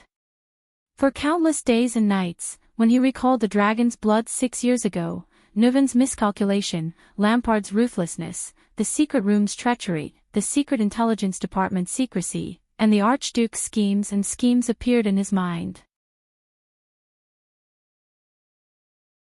But there is only a thin line between extreme prosperity and extreme decline. This is the general trend, Thales. Quick Rope's tone became more and more anxious. After returning from the sea and narrowly escaping death, I understood that history is not controlled by individuals like us, who seem to have high statuses and extraordinary power. Instead, it is determined by the world's countless unstoppable waves, unfathomable whirlpools, tides that shake thousands of miles, and trade winds. If the tide is stopped, no matter how sturdy a warship is, it will still be crushed to pieces. If it is set to sail with the wind, no matter how fragile a sampan is, it will still be able to travel thousands of miles. In front of it, even the mightiest of heroes will be powerless, and even the most insignificant commoners will be able to reach the top. Too many people only see conspiracies and schemes, open strife and veiled strife, heroes and bandits. But in the face of a raging tide, an individual is too insignificant. There is actually very little that we can do. No one can go against the tide and turn the tide. That is just an illusion that we have for those who have surfaced at the end of the tide. Forget about my father. Even if the King of Renaissance and the Dragon Knight King are reincarnated, it will be the same, even if my father succeeds in handing the throne to me. His voice trembled slightly. I can see it very clearly. No matter who sits on the throne, Dragon Cloud City is destined to decline after reaching its peak. No matter who leads the kingdom of the Great Dragon, Extet will also have its ups and downs. Quick Rope stared at Thales silently. Just like the royal bloodline that runs through your veins, just like the once insufferably arrogant empire. Thales subconsciously clenched his fists. Do you think that Dragon Cloud City is in a precarious and unstable state because of an archduchess? Do you think that it is definitely a bad thing? Quick Rope lowered his head. How would you know that if the current Dragon Cloud City after King Nuven was still inherited by a legitimate male descendant and still held the authority of the born king, then the new king and the old suzerains would not deal with Dragon Cloud City with pressure and tactics that are 100 times more terrifying than they are now? Like ants nibbling away at the carcasses of insects, they would eat us until only our remains are left. I'm not them, Thales. I'm not my father, I'm not Soria, and I'm not my cousin, Chapman Lampard, who killed his own brother. Quick Rope crossed his arms over his chest. His voice was trembling. I cannot do it. In that kind of abyss-like, hopeless situation, in that kind of air filled with conspiracies and schemes, in that kind of breathless air, in those days when everyone lived in hell, other than bringing Dragon Cloud City to destruction.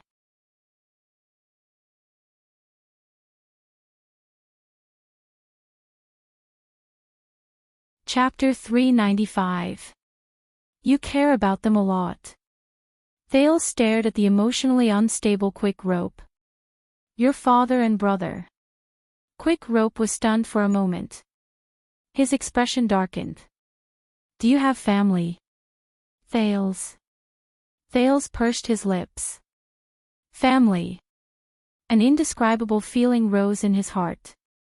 I probably have family in those scattered and fragmented memories.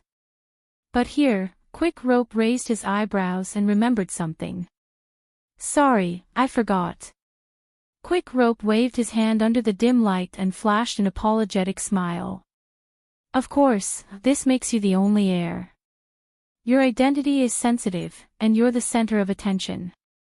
Thales nodded wordlessly. But I do. Quick Rope's smile slowly disappeared.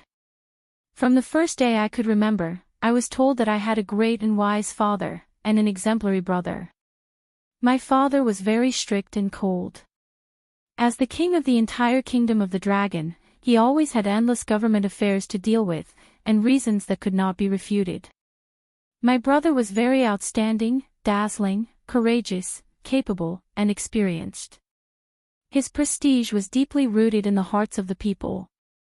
Quick Rope shifted his shoulders. His expression was indiscernible in the darkness where the light from the fire could not reach.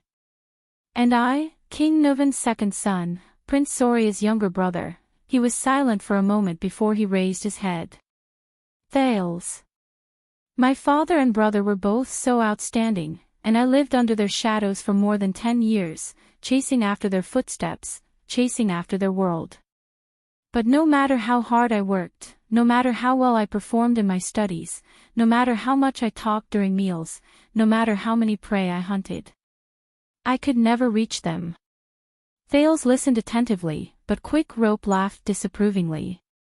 Until Gings, the female official, told me, his eyes reflected the light, and there was an indescribable emotion in them. I am his younger brother. I was born to assist and serve him. Soria is destined to become the Archduke of Dragon Cloud City, and even the King of Extet. I want to respect him from the bottom of my heart, obey him, be loyal to him, and become his assistant and arm. I can only follow the rules and complete my studies in an upright manner, grow up, become an adult, and be an ordinary Northland noble who is neither outstanding nor bad. That is enough. Quick Rope took a deep breath. There was a barely noticeable teasing tone in his voice. After I become an adult, as the younger brother of the future king, I will have my own small piece of land. I will be given the title of a baron or even a viscount. I will have my own family name and my own family. I will bask in the glory of the dragon spear branch. Or, as a chess piece in a marriage alliance, I will marry a wife, have children, grow old, die, and wait for my descendants to write my name between the two genealogies.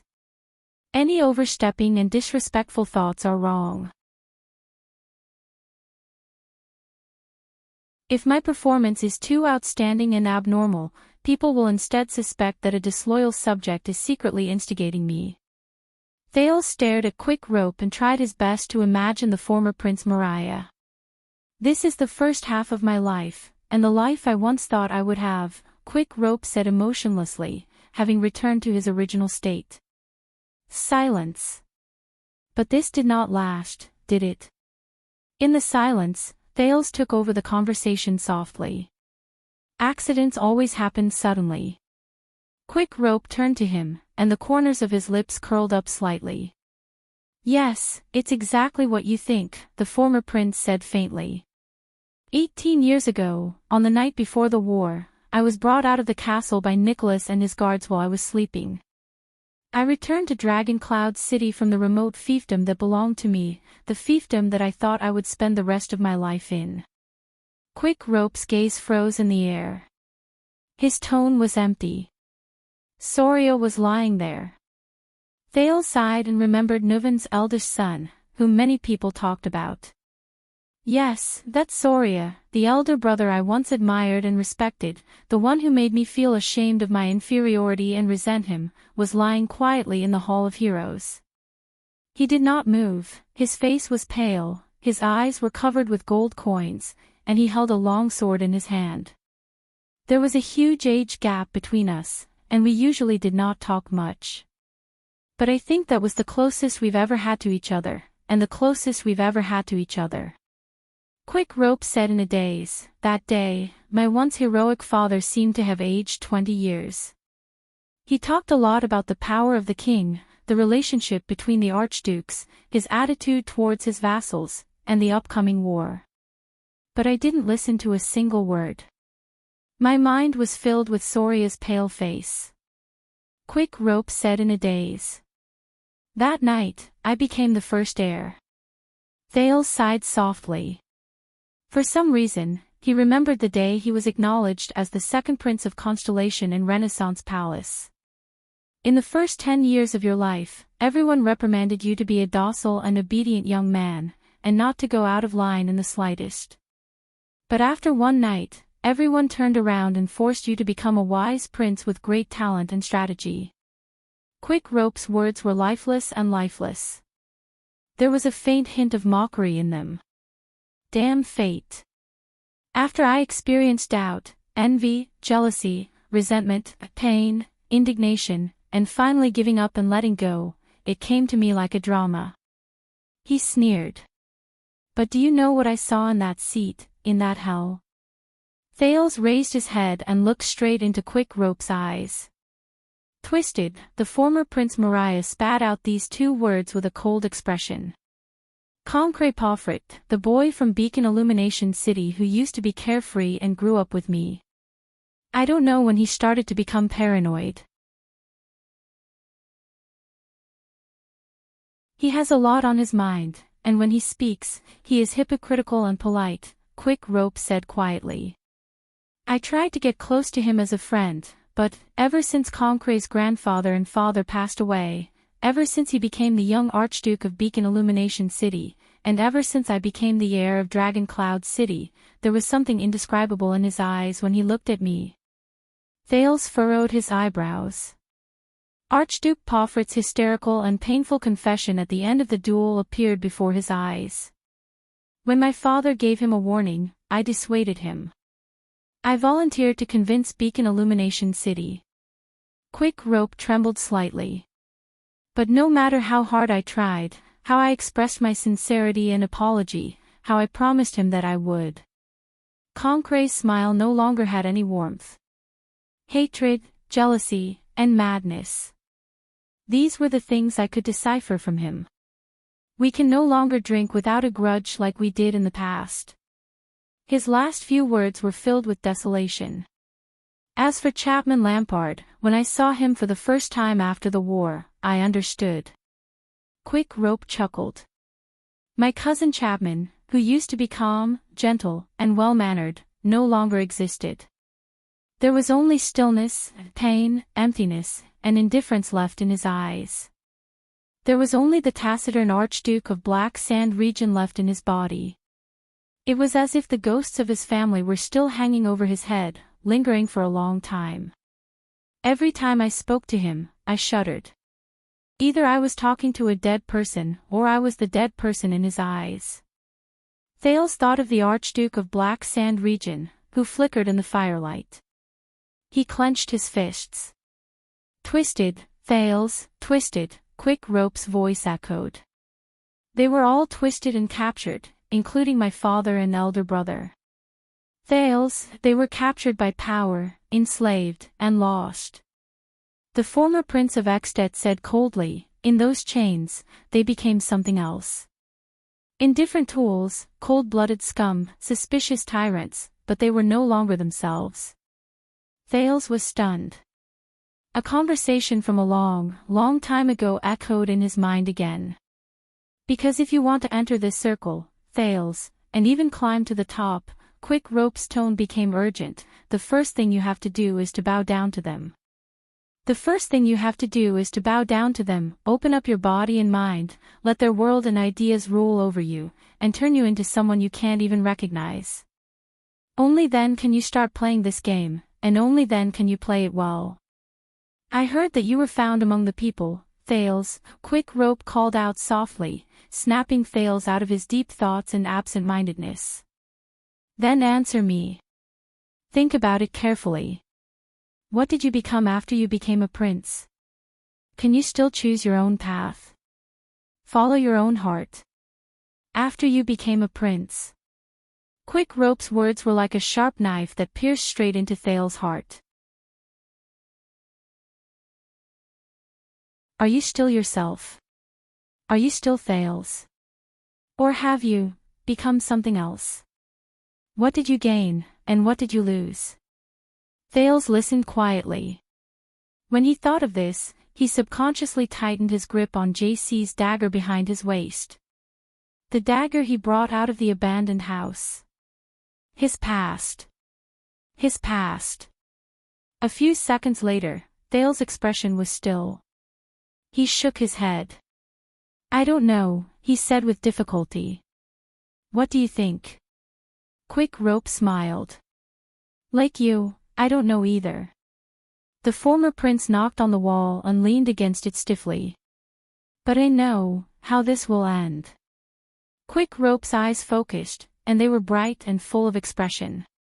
I don't know how Soria died, and no one told me what was going on with that strange hunt, but ever since I became the damn heir, I think I understand. Soria was destined to meet his end.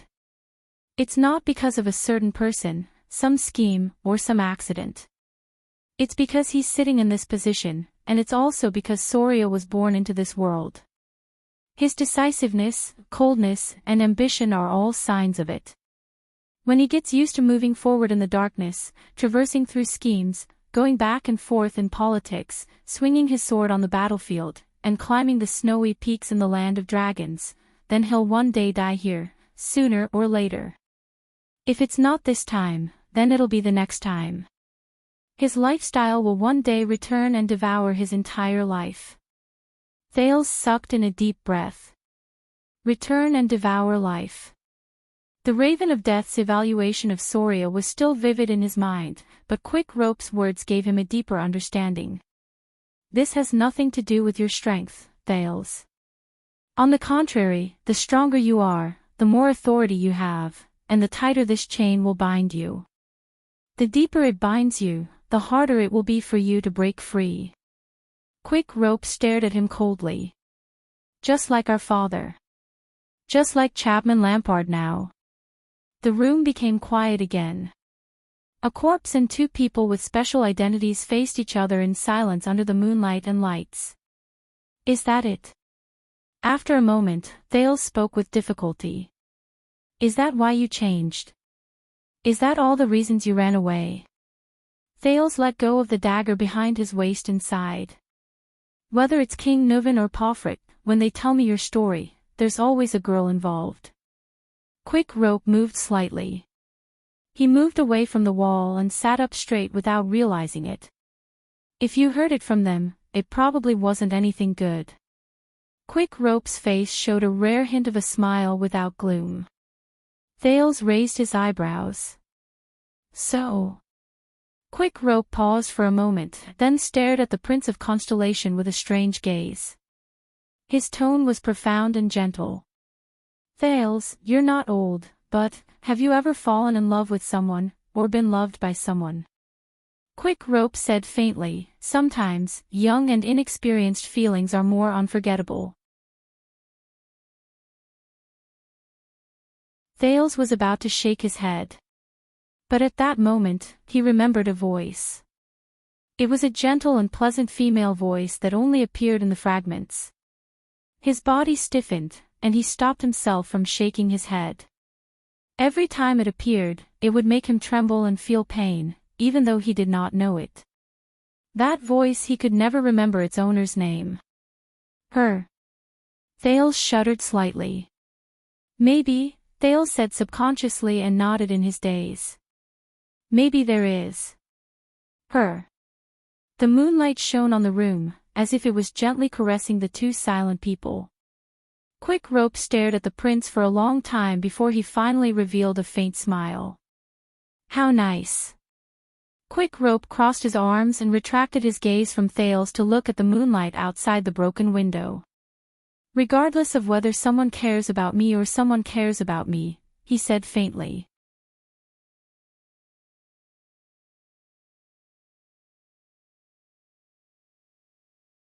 Chapter 396. Blade Fang's camp was under curfew, and only the faintly discernible sound of the wind could be heard on the streets. The two people in the small house looked at each other in silence. After I saw the tragedy of Black Sand region, and after I returned from Beacon Illumination City, I returned to my old fief and locked myself up in the days when I was at my most dejected, dispirited, defeated, annoyed, and in constant conflict with my father. Quick Rope stared at the flickering lights gloomily. In the wilderness of a remote country, I met Dana. When he heard the unfamiliar name, Thales could not help but frown. Dana. Quick Rope still looked absent-minded. On the surface, she was just an ordinary shepherdess. That afternoon, I impatiently told her that I was a relative of the disciplinary officer nearby, that it was an accident that I broke into the sheep pen she guarded, and that it was impossible for me to steal her sheep. Her eyes immediately lit up, and she demanded 20 silver coins from me for scaring one of her milk sheep. Quick Rope was immersed in the memories of the past. He snickered. She lost a female sheep with milk, and turned around to extort a fat, rich sheep. Why not? That's how we met the domineering shepherdess and the sheep thief who gave up on himself. Thales watched Quick Rope's expression and found that his gaze was incredibly gentle. He could not help but ask, what's so special about her? Quick Rope raised his head and curled up the corners of his lips. Oh, Dana was the most special. Quick Rope looked like a normal person who was showing off his virtuous wife to his neighbor. His expression was amused, and his tone was smug. Especially after she was raised by a boorish old dwarf. She was always smiling, lively, and unrestrained, even after her adoptive father passed away. Even by the Northlander standards, she was very unreserved. Her dwarf adoptive father taught her how to herd sheep by swinging a hammer. God, it really hurt when she hit me with her shepherd's staff. Mariah, who had changed his name, was still smiling. Thales could read Quick Rope's unique relaxation from his grumbling. Obviously, he did not hate Dana's staff as much as he said. Dana has 2 jobs. One is shepherding the sheep and milking the cows, and the other is helping out in the tavern. She's a smart girl. When he talked about the girl, Quick Rope beamed with delight. She once waved her staff and chased away 5 or 6 sheep thieves. She also beat up the village chief, who had a lustful heart, until he was scared out of his wits. She also used flowery words to coax the customers who tried to take advantage of her into emptying their wallets. She also knew how to use tricks to tease the tavern owner who deducted her wages. She also fought back against the owner's daughter who bullied her. As he listened to her, Thales lowered his head and pictured this unusual shepherd girl in his mind. She was shrewd, cheerful, and the way she waved her staff was like a fierce and adorable wolf cub. She used her forelimbs to protect her food while she bared her fangs and brandished her claws at the people around her. She often counted the coins hidden under the bed with her eyes glittering, but she was not like the other girls in the village who only wanted to save their dowry and live the rest of their lives on a man who was willing to marry her. She did not dress up in the most glamorous way, hoping to become the mistress of a certain big shot. Because she always believed that her life would not be bound by anything. Quick Rope's eyes dimmed. She was the exact opposite of me. He stared at the lights with an infatuated look. She believed that one day, she would save enough money and board a carriage that would head out of the village. She would arrive at the port of Elifure City, buy a ship, and become a female navigator who explored the world. She would travel around the world, and spend her life's brilliance amidst the stormy waves and mirages. A female navigator. Thales remembered something and subconsciously looked at Quick Rope. But she did not know that other than passengers, the sailing ships did not accept women. They thought that women on the sea were ominous. Quick Rope lowered his gaze, but the corners of his lips were still raised. An old sailor told me that it was said that the sea shepherd maiden did not like the same sex. Thales did not speak. I do not know if it was love, or if it was just an inexperienced fondness, but at least when I lay beside Diana, smelled the scent of goat milk on her body, looked at her cheerful and lively smile, and even tasted the softness of her lips, I could forget a lot of unhappy things. Quick Rope said in a daze, in front of her, I was Mariah, not the heir of the Walking Dead. I could speak my truest desires and thoughts aloud. I did not have to tell her that my desire to travel around the world was a dream of becoming a mercenary, to show that I was a tough Northland warrior. Quick Rope stopped, as if he was savoring his emotions at that moment. The moonlight was shrouded by clouds. The low-quality lamp oil slowly ran out, and the simple house made of clay became darker. But no one wanted to turn on the lights again. What happened after that? Thales asked in the darkness. Quick Rope sucked in a breath and changed his posture. He seemed to have just snapped out of his daze and continued his story. Just like that, I went back and forth between Dragon Cloud City and my fief. I witnessed the darkness and distortions of power, and at the same time, I felt Diana's happiness and gentleness. For Diana and her dream of traveling around the world, I tried to go against my will and cater to my father's requests, but I resisted his urging me to get married. I racked my brains again and again to convince him that the future Archduke of Dragon Cloud City must have a wife who was in line with his political interests, so I could not be hasty. My father was actually very pleased. He thought that I was enlightened and knew how to weigh the pros and cons for Dragon Cloud City. Even though he did not know the reason why I suddenly pulled myself together, he did not care about it. He probably thought that disciplining me was the same as disciplining Soria. Quick Rope snorted. There was a faint hint of sadness in his laughter. But, of course, this could not last. My father still found a good candidate for a wife for me. He asked me to try to amend the Fortress Treaty, even though she and her family were in enemy countries. Fortress Treaty. Enemy countries. At that moment, Thales suddenly raised his head. He could not hide the surprise on his face. So, the diplomatic mission you took 6 years ago, Quick Rope nodded and sighed quietly. Yes, 6 years ago, according to the plan, after the treaty was amended, Dragon Cloud City was to propose marriage to Duke Arun's only daughter, the Lampard family's mortal enemy, who was a noble of the Empire. He shook his head in disgust. Even though Ekstedt had just hanged the old Duke Arund in Cold Castle more than 10 years ago, Thales furrowed his eyebrows. Miranda. How is that possible? Quick Rope sighed. Whether it was the marriage proposal or the treaty, they were just means. My father did not want to let Constellation recover slowly after the war, and he also did not want Black Sand Region to use the fortress as an excuse to raise their army. He wanted to test King Kessel and the Arund family, and at the same time, strike Black Sand Region. The reactions of these three would tell us what to do next. So, this is the purpose of your diplomatic mission, Thales said in a daze. To prepare for the next war or negotiation, whether it be Constellation or Black Sand Region. New Star and Dragon's Blood. He tightened his arms.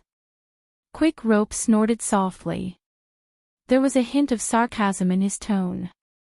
Yes, whether it was to rope in your northern territory, divide Constellation, amend the treaty to obtain benefits, suppress Black Sand Region, or at the same time accumulate prestige for me in the future king selection. My father was always so thorough in his plans. He killed many birds with one stone. He could play a simple matter in so many ways, and the meaning was far-reaching. When King Nuven was mentioned, Quick Rope's mood became much lower. Don't play against him on the same chessboard, Thales, because you don't know how deep his methods are in this game, and how many cards he has up his sleeves. Quick Rope's expression was indifferent. And those who are toyed with by my father and don't know it are extremely sad. Don't play against him on the same chessboard, those who are toyed with by my father and don't know it. Thales' breathing quickened. He remembered the conversation he had with King Chapman in the carriage. When they talked about King Nuven, both he and Chapman could sense a hint of respect and chilliness in each other's eyes that came from the bottom of their hearts. Who would have thought that a person who had been dead for many years could still make them so miserable? Quick Rope's tone was filled with complicated melancholy. I guess Chapman and Concré finally realized this after countless failures against the king. Don't play games with King Nuven. Both of them were silent for a while. What happened next is probably the model for many night novels and bardic poems. Quick Rope forced a smile. My father finally found out that his son and heir was actually infatuated with a shepherdess from the countryside, and because of this, he resisted his mission. Thales raised his eyebrows. I guess the born king wasn't too happy. Not too happy. Quick Rope sneered. There was faint resentment in his tone. Your choice of words is too polite, Thales. And then? Thales asked. Quick Rope paused for a moment. From this moment onwards, his silhouette in the darkness became bleak and desolate. My father sent someone to my fief, Thales. Quick Rope said dejectedly, he found Diana. He found her. There was a long silence. After a long while, Thales finally opened his mouth and asked with great difficulty, what happened? Quick Rope did not seem to have the motivation and desire to continue speaking, but he still spoke again. This time, his voice was hoarse. Diana died. The person who spoke was like a walking corpse. He did not move, and there was no sign of life. On the day I heard the news and rushed back to my fief. Thales held his breath. Quick Rope said dryly, as if he was narrating someone else's story, I pushed the white blade guards away like a madman, but I could only find her body in the sheep pen, which had been cold for a long time. There was still a smile on her face. She was poisoned to death. Quick Rope's voice trembled. There was fear and remorse in his voice as he sobbed. They told me that she committed suicide by taking poison, but... Thales, poisoned to death. At that moment, Thales remembered that night in Heroic Spirit Palace. He remembered King Nuven's exquisite ring. Triumph. He remembered the girl he used to be, Alex. Thales immediately shuddered. The Prince of Constellation held back his words. Only Quick Rope's pained panting could be heard in the house. Finally, Quick Rope calmed down. Chains. Thales snapped out of his daze. What? The chains of power, Thales. At some point in time, Quick Rope's voice became faintly resolute. That night, I stared at Diana's body in a daze, just like how I stared at Soria's body. I suddenly understood that I never broke free from it. Thales listened quietly, but what appeared in his mind was the underground tomb in Renaissance Palace, and the stone jars and urns of various sizes. Raymond Pass in Black Sand region. Ghost Prince Tower in Blade Fang's camp. Asterisk thud. Asterisk Quick Rope leaned back, and the back of his head hit the wall heavily. From the moment I was born, I was shackled like this. Regardless of whether it wanted me to restrain myself, be content with the status quo, and be an obedient and harmless viscount, or urge me to change my path and become an ambitious king who intimidates the people, I never escaped. He gritted his teeth and said, I'm deceiving myself as I'm being pulled by it one after the other, one after the other. I finally understand. Quick Rope came to the edge of the bed. He put his legs on the ground, rested his elbows on his knees, leaned forward, and stared straight at Thales. I could either obey, submit, and let it lock my body and mind tighter and tighter. Quick Rope's tone made Thales' heart tense. Or I could completely abandon it. And become my true self. Thales was silent. Mariah died a long time ago, Thales. He did not die when he was assassinated by the Constellations, or when he fled heroic Spirit Palace, Quick Rope said coldly. Instead, he died when he began his life as Nuvan's son and the Walton bloodline. And it was not until the night I climbed the black track with difficulty and crawled out of Dragon Cloud City that the man named Mariah came to life for the first time. On that day, I saw that I was truly using my own hands to save myself, to reverse fate, and to ruthlessly shatter all illusions and flukes. In the darkness, Quick Rope's eyes shone brightly. I completely spurned this power, but in reality, it was a chain that imprisoned me. I resolutely said no to it and everything it represented, including the compulsion and restraint in the glorified name of responsibility, the hypocrisy and pretentiousness known as virtue, and the self-deception known as righteousness. Quick Rope's voice faded away, leaving behind only determination and resolution. After a long time, Thales, who was filled with emotions, finally spoke with difficulty. So, you chose to leave. Thales sighed and said, no matter what kind of infamy you might have to bear, a coward, or a shirker. Quick Rope laughed disapprovingly. You can think whatever you want, but Thales' next sentence caused Quick Rope to be slightly stunned. Perhaps sometimes, compared to obeying the world's gaze and walking down the path that others expect, this requires more courage. There was a hint of emotion in Thales' tone. Perhaps. Quick Rope's gaze on him slowly changed. It was no longer that faintly discernible playfulness, but seriousness and seriousness. The moonlight peeked through the clouds again, and its silver glow shone down. The two princes stared at each other quietly. Thales sensed the determination and resolution in Quick Rope's eyes, as well as the faint hesitation and bewilderment. Thales could not help but ask, but how did you do it, Mo Quick Rope? How did you never turn back? Can you really let go of those things so easily? Have you never regretted it during the days you left? This time, it was Quick Rope's turn to be stunned. He was deep in thought. For a moment, Thales found a hint of struggle between his brows. But in the end, Quick Rope relaxed his brows. 6 years ago, when I came back alive from the sea and heard about the upheaval in Extet and the death of my father, I was also shocked, despaired, and regretted it.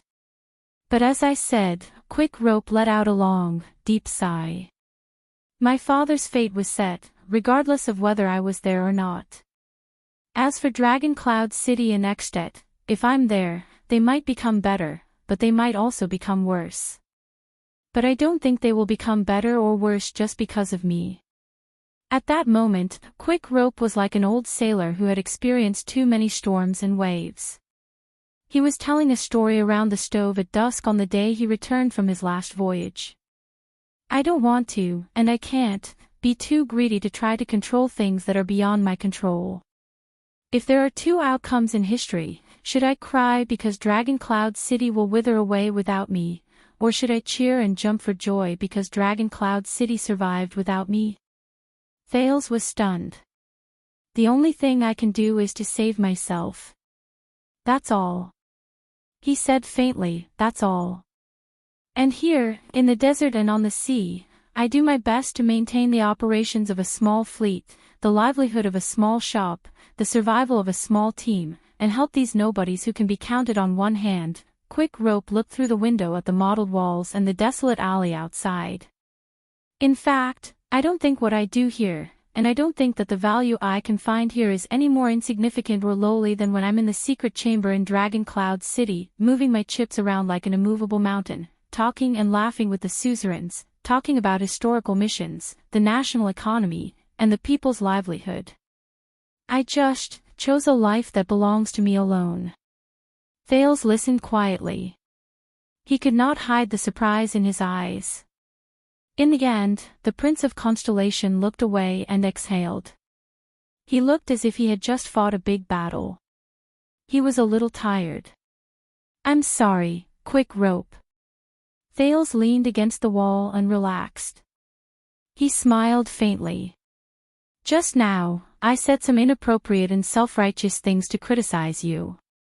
You know, when I suddenly met the culprit who made you a hostage in a foreign country for 6 years, Thales spread his hands. Quick Rope looked up. There was a smile in his eyes. I understand. So, you've calmed down. Is the interrogation over? The two of them looked at each other and smiled. The once unfamiliar hostility slowly disappeared. Yes. I understand. That was your choice, Thales said softly, letting go of the grudge in his heart.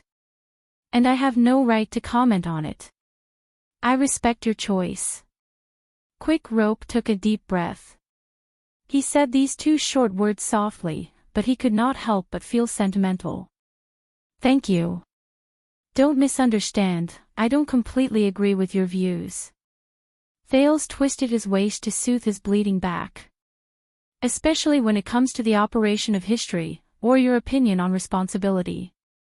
Quick Rope blinked. But you said that you respect my choice. This is far more valuable than completely agreeing. Quick Rope quietly watched Thales' silhouette in the dark. He smiled. Thank you. Thales raised his eyebrows. All right, I accept. He snorted softly. But Quick Rope shook his head. No. This thank you is for Alex. At that moment, Thales froze. Quick Rope looked at Thales seriously.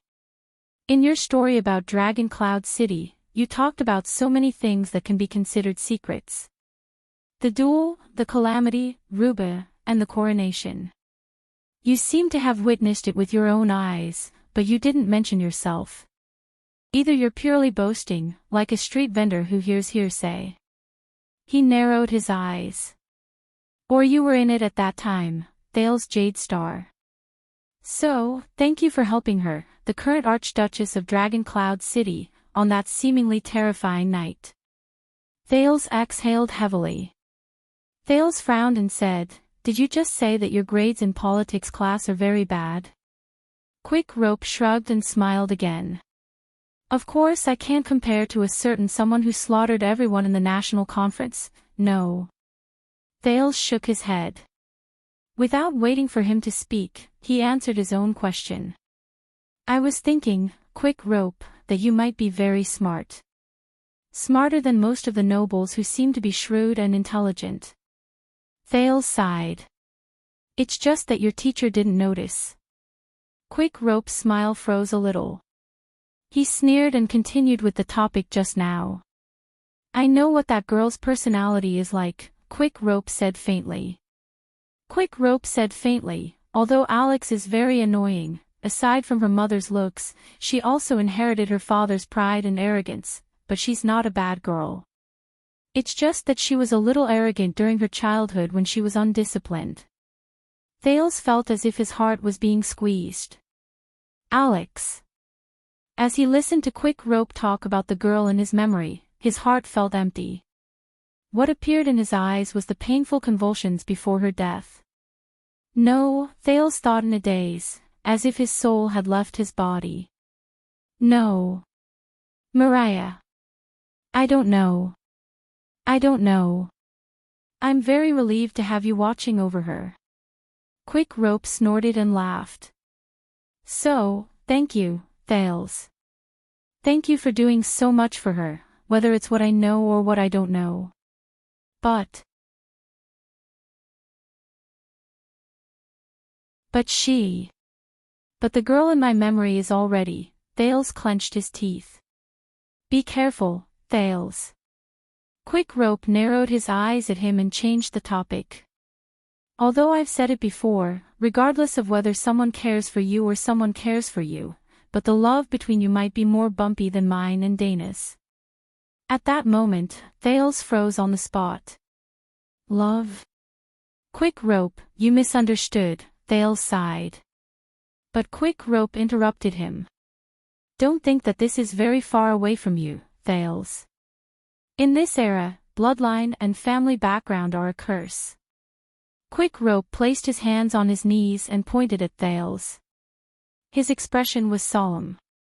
With your status, there will come a day when someone's family, friends, people with prestige, and people you trust will come to you and tell you righteously and sternly that for a greater benefit, for a greater number of people, and for a greater goal, you must surrender yourself, including your love, your life, and your freedom. Surrender to them, become their captive, and join their game. Thales was stunned. And your choice will determine what kind of person you are. Quick Rope stared at Thales, making the latter rather uneasy. Quick Rope's expression did not change. But no matter what you choose, no matter what you sacrifice or leave behind, you have to make sure that this is your own choice, Thales. Don't let others decide for you. The former Prince of Extet's gaze tensed. Never.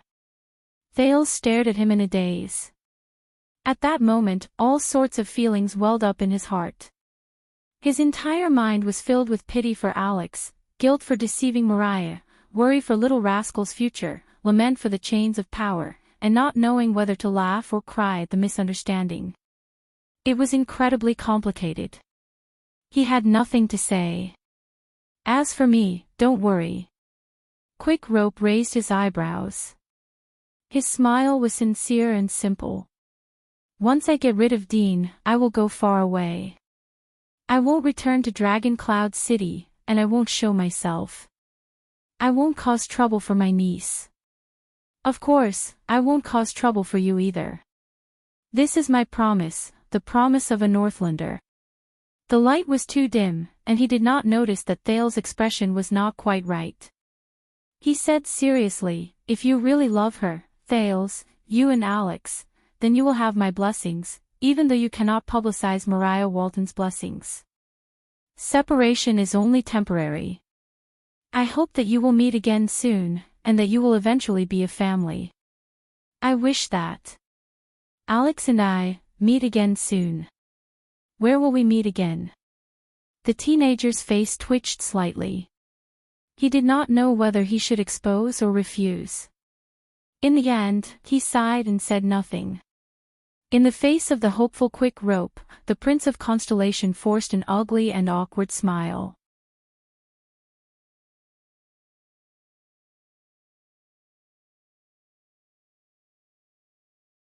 Chapter 397. In the quiet and remote little house, the two of them looked at each other. What should we do next? Thales said worriedly, I mean you. Quick Rope shrugged. Find a good explanation for this scene. Louisa and the others should be back tomorrow morning. I don't want to be caught red-handed by them. You're not leaving right away. Dean is dead, and Quick Rope, who was in the same team, is missing. Quick Rope rejected him bluntly. Do you think the people in the secret room are fools? I need to find a cover, Thales. I need to find someone who won't be suspicious. Thales stared at Dean on the ground and said thoughtfully, but a lie always needs more lies to cover it up, unless we can guarantee that this guy has mysteriously disappeared and no one knows about it, and that he will never appear again. Quick Rope rolled his eyes and put on a fawning expression. If you don't intend to kill me or capture me to do anything shameful, Honorable Prince Thales. Quick Rope rubbed his hands and looked like he was trying to sell insurance money. Can you go to the Constellation officials in the camp and ask them to dispose of the body in secret? I'll be innocent, you'll go home, everyone will be happy. Thales snorted softly. Do you think the people in the Secret Intelligence Department are fools? Quick Rope blinked. But you're a prince. Thales frowned. What I mean is. Quick Rope extended his hands and patted himself, then politely gestured to Thales. He smiled awkwardly and said, "The kind that can see the light." "Prince, see the light." Thales sighed and refused. The composition of the Constellatiate army in the camp is complicated. The main force is searching for me in the desert. The local nobles and the central forces of the royal family don't like each other. They give me a bad feeling. It's better not to count on them to keep their mouths shut for me. Quick Rope raised his eyebrows. "Oh my bright moon, do you see this? This is the chain of power." He shook his finger and clicked his tongue. "Be careful, Thales, you're already trapped in it." Thales rolled his eyes at him without hiding it. "How about this? You can tell your people half of the truth to cover for me." Quick Rope scratched his head. "For example, this secret room spy is here to capture you." Thales shook his head. "You've been outside for too long, Quick Rope. You've underestimated how paranoid those people can be. The spy sent by the secret room has been lurking in the shadows for 5 whole years. As long as it's the connections he's in contact with, the places he's been to, the news he's concerned about on a daily basis, his unique behavior, and his intentional dressing. I don't think the Secret Intelligence Department would miss these things. Do you want to bet your life on the Black Prophet's carelessness, or on his pure kindness?" Quick Rope's face fell. "Phew, maybe I shouldn't have shown up." He leaned against the wall miserably. "Indeed, I shouldn't have," Thales muttered. When Quick Rope heard that, he protested, "Hey, I just saved your butt." Thales pursed his lips. "How do you know that I will definitely suffer?" Thales stared at Dean, who was on the ground, as he racked his brains for a solution. He did not forget to retaliate. "I'm the best at desperate counterattacks." Quick Rope gave him a look that said, "I'd be a fool to believe you." "Then, we can only deal with him ourselves." Thales sighed in resignation. "All right." The young man stood up and picked up his luggage. "Where are we going to dig?" "Digging? Just the two of us amateurs." Quick Rope patted Thales earnestly and wagged his finger. "No, no, no, we'll definitely be discovered." "What do you mean?" Quick Rope looked like he had been through this before. He smiled mysteriously and said, "This is Blade Fang's camp. We'll follow the rules here." Thales put on a look as if he was all ears. "We have to find a professional, the kind who will do anything for money and won't ask too many questions." Quick Rope shook his head, and his eyes became brighter. "He's experienced and has a lot of connections. He knows how to deal with a corpse quietly." Thales thought of something. "A professional? You're talking about?" Quick Rope snapped his fingers. "Yes, that's him." As he stared at Quick Rope's faintly smiling face, Thales suddenly had an ominous feeling. 10 minutes later, we'll be there after we turn a corner. Wait, let's keep a lookout first. All right, we can go. Hey, be gentler, gentler, this guy is so heavy. Under the dim moonlight, Thales and Quick Rope laboriously carried a sack the size of a man, one in front of the other, and turned a corner.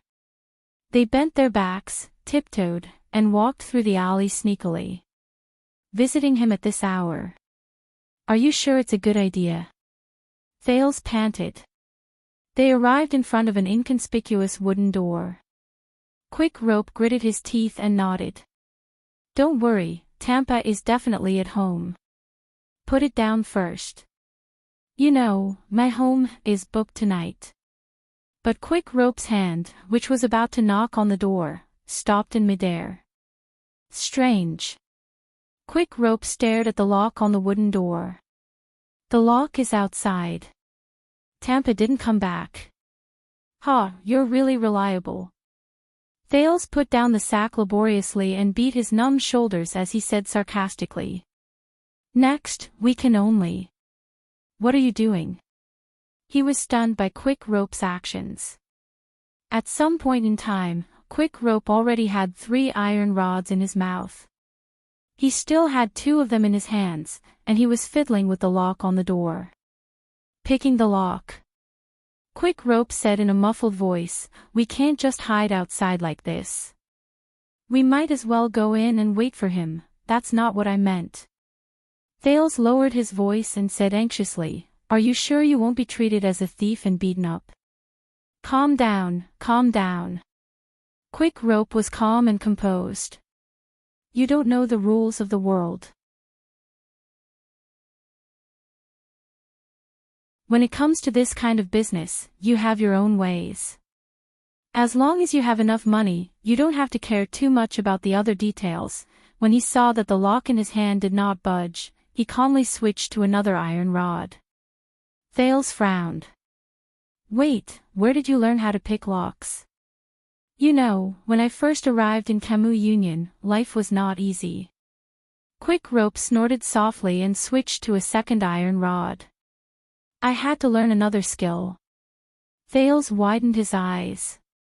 "A skill? If your father knew that his son was a thief in Camus Union," he said in disbelief. "I'm sorry, I embarrassed Raikuru and Chara by being a thief," Quick Rope said sarcastically without any apologies. He impatiently switched to the third iron rod. "But seriously, damn it, Tampa must have gotten a new lock. This thing is even tighter than a virgin." What was I talking about? Annoyed, he clumsily shook the unmovable lock. In the end, he had no choice but to switch to the first iron rod. "Do you really know how to pick locks?" Thales looked at him doubtfully.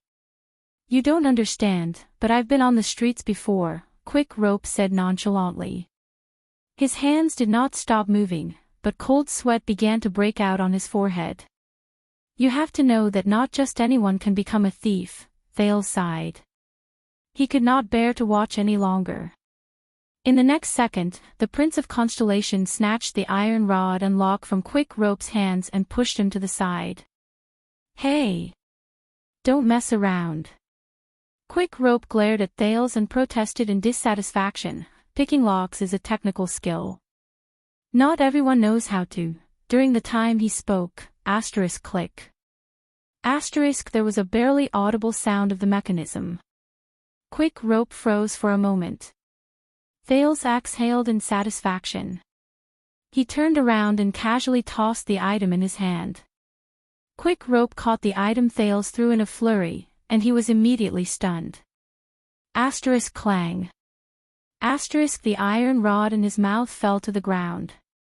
Quick Rope stared at the item in his hand in a daze. His mouth was so wide that an egg could be stuffed in it. Impossible. His voice was laced with an aggrieved sob. It was 2 iron rods stuck in it, something that had already been opened, the lock. 3 seconds later, Quick Rope held the lock. His face was filled with grief and indignation, as if he had been deceived. He said in a trembling voice, "Why are you so skilled?" The Prince of Constellation shrugged indifferently and opened the wooden door with a relaxed expression. "Come on." Thales pointed at the lock in a nonchalant manner. "Picking locks is something like, everyone knows how to do it." Quick Rope froze. Once he finished speaking, the prince, who was trying his best to hold back his laughter, bent down to worry about the sack. Quick Rope was left alone, staring at the lock in his hand in disbelief. He wanted to cry, but no tears came out. His emotions were complicated. He looked at the lock, then at Thales' back. "Maybe, no, definitely, I must have pried it loose first," he said dryly. "Yes, that must be it. It must be." When he thought of this, Quick Rope's mood became much better. If that's the case, Quick Rope smiled and thought contentedly, "My skills have improved. In the past, this kind of lock can't be opened." But just as the 2 princes bent down and were about to lift the sack, 2 light swords silently extended from the darkness behind the door, and were placed on Thales and Quick Rope's necks. Both of them were shocked. Look, what kind of guest did we have? A face appeared in the house, but it was not Tampa's. It was an unfamiliar young woman. She wore dark red leather armor, and her hair was braided around her forehead. She held two swords at the same time, one on the left and the other on the right. There was a faint smile on her face.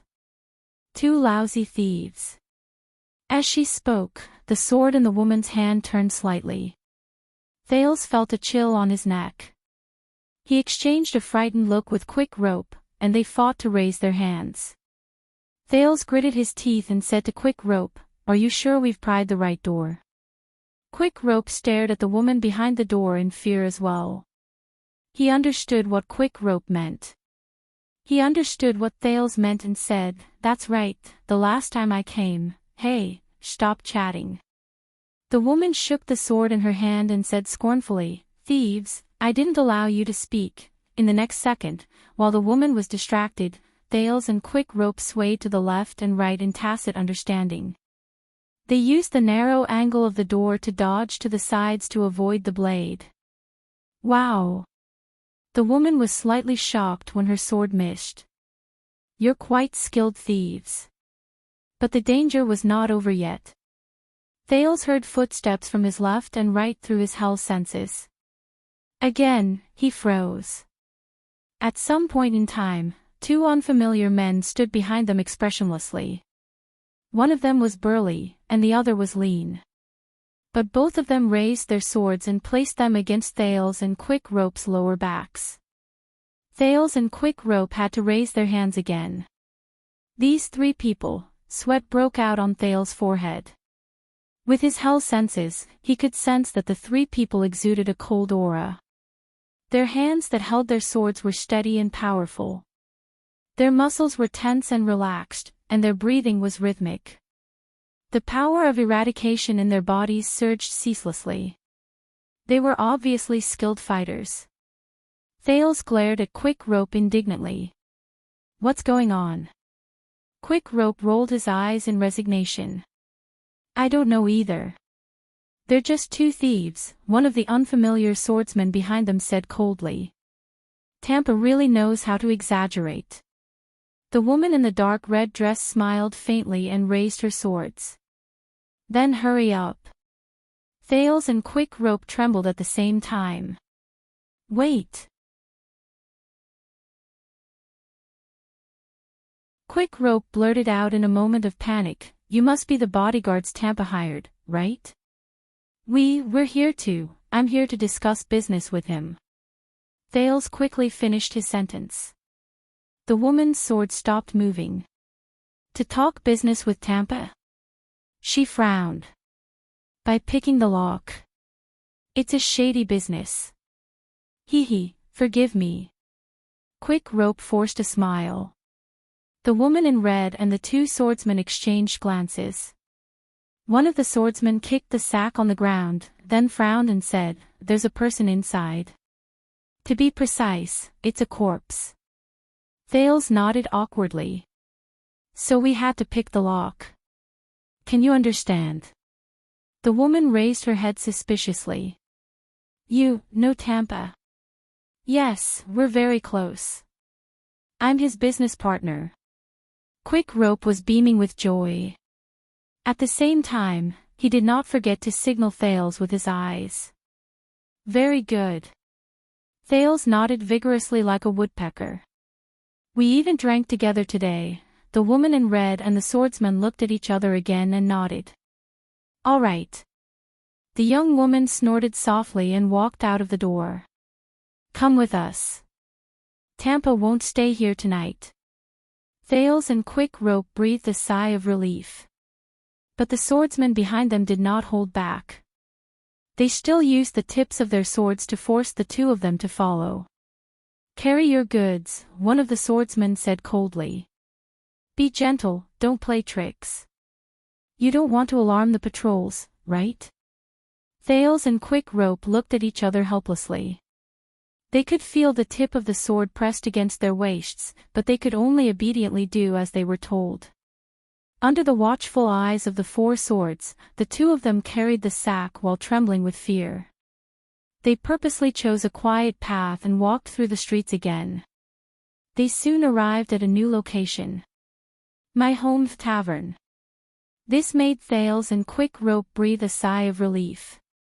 At least, this was indeed Tampa's territory.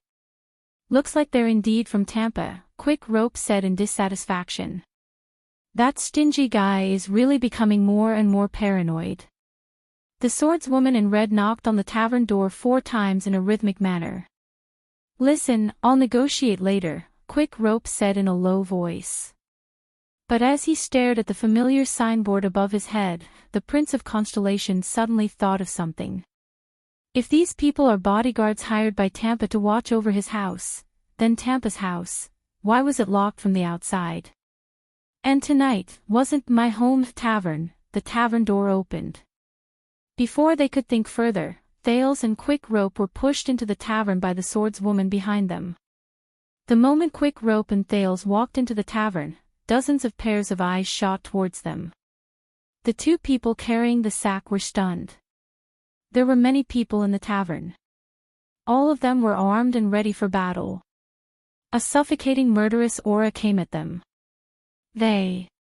Quick Rope mumbled. There was no need for him to remind them. Thales recognized them. They were Blood Whistle. The mercenary group known as the 100 Men Group. Yes, they had booked the entire tavern tonight. But they did not have the drunken, relaxed, and partying scene that Thales imagined. On the contrary, the tavern was eerily quiet. Even the whispers of these mercenaries were low-key and quiet, showing that they were well-trained. Thales' heart was filled with unease. What is going on? What happened to the tavern? Where's Tampa? Let's go inside. The swordswoman in red turned her head and said, Tampa is inside, discussing business with our boss. The mercenaries of Blood Whistle were either sitting or standing. Some were leaning against the wall, some were leaning against the pillar, some were propped up against the table, some were even sitting on the stairs, leaning against the railing on the second floor, and some were even hiding in the corner. Most of them were relaxed, but their gazes were bright. They're like soldiers guarding a bunker. No, Thales shook his head in his heart. Based on the atmosphere, they're like soldier ants guarding an ant nest. When they saw the two princes enter, these people's expressions changed. Their gazes were fierce, and they harbored malicious intentions. Thales panicked and cast a glance at the equally surprised and bewildered Quick Rope. Something doesn't seem right. Quick Rope returned him a glance anxiously. Don't worry. Everything is under control. Under the dozens of cold and terrifying gazes, Thales braced himself. He carried the sack, ignored the malicious smile of the fierce man on his left, and followed the swordswoman forward. A mercenary with a sword on his back and a shield on his back stood in front of them. He raised his hand to stop them from moving forward. He narrowed his eyes slightly and sized up Thales and Quick Rope. Marina, the mercenary said coldly. They have weapons. The swordswoman in red named Marina turned her head around to look at Thales. She looked at the daggers, machetes, and crossbows on their bodies, then laughed involuntarily. Why, Sean, do you think the boss and the others will be afraid of this? As Marina laughed, many of the mercenaries who were sizing up Thales also laughed. But compared to Dante's great sword and the friendly and casual atmosphere, Thales could only feel waves of murderous intent and coldness from the people of Blood Whistle. These people, Thales looked around with an unpleasant expression. He felt that he had fallen into another pit. It was filled with muddy water. Sean, the mercenary who blocked the way, laughed. He seemed to be amused by the joke as well. He patted Marina's shoulder and made way for them. Thales and Quick Rope walked into the center of the tavern anxiously with the sack on their shoulders. Here, the mercenaries maintained their distance, and they were scattered rather sparsely. Only 4 people sat at an empty table in the middle. Thales recognized the man with the scar on his neck at first glance. Tampa. Quick Rope's expression relaxed, and the sack rolled down from his shoulder. He endured the strange atmosphere around him. Hey, I was wondering why I couldn't find you, but Thales noticed that Tampa's expression was extremely unpleasant at that moment, and his sitting posture was stiff. Quick Rope. And you? The tavern owner frowned and looked at the 2 people who came in incredulously. Of course it's us. I say, you're really. Quick Rope's expression was stiff, and his voice slowly became softer. Am I interrupting something? Tampa did not answer him, but his expression became even more unpleasant. The other 3 people at the empty table turned their heads around. A thought appeared in Thales' mind. He recognized the people in front of him. Ricky, who had a smile on his face, the indifferent middle-aged Northlander, and the masked swordsman who had seen the vicissitudes of life. It's them. The first 3 people from Blood Whistle who came to the tavern and booked a table. I only met these 2 people just now. Marina put her swords back into the scabbards at her waist and pursed her lips at Ricky. They were obviously picking the lock, but they said they wanted to do business with him. Ricky nodded. His gaze moved back and forth between Thales and Quick Rope. His gaze made Thales feel terrified, as if he had been seen through from the inside out. Thank you, Marina, he said politely. You've been a great help. Marina nodded in understanding and retreated to the side. I recognize you. Ricky sized up the 2 of them and chuckled softly. Dante's great sword. And you're new to it. Thales and Quick Rope forced a mournful smile. Listen, Tampa. Quick Rope was the first to speak, and he looked like a simple-minded fool. We're done with the business you asked me to do, and we're here tonight to report. He kicked the sack under his feet. At the empty table, Tampa had a strange expression on his face. Ricky turned to Tampa. The tavern owner's face twitched, and he coughed. All right, I got it. Listen, Quick Rope, you go back first. I'll find time to talk business with you tomorrow. I can tell. A thought appeared in Quick Rope's mind. You're a little busy right now. It's fine, we can talk tomorrow, Marina giggled by the side. Ricky was deep in thought. Thales nudged Quick Rope gently. The 2 of them bent down in tacit understanding, ready to pick up the sack. But Thales had only bent down halfway when a boot stopped on the sack in front of his chest. Listen to your mother and stand still, thieves. Marina sat on a chair by the side, raised her slender thighs, and hooked them against Thales' chest with a smile. Thales and Quick Rope glanced at the 2 swords at Marina's waist, then at the mercenaries around them from the corner of their eyes.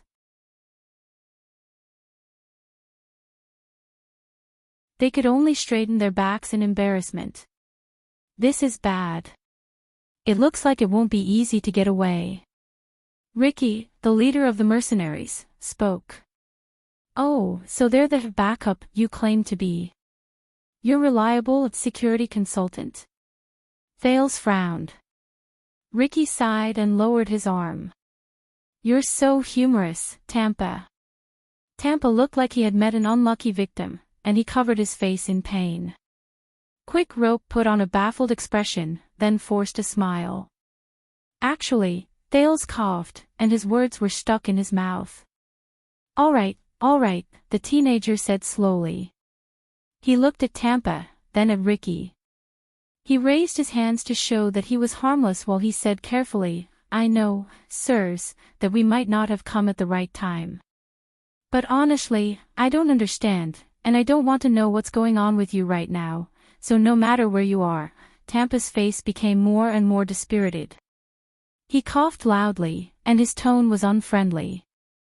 Then get lost. Thales and Quick Rope followed his advice and bent down for the second time to pick up the sack that was out of their reach. But they stopped in the middle of the journey. At some point in time, Marina's sword was placed horizontally in front of their chests. Ah, ah, ah. The delicate and pretty woman opened her mouth playfully, waved the sword in her hand, and clicked her tongue maliciously. If you don't listen to your mother, you'll be spanked. Thales and Quick Rope straightened their backs again with unpleasant expressions on their faces.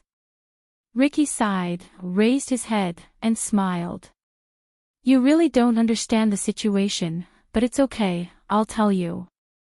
The situation is very simple. Ricky flashed a friendly smile at the two, then pointed at Tampa and said softly, "We, Blood Whistle, are in Tampa's tavern. You're tuning in to the LoveLore Library YouTube channel. We're so grateful for your support, and don't forget to subscribe to join us on this incredible journey through captivating stories. Your generosity through donations truly makes a world of difference, as it's the primary source of revenue that allows me to expand and enhance this channel for you. Thank you from the bottom of my heart for being a part of this adventure."